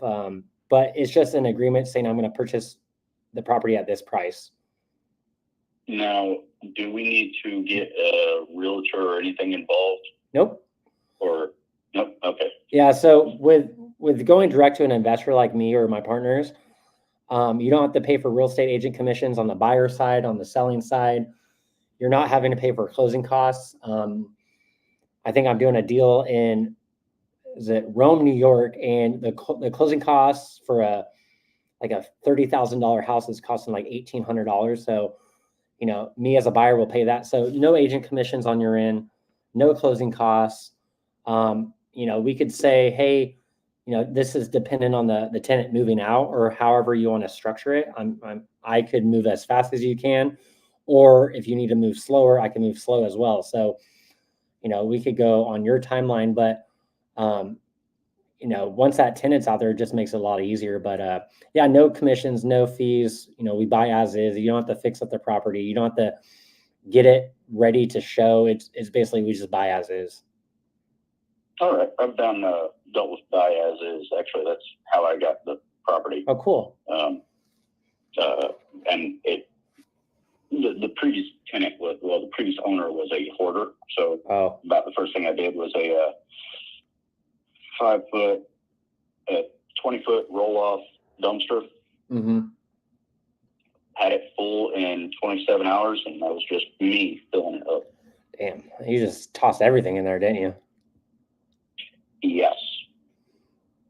Yeah, and was it like one of those shows, like the hoarder TV shows, where you like walk in, you're like, how the hell do people live like this? No, it wasn't inside. You won't be able to see it. You might be able to see it from the appraisal, which I just sent that to you, and hopefully you can get it. Let me check. It is, I think, 5 years old now. So it's a dated appraisal, but it gives you at least a good starting point to go off of, or like where to expect it. So if you need to change your mind before you send over the paperwork, or have your wife send over the paperwork, and at least you'll have that, and you can be like, okay, yeah, no, we're not going this way. But it had a bunch of outbuildings, and still does have a bunch of outer storage buildings. And that's where all this stuff was. Like the rock building that I told you is about 200 square foot. It's like 20 foot long by, I think, 9 foot wide, 10 foot tall. And then they built a storage building on to that. I'd love to see like photos of all that if you have it too. I don't know if I do, and I think there's just some like landscape-ish type photos of the buildings. But that rock building, the great thing about it is it's the old school like 1900 rock and mortar. So the wall is about 1.5 feet thick. Okay.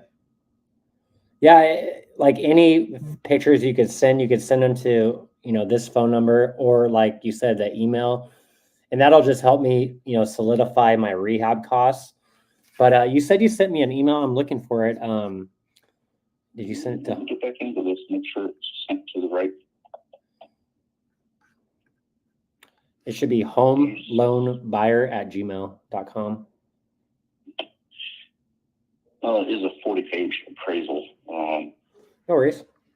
You always send that, but yeah. As far as like, I typed it wrong. Oh, no worries.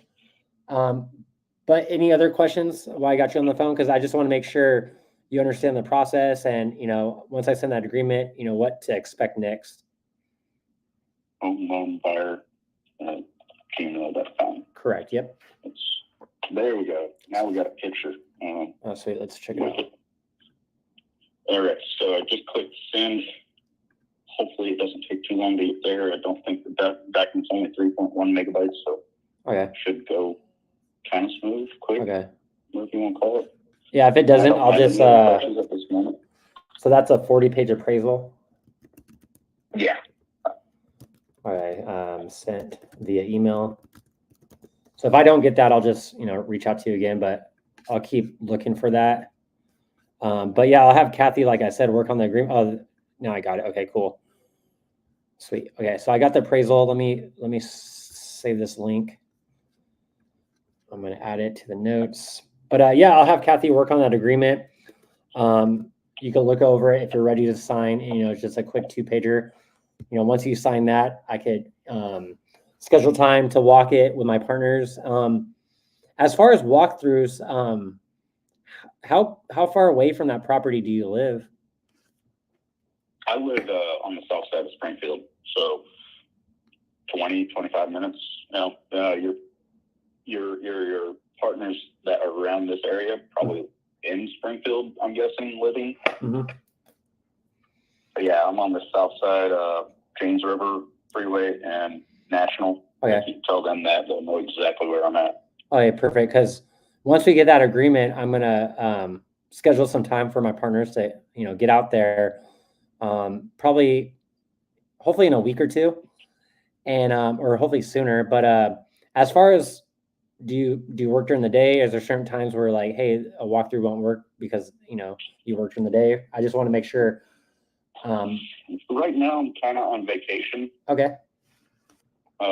Because I work out of state so much, whenever we get sent back to our home of record, they're like, okay, you're on break for 2-3 weeks. So what do you do for work? Some overseas Jared. Oh, are you like a private contractor? Yep. Oh, nice. I was in the Marines. Or what branch were you in? Or were you military too? Marine Corps, MSG, 2006 to 2016. Oh, that's sick. I remember my grandpa always wanted to be on. That's embassy duty, right? MSG. Correct. Yeah, he always said when I joined, he's like, "Oh, try to get like the embassy," because he used to like play football for the Marine Corps, and he used to just be at the embassies. But that's pretty cool. It's actually a great thing to do. Mm-hmm. Just because you get to experience other cultures and you're getting paid to do it. Yeah, I remember that. I remember MSG, and I signed up, and I guess my recruiter liked me because by the time I got to Pensacola, that was like my 5th school. I'm like, what the hell am I doing? They're like, you see these helicopters on the wall? And I'm like, yeah. They're like, you're gonna be flying in them. I'm like, why do I need to learn how to swim?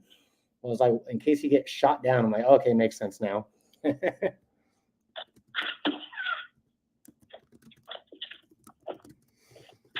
But yeah, I'll have Kathy work on the agreement and send it over probably the next 20, 30 minutes. I could call you. I'm probably going to a Padre game in a little bit at 5. It's 3 o'clock here, but we could chat later tonight if it's too late. If not, we could chat tomorrow. If you have any questions about the agreement, if not, just sign that, then I'll just get the ball rolling. I'm free most of the day tomorrow. Okay. Getting ready to go play an ultimate frisbee game here in about an hour. Oh, nice. That sounds fun. Oh yeah, keeps me in shape. There you go. It breaks me, so I get out of shape. But it is what it is. Love-hate relationship. Awesome. So when's a good time for me to call you back tomorrow about the agreement and if you have any questions on the contract? Anywhere from noon to 4 p.m. Okay, so noon to 4 p.m. Perfect. Central time. Awesome. Yeah, sounds good, Paul. Yeah, I'll work on that. I'll have Kathy send that over. Then we'll touch base tomorrow. And if you have any questions, if not, just sign that. Then I'll get the ball rolling on, getting my team out there and confirming the condition of the property, and we can move forward and get you paid as fast as you can. Sounds good. Awesome, Paul. Have a great rest of the day and have fun playing frisbee golf tomorrow. And we'll chat tomorrow. All right. Thank you, sir. Have a good night. You too. Enjoy Bye-bye. the game. Thank you. Bye. See ya. All right, cool. Good job, brother. Thanks, bro. So that was 425. Hey guys, probably gonna head out. Yeah, I'm gonna head out soon, pretty soon. Yeah. Awesome, Sean. Tomorrow. Yeah. Log them deals, boys. Log them deals. Get it. Oh yeah, bro. Hello? Hey, is Don there? Yeah, you speak to. Hey, Don, my name is Galen. You spoke to one of my coworkers about your property down here in Deadwood Drive in Mojave Valley, Arizona, saying you want to sell? Right. Awesome. Are you still looking to sell? Pardon Yeah, are you guys still looking to sell? Yeah, for the right price. What's the right price? 55. Okay. It's got a 2,500 square foot house that we built when my dad retired. He was a framing contractor. Okay. He built a leisure world at El Toro in Seal Beach. Okay. And it's got a shop that I think it's 20 by 40. Okay. With two big sliding doors on and stuff. It needs some work. We had a fire there. I got a caretaker that lives in a fifth wheel, and they had a fire there a while back, and the telephone pole where they got electricity went, so it doesn't have electricity right now. So I was selling for $60,000, so I knocked $5 off of it, to get the electricity and stuff. And you're not the only. I get calls all the time. I'm sure. Yeah. Yeah, I'm not concerned about the rest of the knuckleheads. Yeah. Yeah. I could send you some pictures of it. Yeah, I have Cliff Notes here, Don, and yeah, that would be great. This is my personal cell. You can text me. You can text it to me. I just see here in the Cliff Notes that pretty much someone stole the AC as well, and the property is in a pretty. I had a guy before. It was supposed to be a caretaker, and he ripped off the AC, and stuff they could rip off. But I live in Rialto, in California, and so I didn't know what was going on until it was too late. So then I evicted him off the property, but how hard to prove you're not there. I know that's what happened.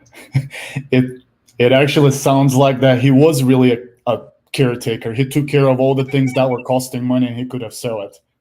Oh yeah, exactly. But if you do the math, if it's 2,500 square foot house, and it's like I said, my dad was a builder for about 50 years. I mean, he knew what he was doing.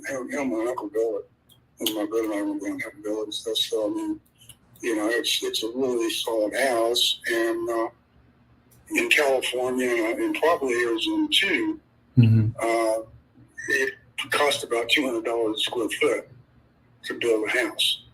Right. So I mean, you do the math. I mean, 55,000 is nothing. Even with all the stuff that like that needs to be fixed, the structure's there, and just needs somebody to go in there and do some TLC. When was the last time you guys were down at the property? I was down there about a year ago.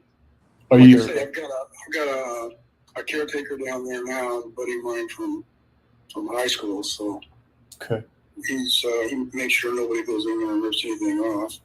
And actually, I've got 2 properties there. My dad, him and his partner helped develop 64 3-acre parcels, I believe it was.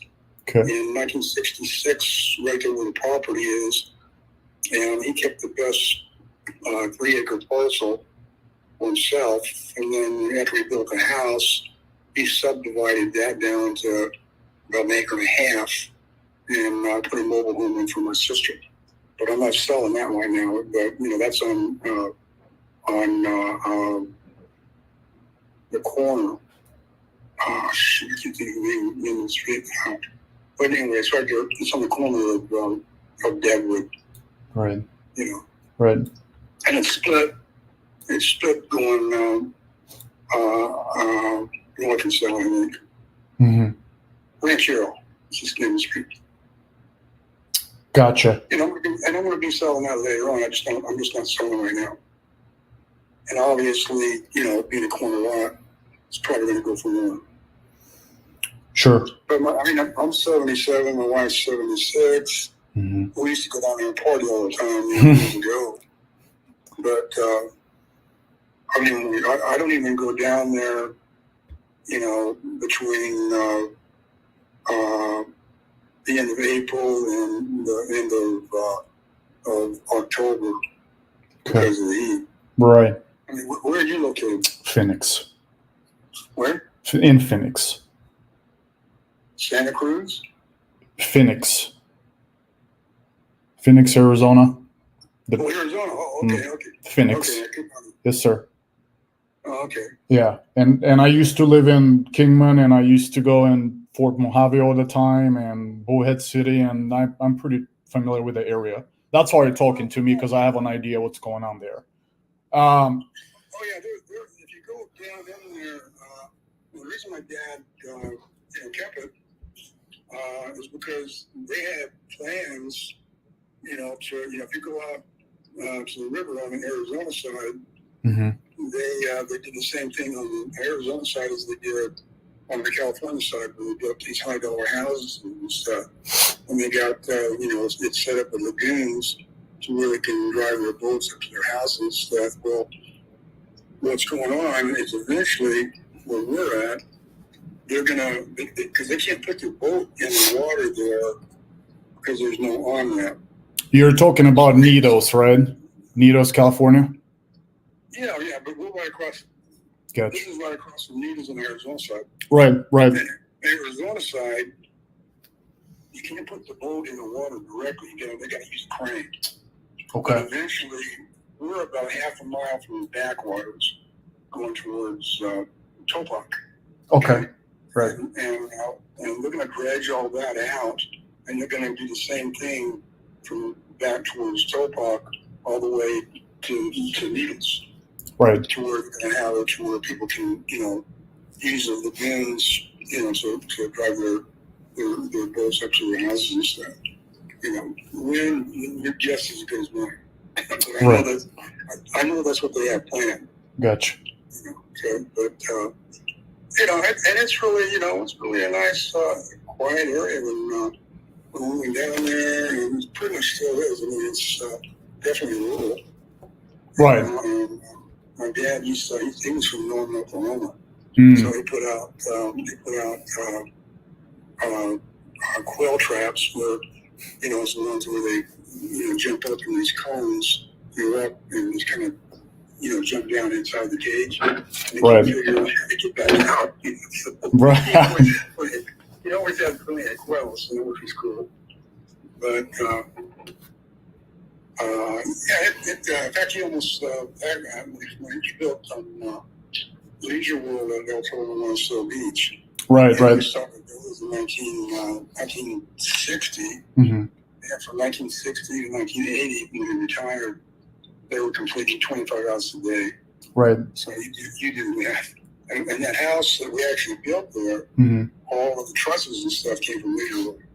So, Oh, jeez. we framing the walls and everything, and then putting the trusses up and stuff, and built it from their own stuff. Right. So.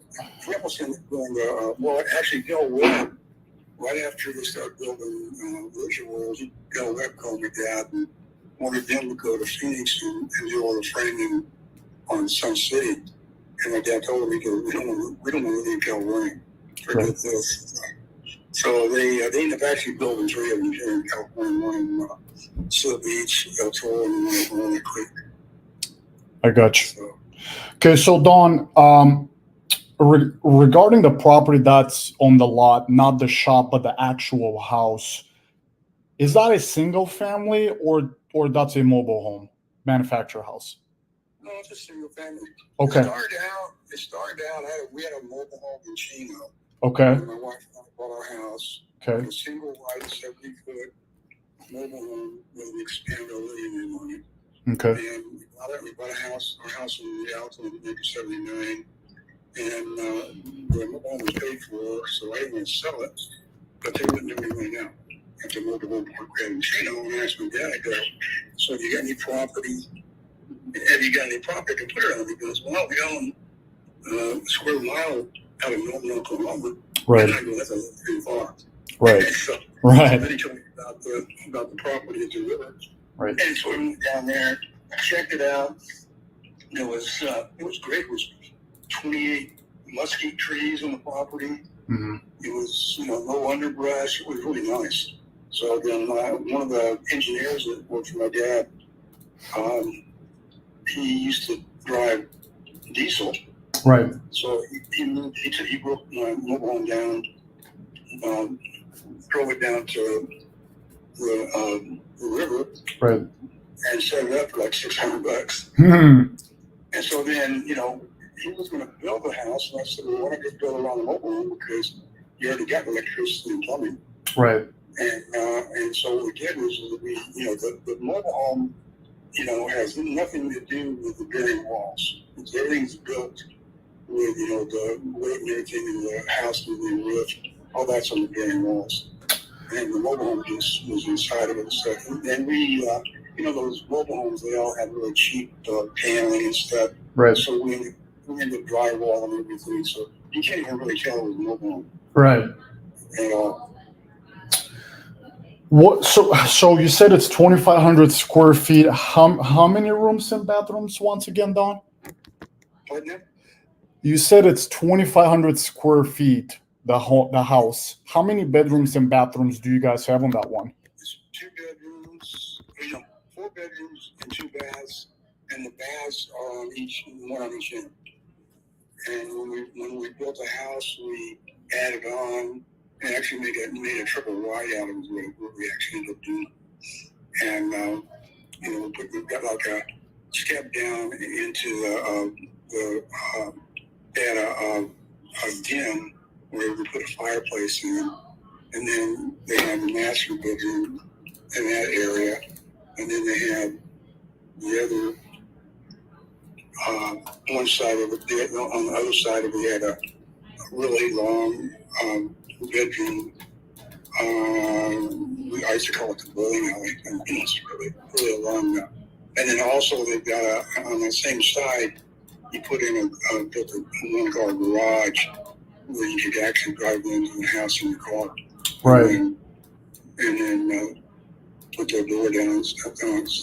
So it's got like 4 bedrooms and 2 baths. Okay. So hey, that's a good deal. It depends. I said it depends. I'm trying to find here on Google to look at the property. So is the shop, the 20 by 40 shop, is that the first building that you see when you enter the property, or that's the house itself? I cannot decipher. The first one's the house. The first one is the house. Okay. Okay. And then the shop is back behind it. Okay. And we've got a well on both properties. Unfortunately, like I said, the guy that was caretaking installed the pump. But it's everything else is there as far as hooking up a well. So when you say you guys have a well, I would assume that you also guys have septic, right? Yeah. Do you guys know how old the septic is? God, I don't know. It's been a while. Or a better question, when was the last time that the septic was serviced? It's been a while. I don't know. Okay. You have to check and stuff. Okay. This right there, Don, is so I literally just dealt with a septic on a home that the property owner told me, yeah, it's about 15 years old. Then I sent up a plumbing company, and they told me that it's 50 years old, and it hasn't been serviced for 15 or 17 years or something like that. So I had to pay $15,000 for them to repair it, replace all the pipes and things like that. So when you're saying septic, and then that person that literally gypped and stole everything from you guys, it seems like you guys trusted him, and he took advantage and stole most of the expensive things on the property. That's where I'm like, yeah, if all those things were in place, I'm sending you the purchase agreement for $55,000 without even asking you any more questions. But now I have to take a look at, well, I have to, because I'm not the one doing the work. I'm going to have to hire people out there, right? They probably have to come down from. I understand. What's that? I understand. If I was going to keep it, that's exactly what I would do. Right. So I got to send workers there, and I definitely have to have someone check out the septic, even if it's still there. Some people literally dig in and they steal the septic too. I mean, I've heard so many stories. So, what? I didn't steal the septic, but you know what? To be honest with you, you're probably going to need to change it. I mean, it's because, like you say, nobody's serviced it in quite a while. I have to change the septic? Well, I don't know if you change septic, but you got to redo the lines for them or something. I don't know. It's it's probably going to be changed. It's probably going to be changed, and those guys are going from, well, depends who you work with. I mean, what do you think a brand new septic would cost? You definitely, because of your father's experience, I'm sure you've heard before. You know what? We put it in for relatively nothing, really. I mean, we just use a backhoe and dig a hole and then set up a septic ourselves, and it wasn't really that expensive. Gotcha. Don, I'm interested, but I'm gonna I have to just looking in the neighborhood as well. I mean, by the way, just one question, just to clarify. I have a conflicting information. I see that it's 1 acre property, but then I see on the description that it's 2 acre property. How big is the actual property? It's actually a three-acre parcel, which we started out with. My dad subdivided it. Right. So then it was down to an acre and a half. Okay. And when they put the roads in across the street off of Ranchero is the Indian reservation. Mm-hmm. And the Indians wouldn't give anybody any easement. So we had to trim off the road, but that's on the other house. Sure. You know, I mean, I don't know if my dad, when he subdivided it, if he factored that in or not, but it's got to be between an acre and a quarter and an acre and a half. I mean, it's pretty rude. Three places are literally saying three different things, and he's telling me a fourth different thing. So what is it now? Gotcha. And eventually, like I say, I'm gonna, if you work with me on that, eventually I'll have the other one minimal sell. Give you guys the post auctions one. So yeah, you guys being in California, do you have any plans for that property at all? Or you've mentioned you guys are already 76, 77, and you guys used to be party animals, and now you kind of want to retire from that and you want to stay in California. Did I catch that correctly? I just don't go down there anymore. My parents, they passed away, and I still got cousins that live in Bullhead and stuff like that. But my sister went down there on the 4th of July, and she ended up getting sick because it was so damn hot. Right. And she goes, "Man, I'm not going down there." I told her, I don't go down there, unless it's past October and before May, because it's just hot. Well, what is it? Phoenix it's had over 100 straight days. Mm-hmm. 100 degrees. Yeah, man, we keep breaking records every single year. It's getting worse and worse every year. Yeah. Well, and on top of all of that, I remember flying, my uncle was a high-performance mechanic for Ford for like about 25 years, and I had a 911 Porsche, and I wanted to rebuild the motor, so I drove it to, he drove it to, he lived in Phoenix, and then he rebuilt the motor for me and everything. And I flew in from Ontario. I took off in Maine. It was like, about 100 degrees. Mm-hmm. Flew in to Phoenix Airport. At that time, he got off on the tarmac. Mm-hmm. And I mean, it's like, oh my God. I told my uncle, I was going to stay a couple of days. I'm leaving tomorrow morning. This place is too freaking hot. And that was back in the 80s. I mean, I don't know about you, but I grew up in Southern California, and my dad mustered out of the Navy. He was in the Sea Beast during World War II in San Diego. Right. Ended up building the first track of houses in Montclair in 1953. It was all chicken ranches and army grows.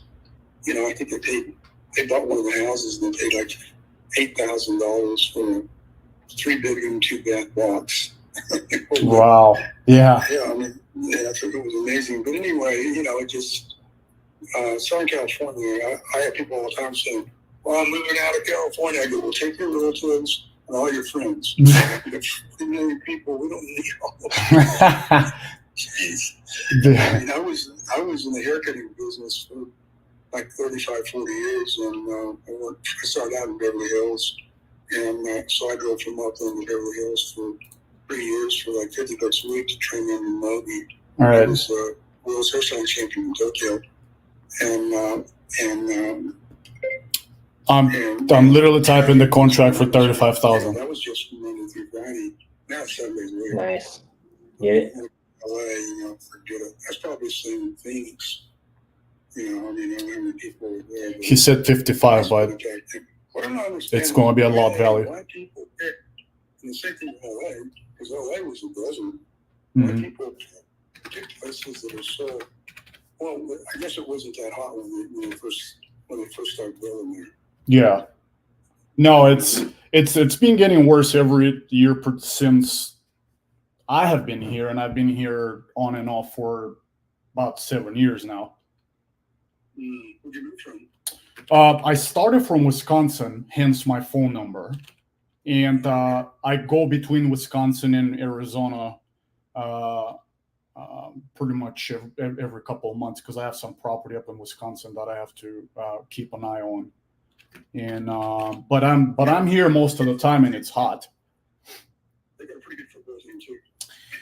Man, Don, I gotta be honest, I'll be one of those people. I'm not really into that. I never got into football or anything like that. I have to be honest. A lot of people will start talking about football and all that. I'm like, guys, I have no idea. What are we talking about? So I just gotta be honest with you. Yeah, I'm more into baseball. There we go. Like we're watching the Dodgers play the Angels, and I'm really more of that because I played a lot of baseball when I was in college. Right. Right. So, okay. Football was too small. Right. right. Don, I really want to make a deal with you so you guys get some cash. So I'm a kid. Let me see if you text me your name and your phone number, where I can text you some pictures of it and stuff. You can text me that phone number. That's my phone number. I don't. That give you a little bit better idea. I don't know. Have you seen any pictures of it? I see it right here on the Google Maps on the internet, and I already have a general idea what I have to do. The exterior looks okay. I will definitely have to send someone to take a look at the property more closely. But I do have to do pretty much the whole interior. I'll be honest with you, septic will probably be about $25,000 to $30,000, just based from what I've been dealing with recently. Just for repairs, they're asking me for $15,000. Imagine for a brand new one, and that is all the companies that I called. Right. Oh, I understand that. So with that, you're getting a building, a couple of buildings that are worth a hell of a lot more than that. If you were to build those buildings, you know damn well how much it cost you. no, absolutely. I'm actually looking at. There's not much property, an actual houses selling around in the area right now. There's one on same street, 3250 East Deadwood Drive, but that is 2000 completely single family. Excuse me, single family that was completely renovated on. Let me see the acreage on 1 acre. That sold for $199. Right. That's completely renovated, cleaned out property. Now, for me to get to that property, I need to hire people. I have to pay those people. So I can already tell you this thing is probably going to cost me at least 80 to 100 grand just to put it together. Okay. So with that being said, I'm interested in the sell it for 200. What's that? Which means you're gonna have to sell it for 200. You're gonna make 100,000 anyway. You can double your money. No, I have closing costs. And then I also have commissions with the realtors once I list it. So not exactly, because how I work is I pay you cash.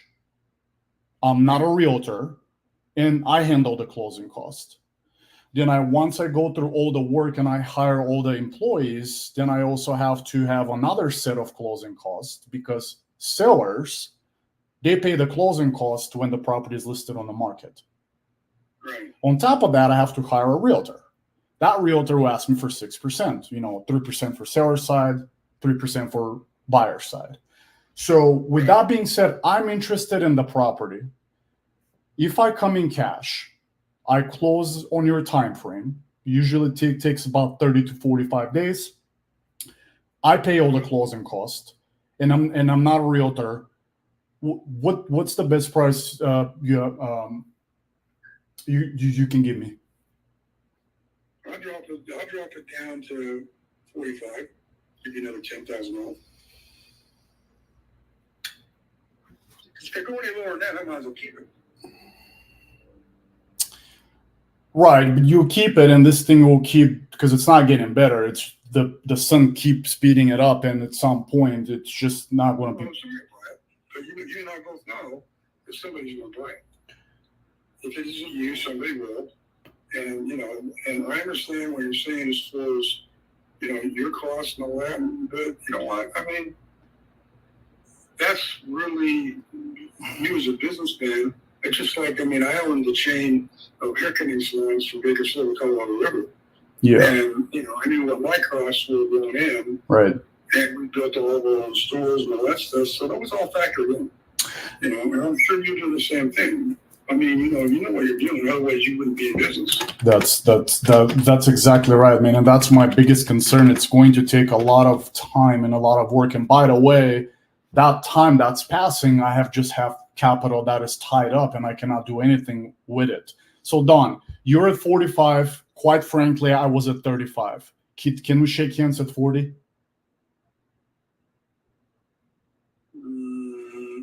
You get me $40,000 as is. No headaches. You just buy it as is. I'll take 40. Okay.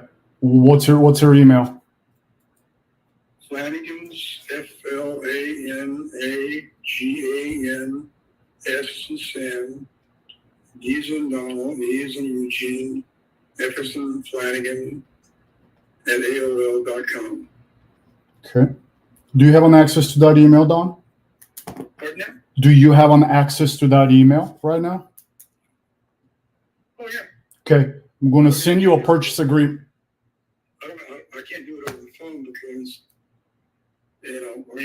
my wife's got a master's degree, but she's like I am. She's, as far as the iPhone and all that, it stands for idiots. Anyway, you grew up in this stuff. I didn't, Man, I'm 31, but I still have a hard time with technology. So trust me, sometimes I feel like I'm 65 because I have no idea what the hell I'm doing with this phone. Yeah, well, I feel like I'm 85, so. What I can do is just send it over, just email it to me and stuff, and then I've got a couple things I've got to do today, but I can call you back tomorrow. Okay, so But as far as I'm concerned, it's a done deal.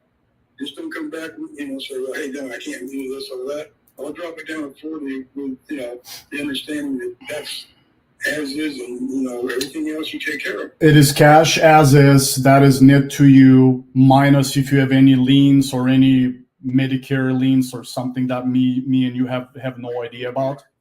There's no liens on it. I own it outright. Fantastic. Okay. Like I say, I'll give you, once I get the other one ready, I'll sell that one to you too. You give me the right prices. It ain't going to be for 40,000 though. What's the address on the other one? You know what? I don't have the address right now, but it's on the corner of Deadwood and Rancho. Okay. So it's right there. It's connected to the other property. Okay. I give it about, I'll probably be selling it within the next year. So, you do me right, I'll do you right. And then, it'd be a plus for you to have that whole corner. You're a good businessman, Don. Okay. Let me confirm your email one more time, and then I'm going to prepare the purchase agreement. So I have your last name, Flanagan's, so S.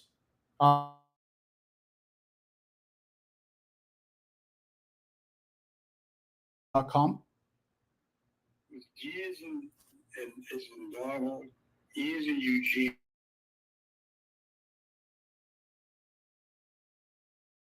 F at AOL.com. I don't know anybody that has those initials, but got it. All right. So Don, what? How the hell I get those initials in the first place? But anyway, yeah, I'll work a deal with you this, ASAP. Okay. I'll sell it to you in 30 days. I will send you. So here's my process, Don. I will send you a purchase agreement for the $40,000. Literally, it's a 2-page agreement that says me, my business, Break the Cycle LLC, is buying the property on the given address for $40,000. Closing date, I did October 10th. but we can literally do it way before that we're not tied up to that specific date. And we're going to use Pioneer Title Agency as a settlement company. They're up here by me in Phoenix. The escrow officer's name is Dina. She'll be contacting you, and pretty much whenever both of us are ready to go, we don't have to wait until October 10th. We can consummate that 2 weeks from now. You buy it as is, 40,000. It's on there. It's on there. Put any other stuff in there, like, you know, if it falls through, you know, you have all these costs and all that stuff. There's no, because, you know, I've been there and done that one too. there's no cost, Don. I like to. There's nothing hidden. You can read the purchase agreement. You know, as you can see, I'm an immigrant, so it's written for me to understand it. It literally points out everything. It's as is. I pay the closing cost. I'm not a realtor. 40,000. That is net to you. So where are you from? Eastern Europe, Bulgaria. Bulgaria. Oh, cool. Yep. Well, all right, sir. I'll send that agreement to you. Now, Don, you said tomorrow. I don't usually do that. I don't send purchase agreements and wait for days, because what people do is they take it, they go and call the other knuckleheads, and they start nickel and dime. You know, I'm not going to do that. 40,000 it is. I'm not going to go up a couple grand. I just have my attorney look at it, and then, you know, I can do that in one day. What I can send it to you and to your attorney. What is his email? Well, I'm going to just have you send it to me, and then, you know, he's a retired attorney. He doesn't like to, you know, officially get involved with anything. So okay, that's, you know, like I said, he you know, if it's everything is on the up and up, okay, then there's no problem. All right. If you have any questions, that is my cell phone number, personal cell phone number. Attorneys usually always have something to say about it, so you can just call me and let me know what questions and concerns you might have. Okay. He's not even going to get involved. He just does it as a favor to me. All right. That's good. He was actually a pro-tem judge. Mm. And I played racquetball with two Superior Court judges from San Diego County for like 25 years. So, no, he's cool. And what's your name again? My name is Galen. Galen. Second. Galen as a Nancy. Okay. And what's your phone number again? 608 608 448. Oh, so it's the one you called me, right? Correct. Yes, sir. Okay, that's cool. And still, at some point, send me the pictures, whatever pictures you've got. Okay, I will. All right, sir.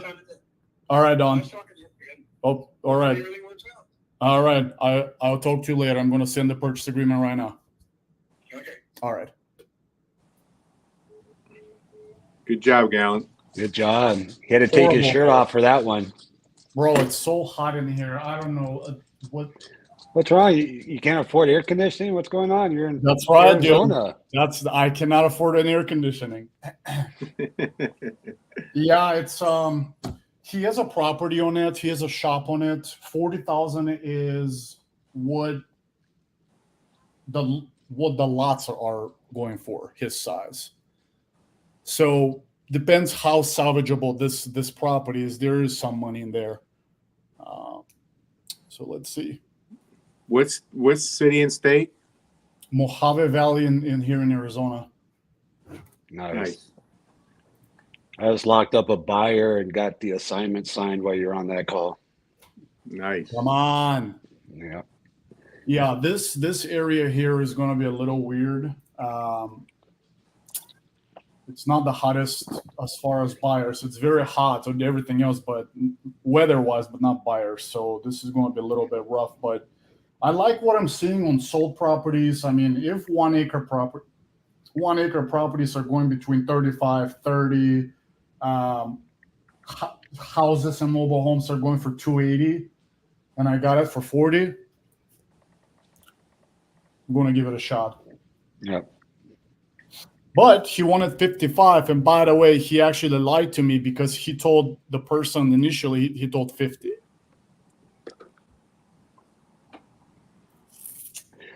So Brandon, I had to jump off earlier. What's the total count for contracts today? I don't know total, but I sent I think I sent 3 out today or 2.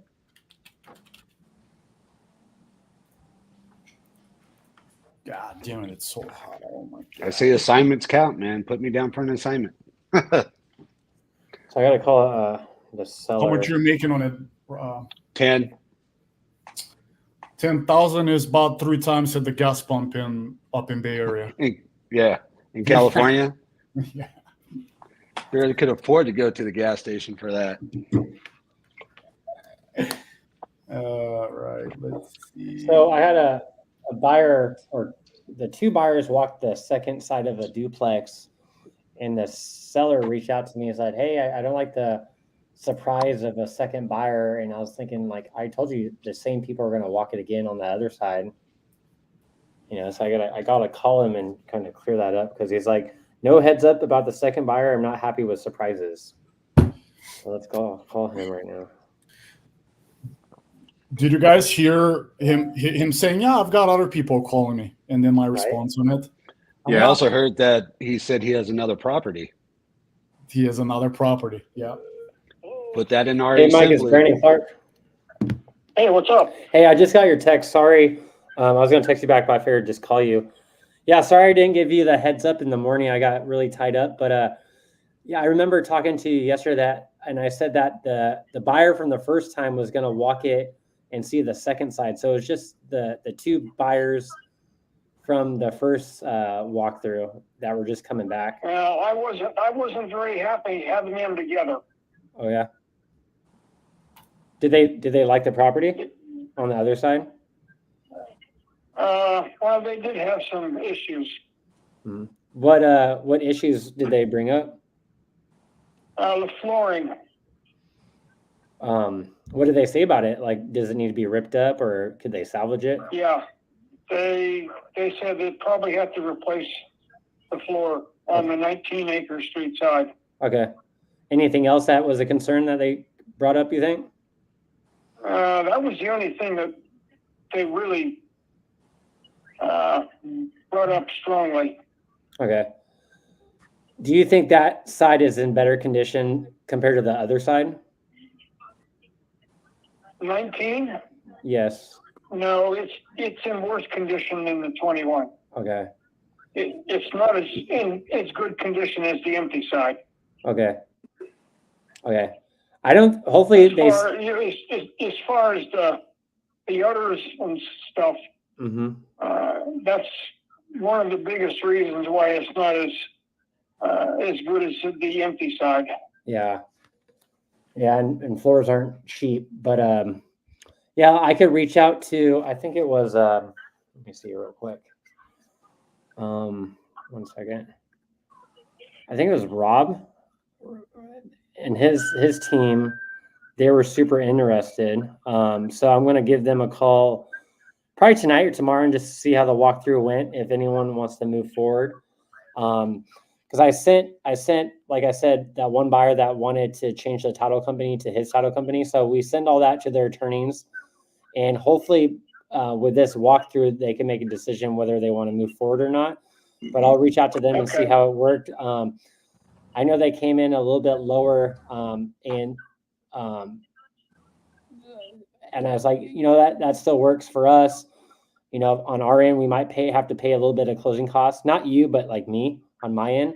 Yeah, I understand. So, I was just making sure you got your number. They came in at, a little bit lower than what I wanted to bring in, but I just want to make the deal work for you and get it sold. So I need to get a hold of that buyer, and I'll probably call them tonight or tomorrow, like I said, and see how that walkthrough went. If they want to move forward, perfect. If they're ready to go, we could open title, like I said, and just keep going. But hopefully they liked it and everything went good. And, that guy's used to buying a lot of properties. So I know he was saying he's out of town. He lives in Canada, but he has a lot of properties in that area, like around 30 properties. And I don't think just some flooring is going to kill the deal for him. So I'm eager to see what he thinks. I'll probably talk to him tonight or tomorrow. The last time we talked, he said everything looks good to go. I want to move forward. I just want to look at that other side. Yeah. Okay. But well, just kind of keep me up to date with what's going on, so I know. I appreciate that. No, yeah, and I apologize. Like my morning was so busy, and Kathy reminded me, hey, the buyers are like walking it right now. I was like, oh shit! Like, so I wanted to call you at the last minute. Then the buyers were like, hey, he's not here, and it was like a mess. But then you said that they were there. I'm like, okay, good. But I'm sorry. I apologize.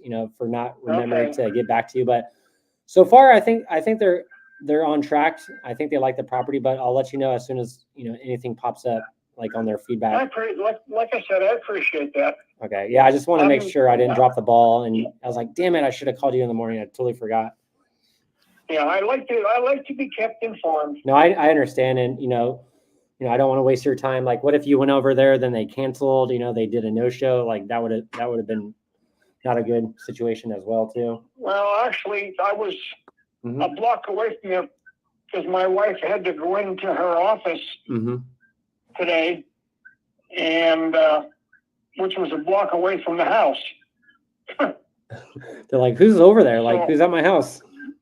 I was there anyway. So. Okay, good. So it all worked out. But yeah, like I said, I apologize, and I totally I got so caught up with work, I barely got out of the house to like walk the dog today.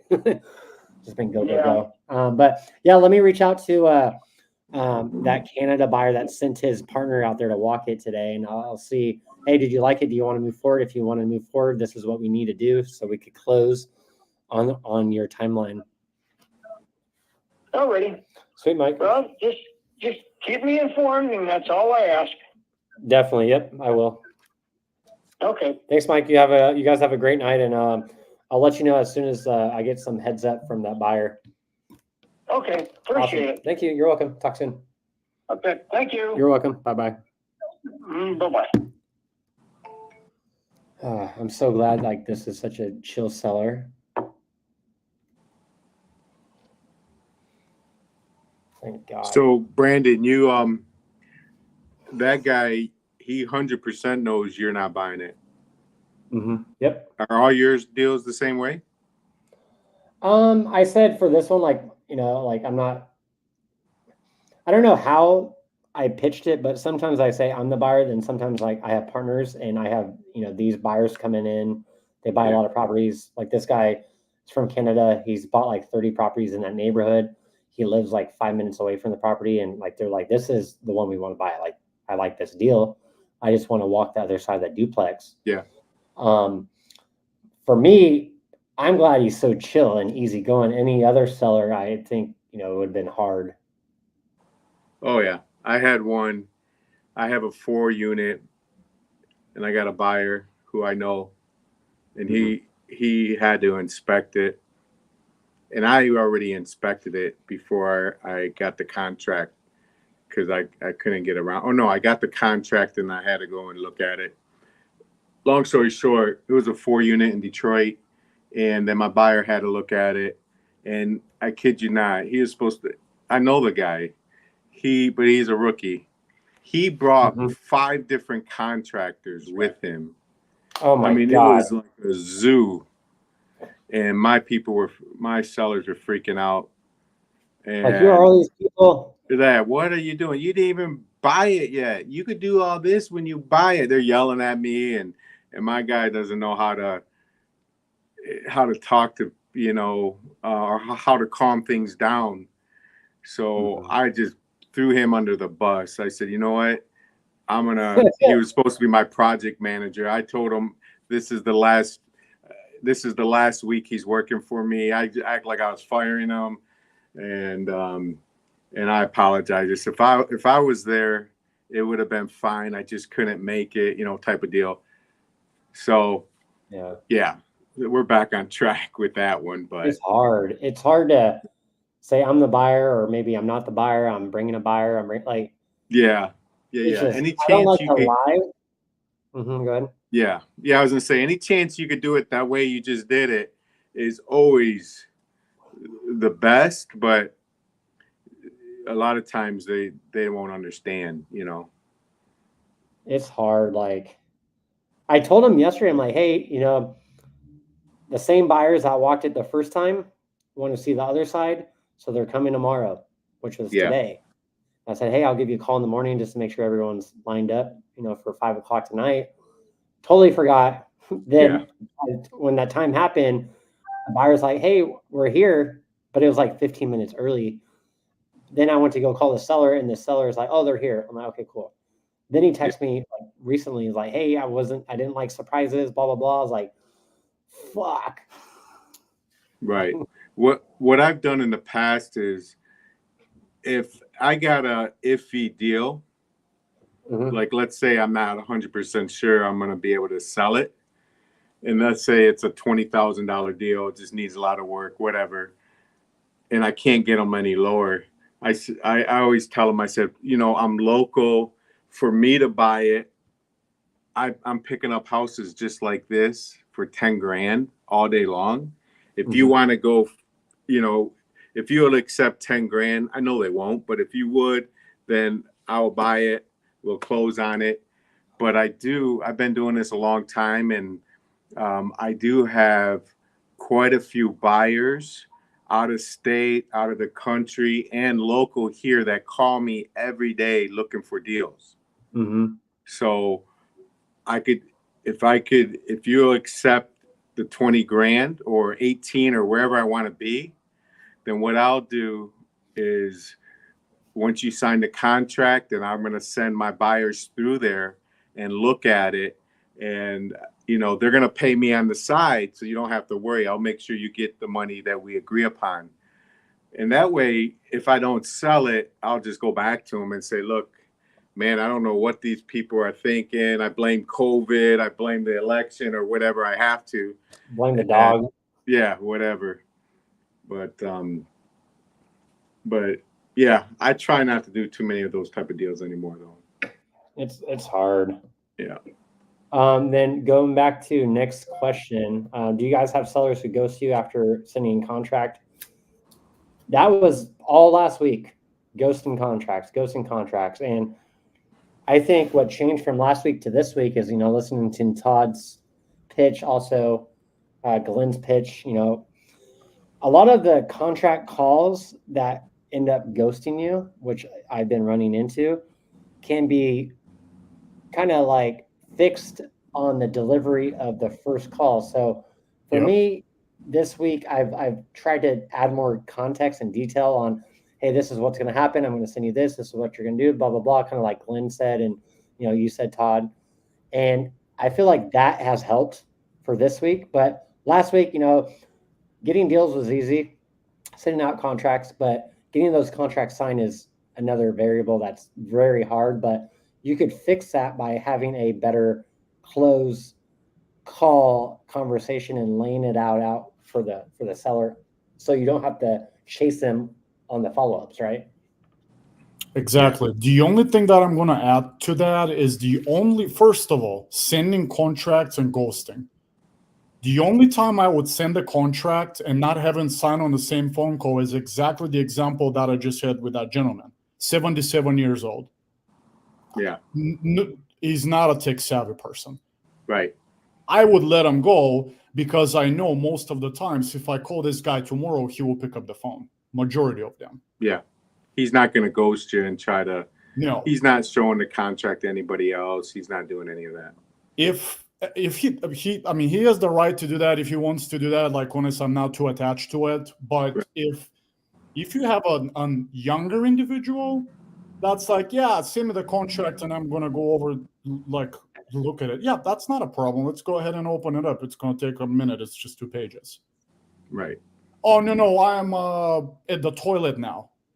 This already tells you that this person is not going to sign the contract. Right. And you might be ghosted. There's something that you've missed. It's a 2-page agreement on DocuSign. It takes 37 seconds. So that's just what I've noticed. Once you have the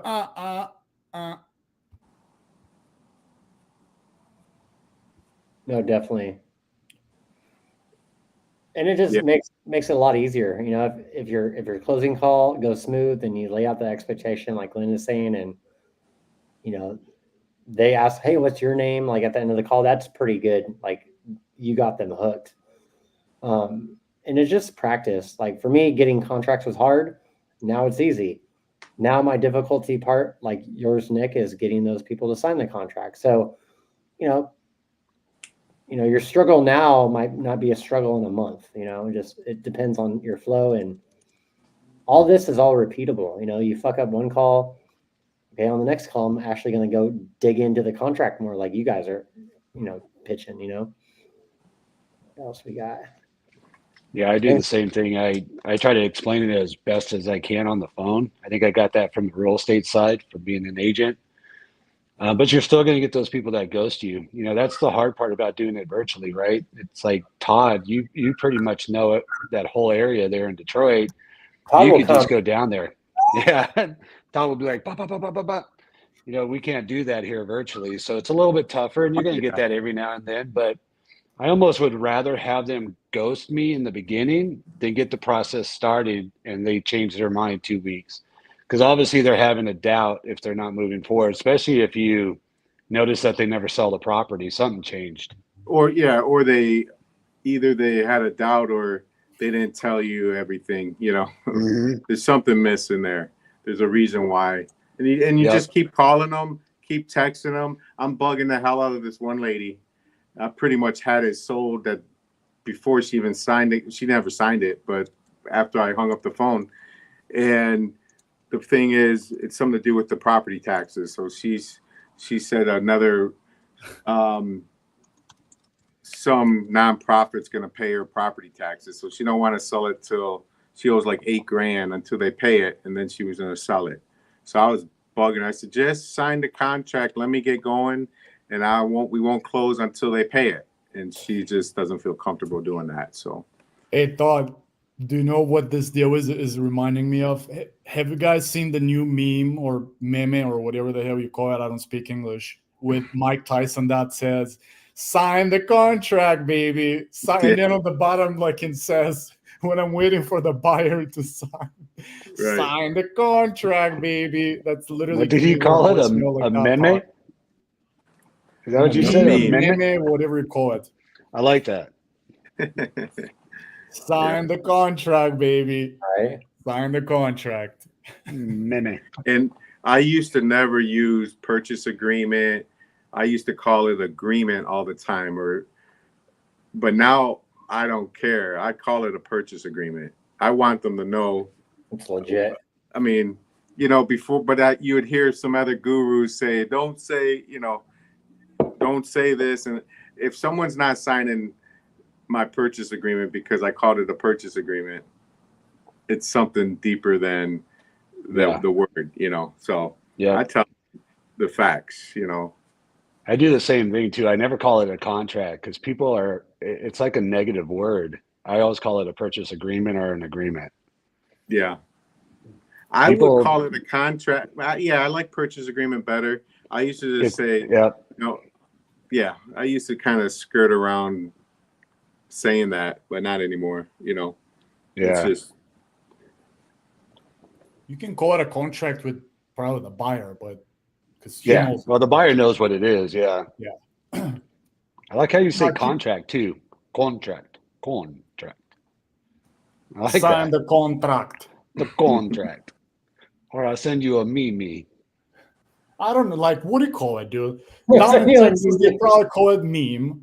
Up in California, it's probably meme. It's not meme. What do you call it? It's meme. Oh, shit. You guys are funny. Let's see. But awesome, Scott. Thanks for Scott just said this is a damn masterclass on wrapping up deals. Yeah, you got some rookies in here. You got some pros. You got a little bit of in the middle. So, Scott, I consider myself still a rookie, brother. That's my second time calling in front of people. By the way, this phone call was horrible. And usually Glenn calls naked. That's his superpower, Scott. Once he takes off the shirt, you know it's going down. So we have an Bro, after hours sometimes I'm wholesale sweating live. like just yeah. But yeah, you get a perspective from like rookies, veterans, you know, somewhere in between. So you're kind of getting a perspective of everything, right? So there's things that Todd does I like really well. There's things that Glenn's does that I like really well. Rainey's been in here for a while with his experience too. So, you know, we're always just vibing off each other and saying, you know, what you could do differently. Appreciate the kind words, Scott. Let's see. Let's go through some of these chats real quick. Mr. Todd, how are we looking with the Detroit, Michigan deal? That was from Eric. What street is it, Eric? Help me. Let's see if he responds. Who else is in here? Patrick, 3 deals closed this week. Best week I've had since starting a lead manager. Nice, bro. What's changed? What has you locking up more deals? See, transparency makes it much easier to deal with the seller. Yeah, you know, you don't want to play 100%. these. You don't want to play these fuck games, right? You just want to be. You know, I think for me on my calls, I'm very genuine. I think people could trust me. I might lack the confidence on my numbers or like the closing skills, but I think what, you know, I bring to the table is like people could trust me. So, you know, RJ says just be you. You know, I like connecting with people. I like to try to solve problems and, you know, just be that guy that could help with the deal, right? So, you know, being transparent is always the best case scenario. You know, like, hey, I don't think this is a good deal for me, but I do have partners. You know, I could, you know, see if we could get that price, but it's not a deal for me. But yeah, always transparency with these calls. I think it also just leads to better conversations and you just have a better experience with the seller. What about you guys for transparency? 100%. 100%. Yeah. I can't. I don't know. I'm so honest that sometimes I know I'm losing deals. Yep, Jenny, this is special for you. But I was actually waiting for you. Because if I say something that was not myself and they bring it up, let's say next time, I wouldn't even remember what I can't remember what I was saying because it wasn't really coming from me. So I know sometimes I'm so honest that I'm going to be losing deals, but to the RJ's point, and some other people, you just be yourself. Yep. Yeah. Well, that's why we're following RJ, right? Because he is just himself, and he's doing it totally different than most people, and he's locking it up. You know, we don't have the finance departments, we don't have the whatever all these other people say, and it's because that's not genuine. And people could tell. I mean, I've been in sales for a while, and they could tell when you're kind of trying to pull something over their eyes. I said it today. It really, I think it's who you're associating the most with. If you like to have a process and a script, go use Eric Klein's. That's absolutely fine. If you're more of a guy that's like to run the show and you like being yourself, just be yourself and do not have a script.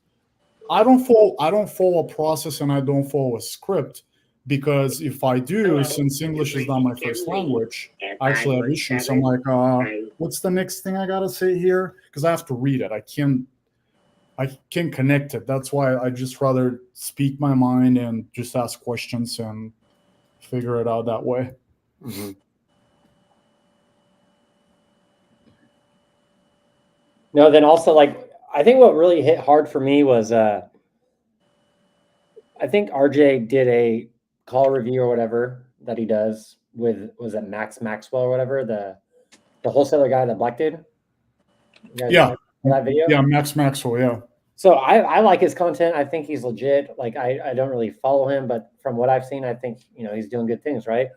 But to watch him on a call and have to bring in his whole team to comp a property, and I'm thinking, fuck, I've been doing this for maybe 7 months as far as real estate, and I'm like, I feel confident, comping properties on my own because of RJ, but seeing them at their level, their status, having to bring in the whole fucking team to do comps, like on the phone, like. We are so like ahead of the game as far as other wholesalers because one, we could have conversations on the phone and actually comp on the phone. Most wholesalers can't do this. and they're not the decision maker. We're the decision makers. We're the one putting ourselves in these footsteps or these shoes of being a buyer, right? All these other wholesalers, they're not the fucking buyer. Even if they are the buyer, like they don't portray themselves as a buyer. Whatever, again, man, I don't think there is right or wrong. It's really what you feel personally is right and what makes you comfortable. Mm-hmm. You know, if you would like to have the process and if you would like to add a department, fine. I mean, okay, just go lock up deals, take care of your family, and have money. Mm-hmm. I cannot do it that way though. In with Eric's stuff. Patrick, working directly with cash buyers. Okay, cool. Patrick, you said lead manager. Did you get a W-2 job, my man? 15? Wow. That's amazing, bro. That's some crazy numbers right there.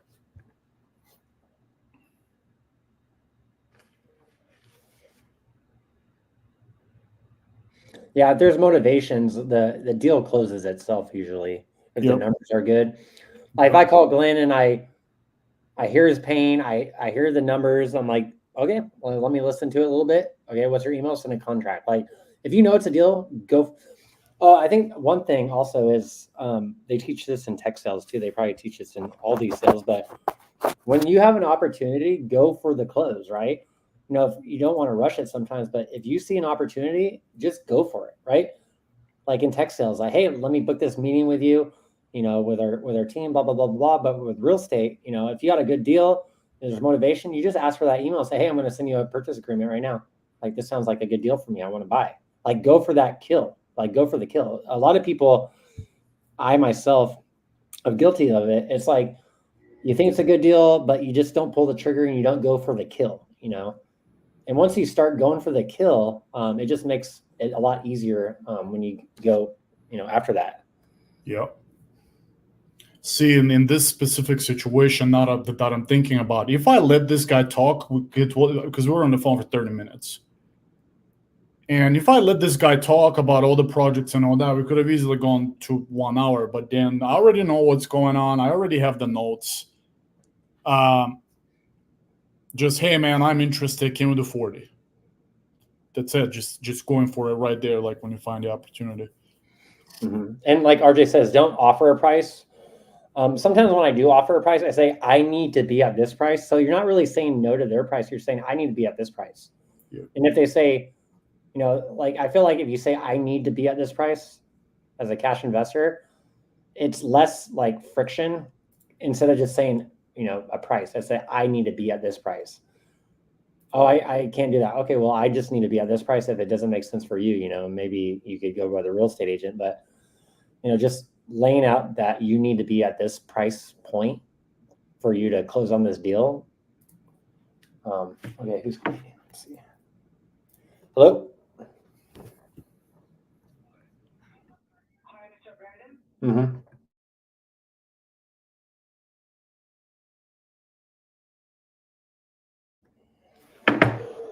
Freaking people calling for capital. Let's see. Okay. I think I'm done for the day. I might call one more seller real quick. Let's see. They didn't pick up today. Any other questions? Yep.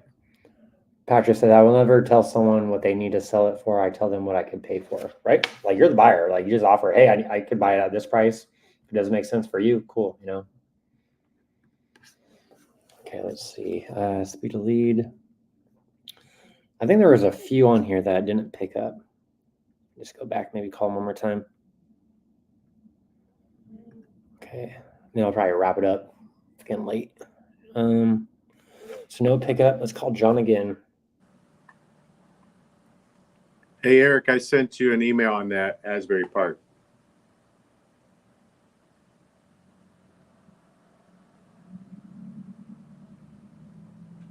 Let's call this guy. It's late over there for you guys, right? It is 7 o'clock. What time do you usually work till? 7, 8. There we go. I feel like being on here like makes you want to work more. For sure, for sure. My dog's so lazy; she just passed out all day. I got a lead that just popped in. Oh, nice. I don't even know where it's from. It just says the name and address, phone number. It might be SVA, but it doesn't look like. I have no idea. How much does that cost? So, like, if property leads and speed of leads like $75, $100, how much is SVA lead per lead? $2,500 a month. Okay. For the lowest level. And what do you get for that? 50 to 100 leads. I've probably gotten way over. If you're in the Detroit market type of areas, you're going to get more leads. But they are the worst at making a lead.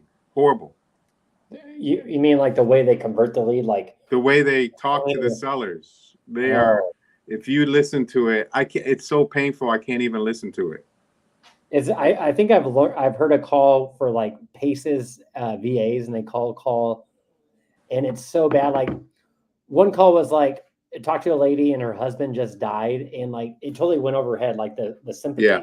Like at least have some compassion on the calls. Like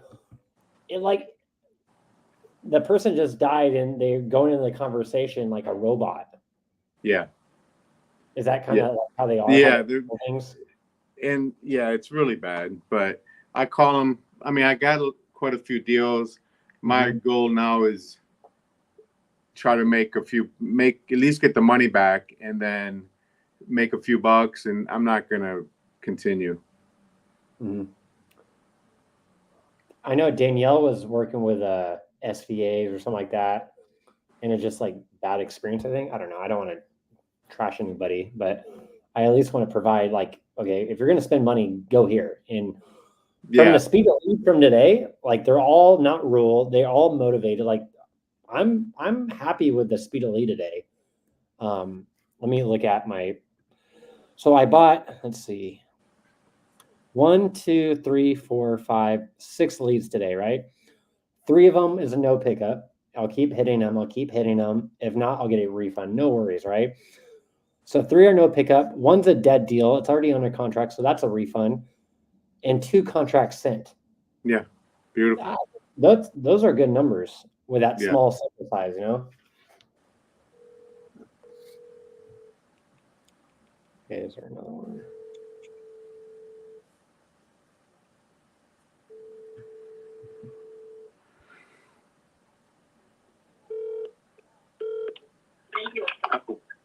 Yeah, hi, is George there? Hello. Yeah, George? Yeah, he's speaking.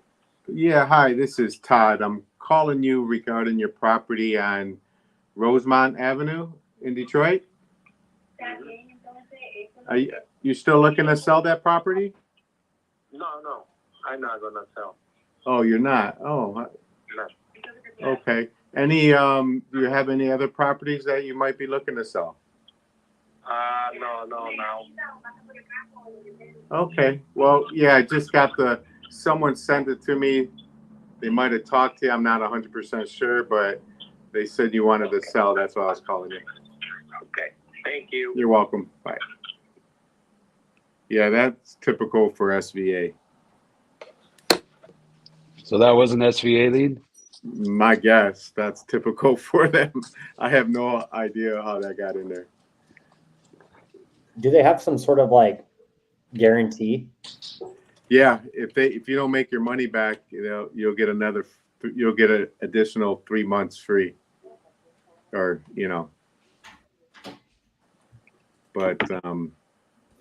But you wouldn't recommend them? No, I mean the leads. I know RJ and Steve Trang and Aaron Bevins. They did it live, and they were getting some killer leads. I saw that. Yeah, and I'm like, wow, if it's like these people are answering the phone, they're ready to talk, and there's lots of times that, no, I didn't want to sell my house. Why are you calling me? Just Right. like that one. Watch them just. Well, I'm not saying this is true, but how funny would that be? Like for that live, they didn't even use SVA. They just used like property leads, and he said it was his own leads. But I'm just speculating, but I doubt that's true. I doubt. I hope not. I hope not. I'm always a conspiracy theorist. Okay, so they didn't pick up.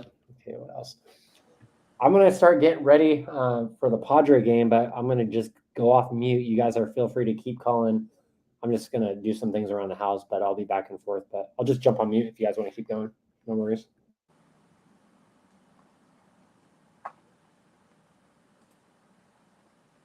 Did he say the Tigers game? I think I don't watch baseball, but I think they're playing the Tigers. I think I saw them playing last night on the TV. Are you a baseball fan?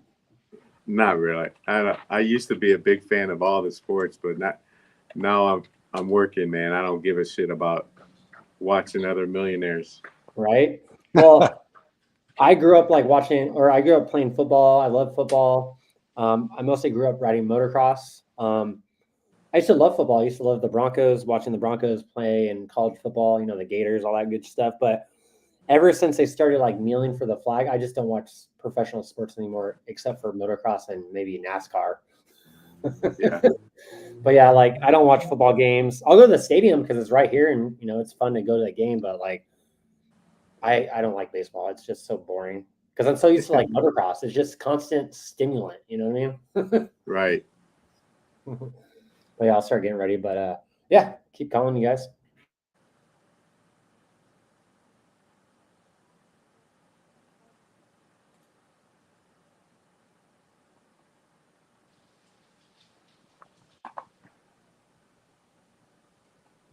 The guy sent me pictures, the one that I looked up.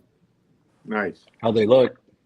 Actually, Good? it's not horrible. I mean, it's pretty good. It's the workshop is stripped, but it's clean. Literally has nothing.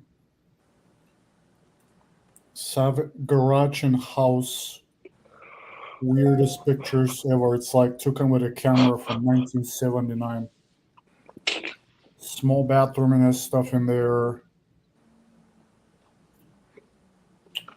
All the furniture is outside for some random reason. Not bad. Not bad. Needs to sign the contract first. Sign the contract, baby. The contract. That's right. The contract. Sign the contract. Send them that Mike Tyson Mimi. Actually, I would.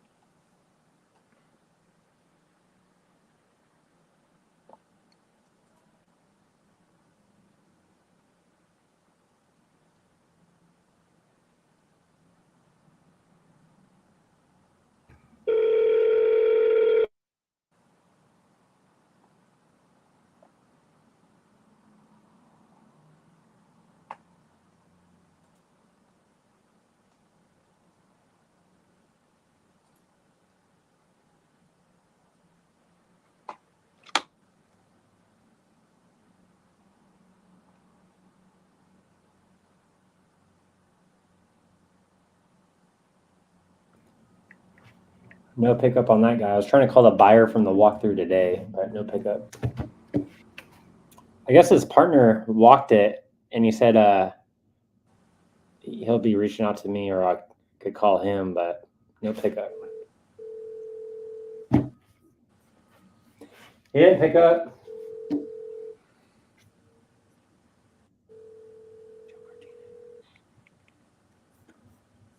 How often do you say you're? Yeah, hi, Kimberly, please.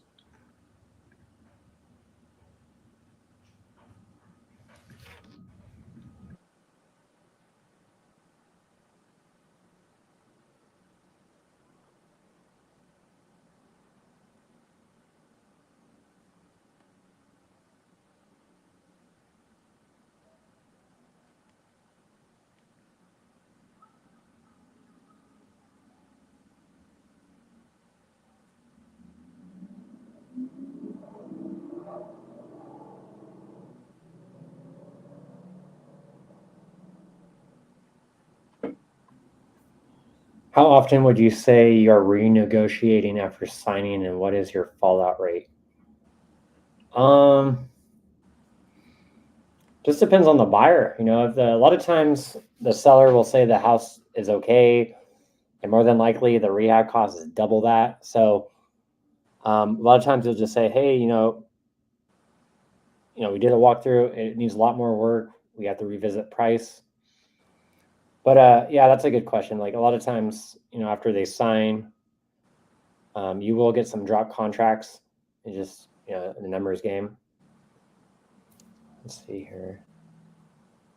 Awesome, Patrick. Thanks for joining. But maybe, let's see. Maybe you guys could elaborate on like renegotiations after signing and what's your fallout rate.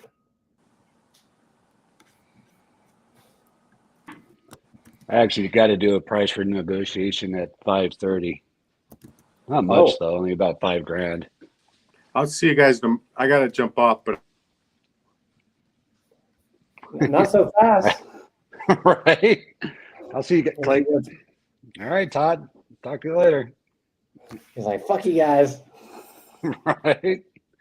He doesn't want to talk about renegotiations. He's like, I just lock up deals. Yeah. What's renegotiation? A few times. Oh, there he's back. Your sessions on wholesaling. I know you're pretty big in wholesale. Oh, that was a good call, or it sounded like it was going to be a good call. I heard negotiations or wholesale. I wonder if that was a new buyer. Right. I think a lot of these questions that people are asking are just things that happen. Like at first, acquisitions is hard, right? Getting the contracts. That's the hardest part, right? Like Randy, did you have, or Glenn too, like when you first started, was it hard to get a contract? Like to send a contract at least? I think in the beginning, yeah, a lot of it was, it's kind of funny too, right? Because I come from real estate. So, I mean, I've sold probably like 500 homes, but it's something different. It's totally, now I'm, kind of like saying I'm going to buy the house, even though I'm trying to assign it. So it was a little nerve wracking in the beginning. And then when you get that first one signed, you're like excited and scared shitless at the same time. So, but yeah, it was, I think doing RJ's system though made it a little bit easier because that's where I learned right off the bat was from RJ. So I think that kind of gave me a little bit more confidence just watching him do it. And then it becomes routine after that. Yeah, and I feel like it's such a predictable business. Of course, there's some nuances that pop up, of course, but in the grand scheme of things, it's you send you get a deal, you send a contract, you get the contract sent or signed, then you have to dispo it and bring a buyer. So like the game is always the same, right? It's just each part you'll get better and better. Then at first, like sending contracts, like that was hard. Like now it's so easy, Now it's getting this contract signed and bringing buyers and having good deals. But I think everyone in this, real estate game goes through journeys. At first it's hard to send a contract. Now it's hard to get one signed, or now it's hard to find a buyer, right? So we all go through these journeys together, and it's just looking back, I'm like, oh, the problems I had 2 months ago is easy now. Like talking to a seller, comping on the phone, finding ARV, like that used to be a struggle a couple months ago. Now it's not too bad. Yeah, and I think that was the hardest part for a lot of us is because you do it virtually is learning how to comp on the phone, right? Because you don't know these places. If it was in real estate and it's here in my backyard, that's easy. But I don't know anything about some property in BFE, Nebraska. So that was a challenge. And a lot of the contracts I set out in the beginning got canceled because I was either way off on rehab or I was off on ARV because I didn't comp it right. But just going through the trainings and then talking to people, you get more confident. You kind of learn, and that's been helpful. Mm-hmm. I think that that's what I'm going to say right now is I would say it's a cliche, right? I think everything is up here, man. Because at the very beginning, I had all the what if this, what if that. Oh my God, what if this line in the contract is wrong and I get in trouble and yada, yada, yada. And to your point, Brendan, it's a very simple business. It's not easy. It's simple. Get contracts and find buyers. I mean, everything really comes down to communication, man. If you're able to find somebody that's motivated and you communicate to them that you can solve their issues, I think that's really it. The rest is just the limiting beliefs that we have in our heads. That's just my. Yeah. All right. Let's see what else we've got. What's up, Luke? Luke's my buddy from Sub 2. He's locked up some Sub 2 deals. I'm trying to get him on the cash approach. He's definitely watching a lot of RJ Bates. We're actually watching them together. Like, let's do this. This sounds easier. But yeah, Luke, you got definitely when you get back from the motherland, jump on these calls, Luke. Yeah, man. The Sub 2s are interesting. I'm definitely if I get a Sub 2, I have to keep it. There's just assigning it will be a. It was interesting.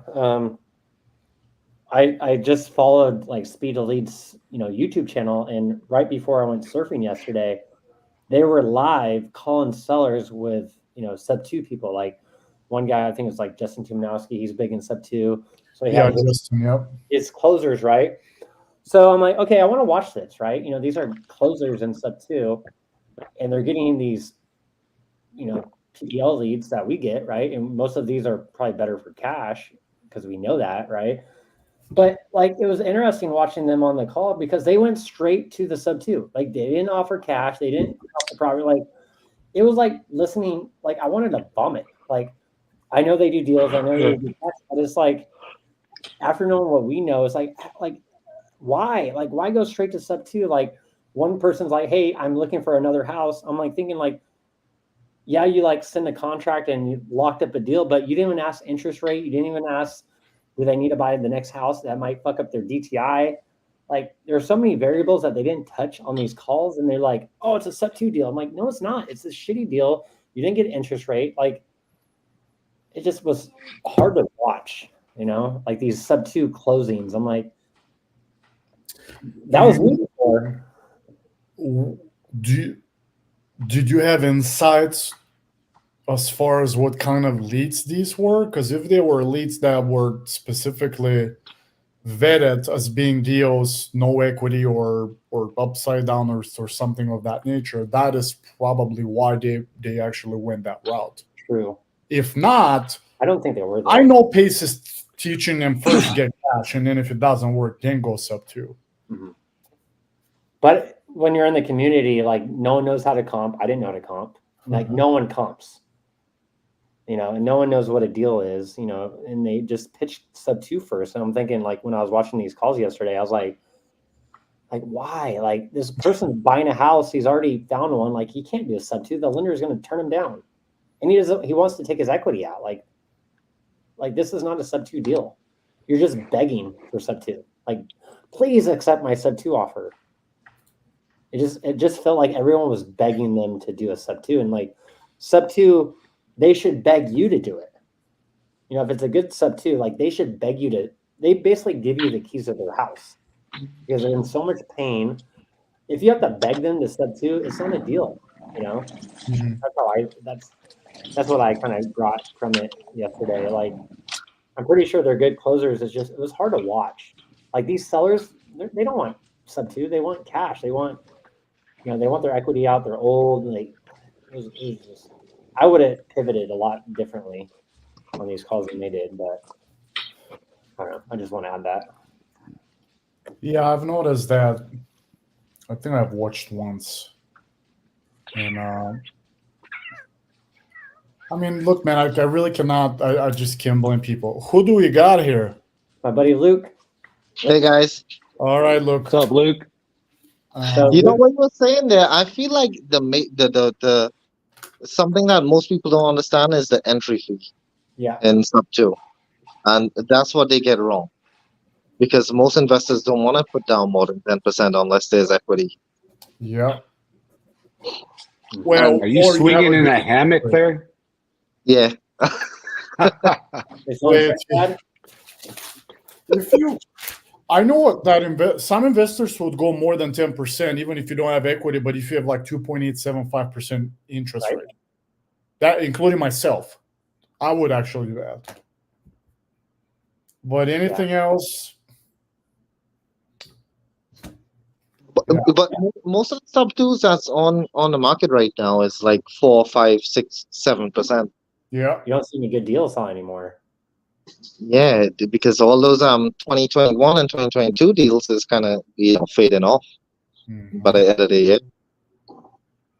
There was one call. I know RJ had a call today. It was, I don't know which one it was, but it was a mobile home. And he was like, hey, I don't think this is going to be a good buy to me. Then for some reason, the guy's like, well, I still have a mortgage on it, like a 2.7. RJ's like, whoo, like you should only pitch sub two if like you hear that, right? Like, oh, you got a good interest rate? Okay, well, let me understand the cash flow. Let me understand the rehab costs. And he pitched a sub two. Is like, hey, it sounds like you need to get out of the property. How much do you owe in their mortgage? Okay, well, what if I paid your arrears, took over your mortgage, and you're able to just get like $5,000 in your pocket? And he's like, I could do that. He's like, okay, well, let's do a sub two. Like that is where you need to drive that conversation, not start with the conversation like the sub two. But I've been having difficulties with mobile homes, and this call today was awesome. It's a mobile home. They're talking about like, hey, it's in an area where there's a prison and a casino, so they need short-term rentals for like the people visiting the inmates. And it's like, oh, that kind of makes sense. Like, where is that, Brendan? What's that location? It was this video. Hold on. Let's see here. Just like, what's the city and then the state? I forgot what city it was in, but I want to say it was in Texas. He has a prison and a casino in the city. Well, like what's near there is like a prison, and there's like he was saying there was a casino. Yeah. And they're like thinking, well, this could be good because a lot of people need temporary housing while they go visit, people in jail, right? Or like they're at the casino. What an impressive combination. Hey, let's go and visit my uncle in prison, but stop by and waste our cash on slot machines. Right? I'll send the link. Amazing. It was this call. I'll put in the chat. Okay. But yeah, I was like, he dealt with a mobile home that was, I had to deal with a bunch of mobile homes. Like I was getting roadblocks. So it was cool listening to that call. Then also pitching the sub two. So he only pitched it because he heard, he's in pain. He's late on his mortgage, and he had a 2.5 interest. So he's like, well, I could just take over your mortgage. And he's like, oh, okay. So there's a time and place to pitch the sub two, right? I had two or three sub twos this week. Mm-hmm. And I explained, what are we doing? Simplified it. I even told them, hey guys, do not tell me yes right now. I don't want you to tell me yes now. I want you to take everything that I just gave you, sleep on it, and then text me tomorrow. If I'm available, you can schedule something with me, and then we can talk. None of them came back, and guess what? I'm not going to follow up. You're not gonna chase them because they just listen with agent. Like there's a time and place for a sub 2, like, you know, they're getting evicted, they're foreclosed on, they moved out of the state, you know, they don't want to have 2 mortgages, they have pain, they can't list out. Like, there has to be a lot of stuff built up in order to even suggest a sub 2. And I'm finally realizing that, like, for someone to accept a sub 2, you know, agreement, they basically just gotta give you the house. Pretty much, right? Pretty much. Basically, yeah, basically it does. Because right now I'm getting 7% interest rates. Properties like in Cape Coral at like 5K entries. That's but no one wants to buy them. No one wants to buy even them. with a 5K entry. Yeah, literally, because most of them I'm just paying the agent like 3 to 4 grand. Look, what are the where are these properties located? Most of my most of the ones that I do is in Florida, North Carolina, and California.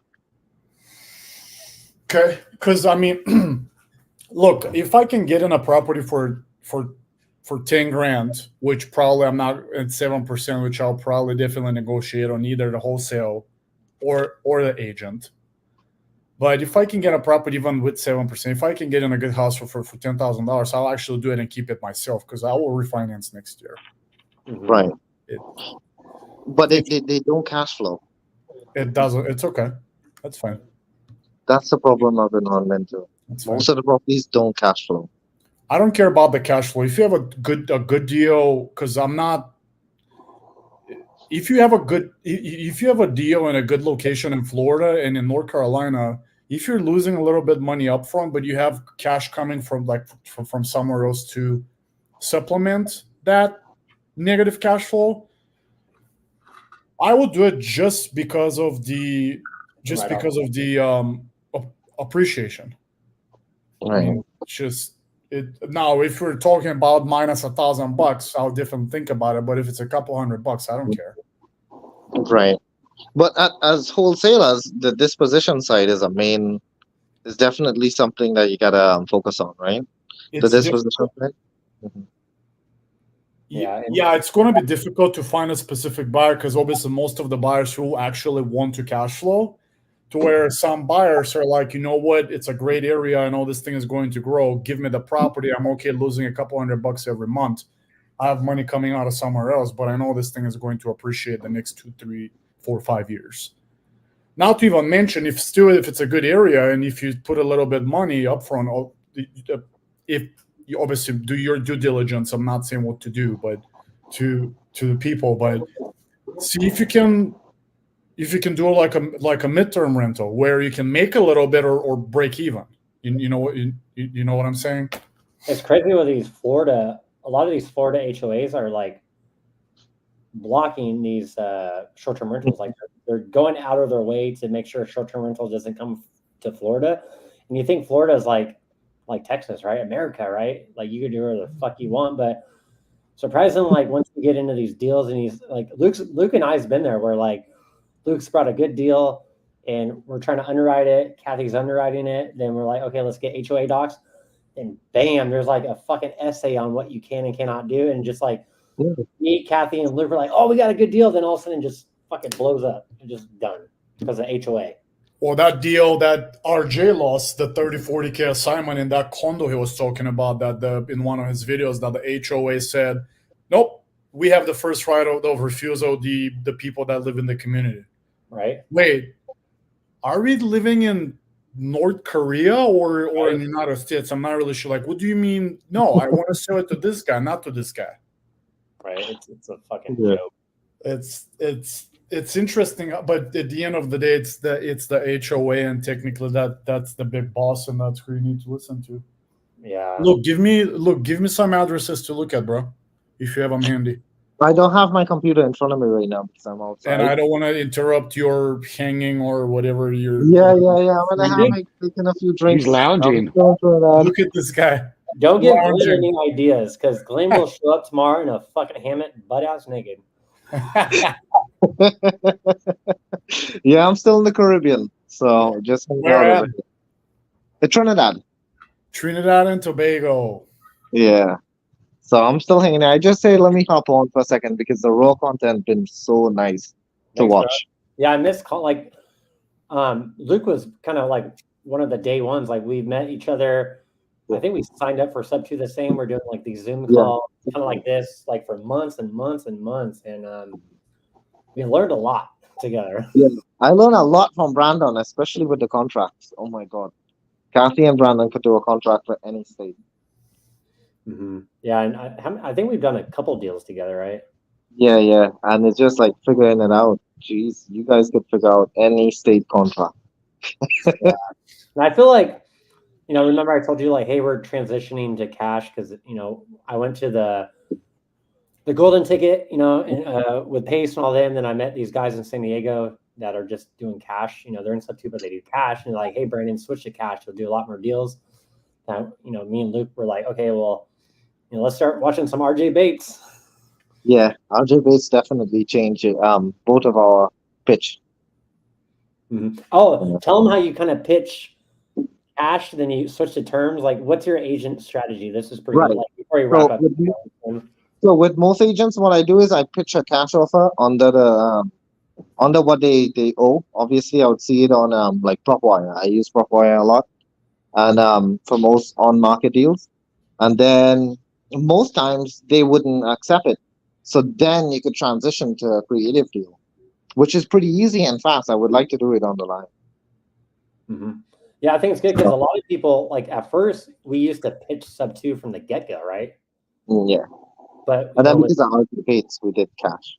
yeah, so Luke was kind of sneaky. We're like, he knows the mortgage is like 500K, and they're asking for 600K, and Luke's like, hey, I could give you 480, right below the mortgage. When the agent will say no because they can't.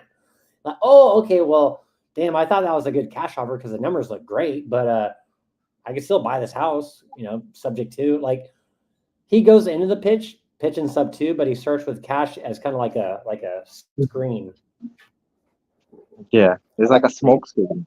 Yeah. And then it kind of builds your credibility with the agent, because what it is most agents, they got to convince their seller to do this with you, because the subject to is so risky, right? On a seller side, still on their name, you could default, and then you got to explain like, okay, well, we could do a deed of trust, like these type of stuff they don't understand yet, but then they need to know you're legitimate, so you could explain it to them. And I think adding that cash in there first makes you different between, hey, I was calling you about your listing, Luke, on 32nd Street. I noticed it's been on the market for 80 days. I could just take over that mortgage. Click. Right.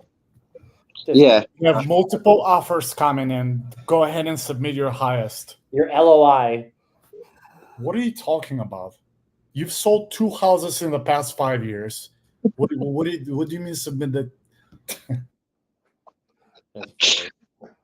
But yeah, I like this little sneaky attack with the agents, and it works a lot. Like you talked about 10 agents, you might get 4 for today. Like that's what I've been doing so far, and it's good deals, but just the interest rate is too high. Yeah, you don't see good deals anymore. Like you used to see a lot of 3s and 2s in the sub 2, but like Luke was saying, like you don't see a lot of good deals anymore. And if they're good deals, they're probably not on Facebook anymore. They're just gone. I got a couple trees in Texas for the last few weeks, but just couldn't sell, and they were way under 10% entry. Really, and they still didn't. Fuck. So. No, like it's just. I don't know. It's the uncertainty. It's the uncertainty in the market. Like we know the rates are going to drop, right? So people are like, well, I'll just wait till the rates drop, then I could just sell it full list price, and it makes sense. Just wait a couple months after the election, you'll get your price. But some people can't wait, and that's when you pitch the sub 2. There's been so much people, you don't even need to pitch the sub 2 to them. Someone already pitched it to them. Right. You just need to know that you're real. Right. Like, hey, my cash offer might be too low, but I guarantee you probably got pitched a million times about sub 2. I can do that if that's the right choice for the seller. I've done a lot of deals this way. Is that something your seller would even entertain as a last resort? And agents have been pitching sub 2 to me. Really? Yeah. Once they know you're legit, so like the proof of funds get you past that. See, Christopher. Thanks, bro. Yeah. That's funny, man. But I gotta go. We'll probably walk the dog and get ready for the game. Oh, Chris Wills is live on YouTube. Awesome. All right, boys. I'm gonna help out as well. Awesome, bro. Well, thank you guys all for showing up. Make sure you guys like, subscribe, and we'll be here tomorrow. Tomorrow's Friday. I don't think RJ has a call in the morning, or let me check the calendar real quick. Do you guys know? No, is it Friday tomorrow? Like, isn't it in the afternoon? Friday tomorrow early. So we'll be live tomorrow after RJ's call in the morning. So I would say maybe 9 a.m.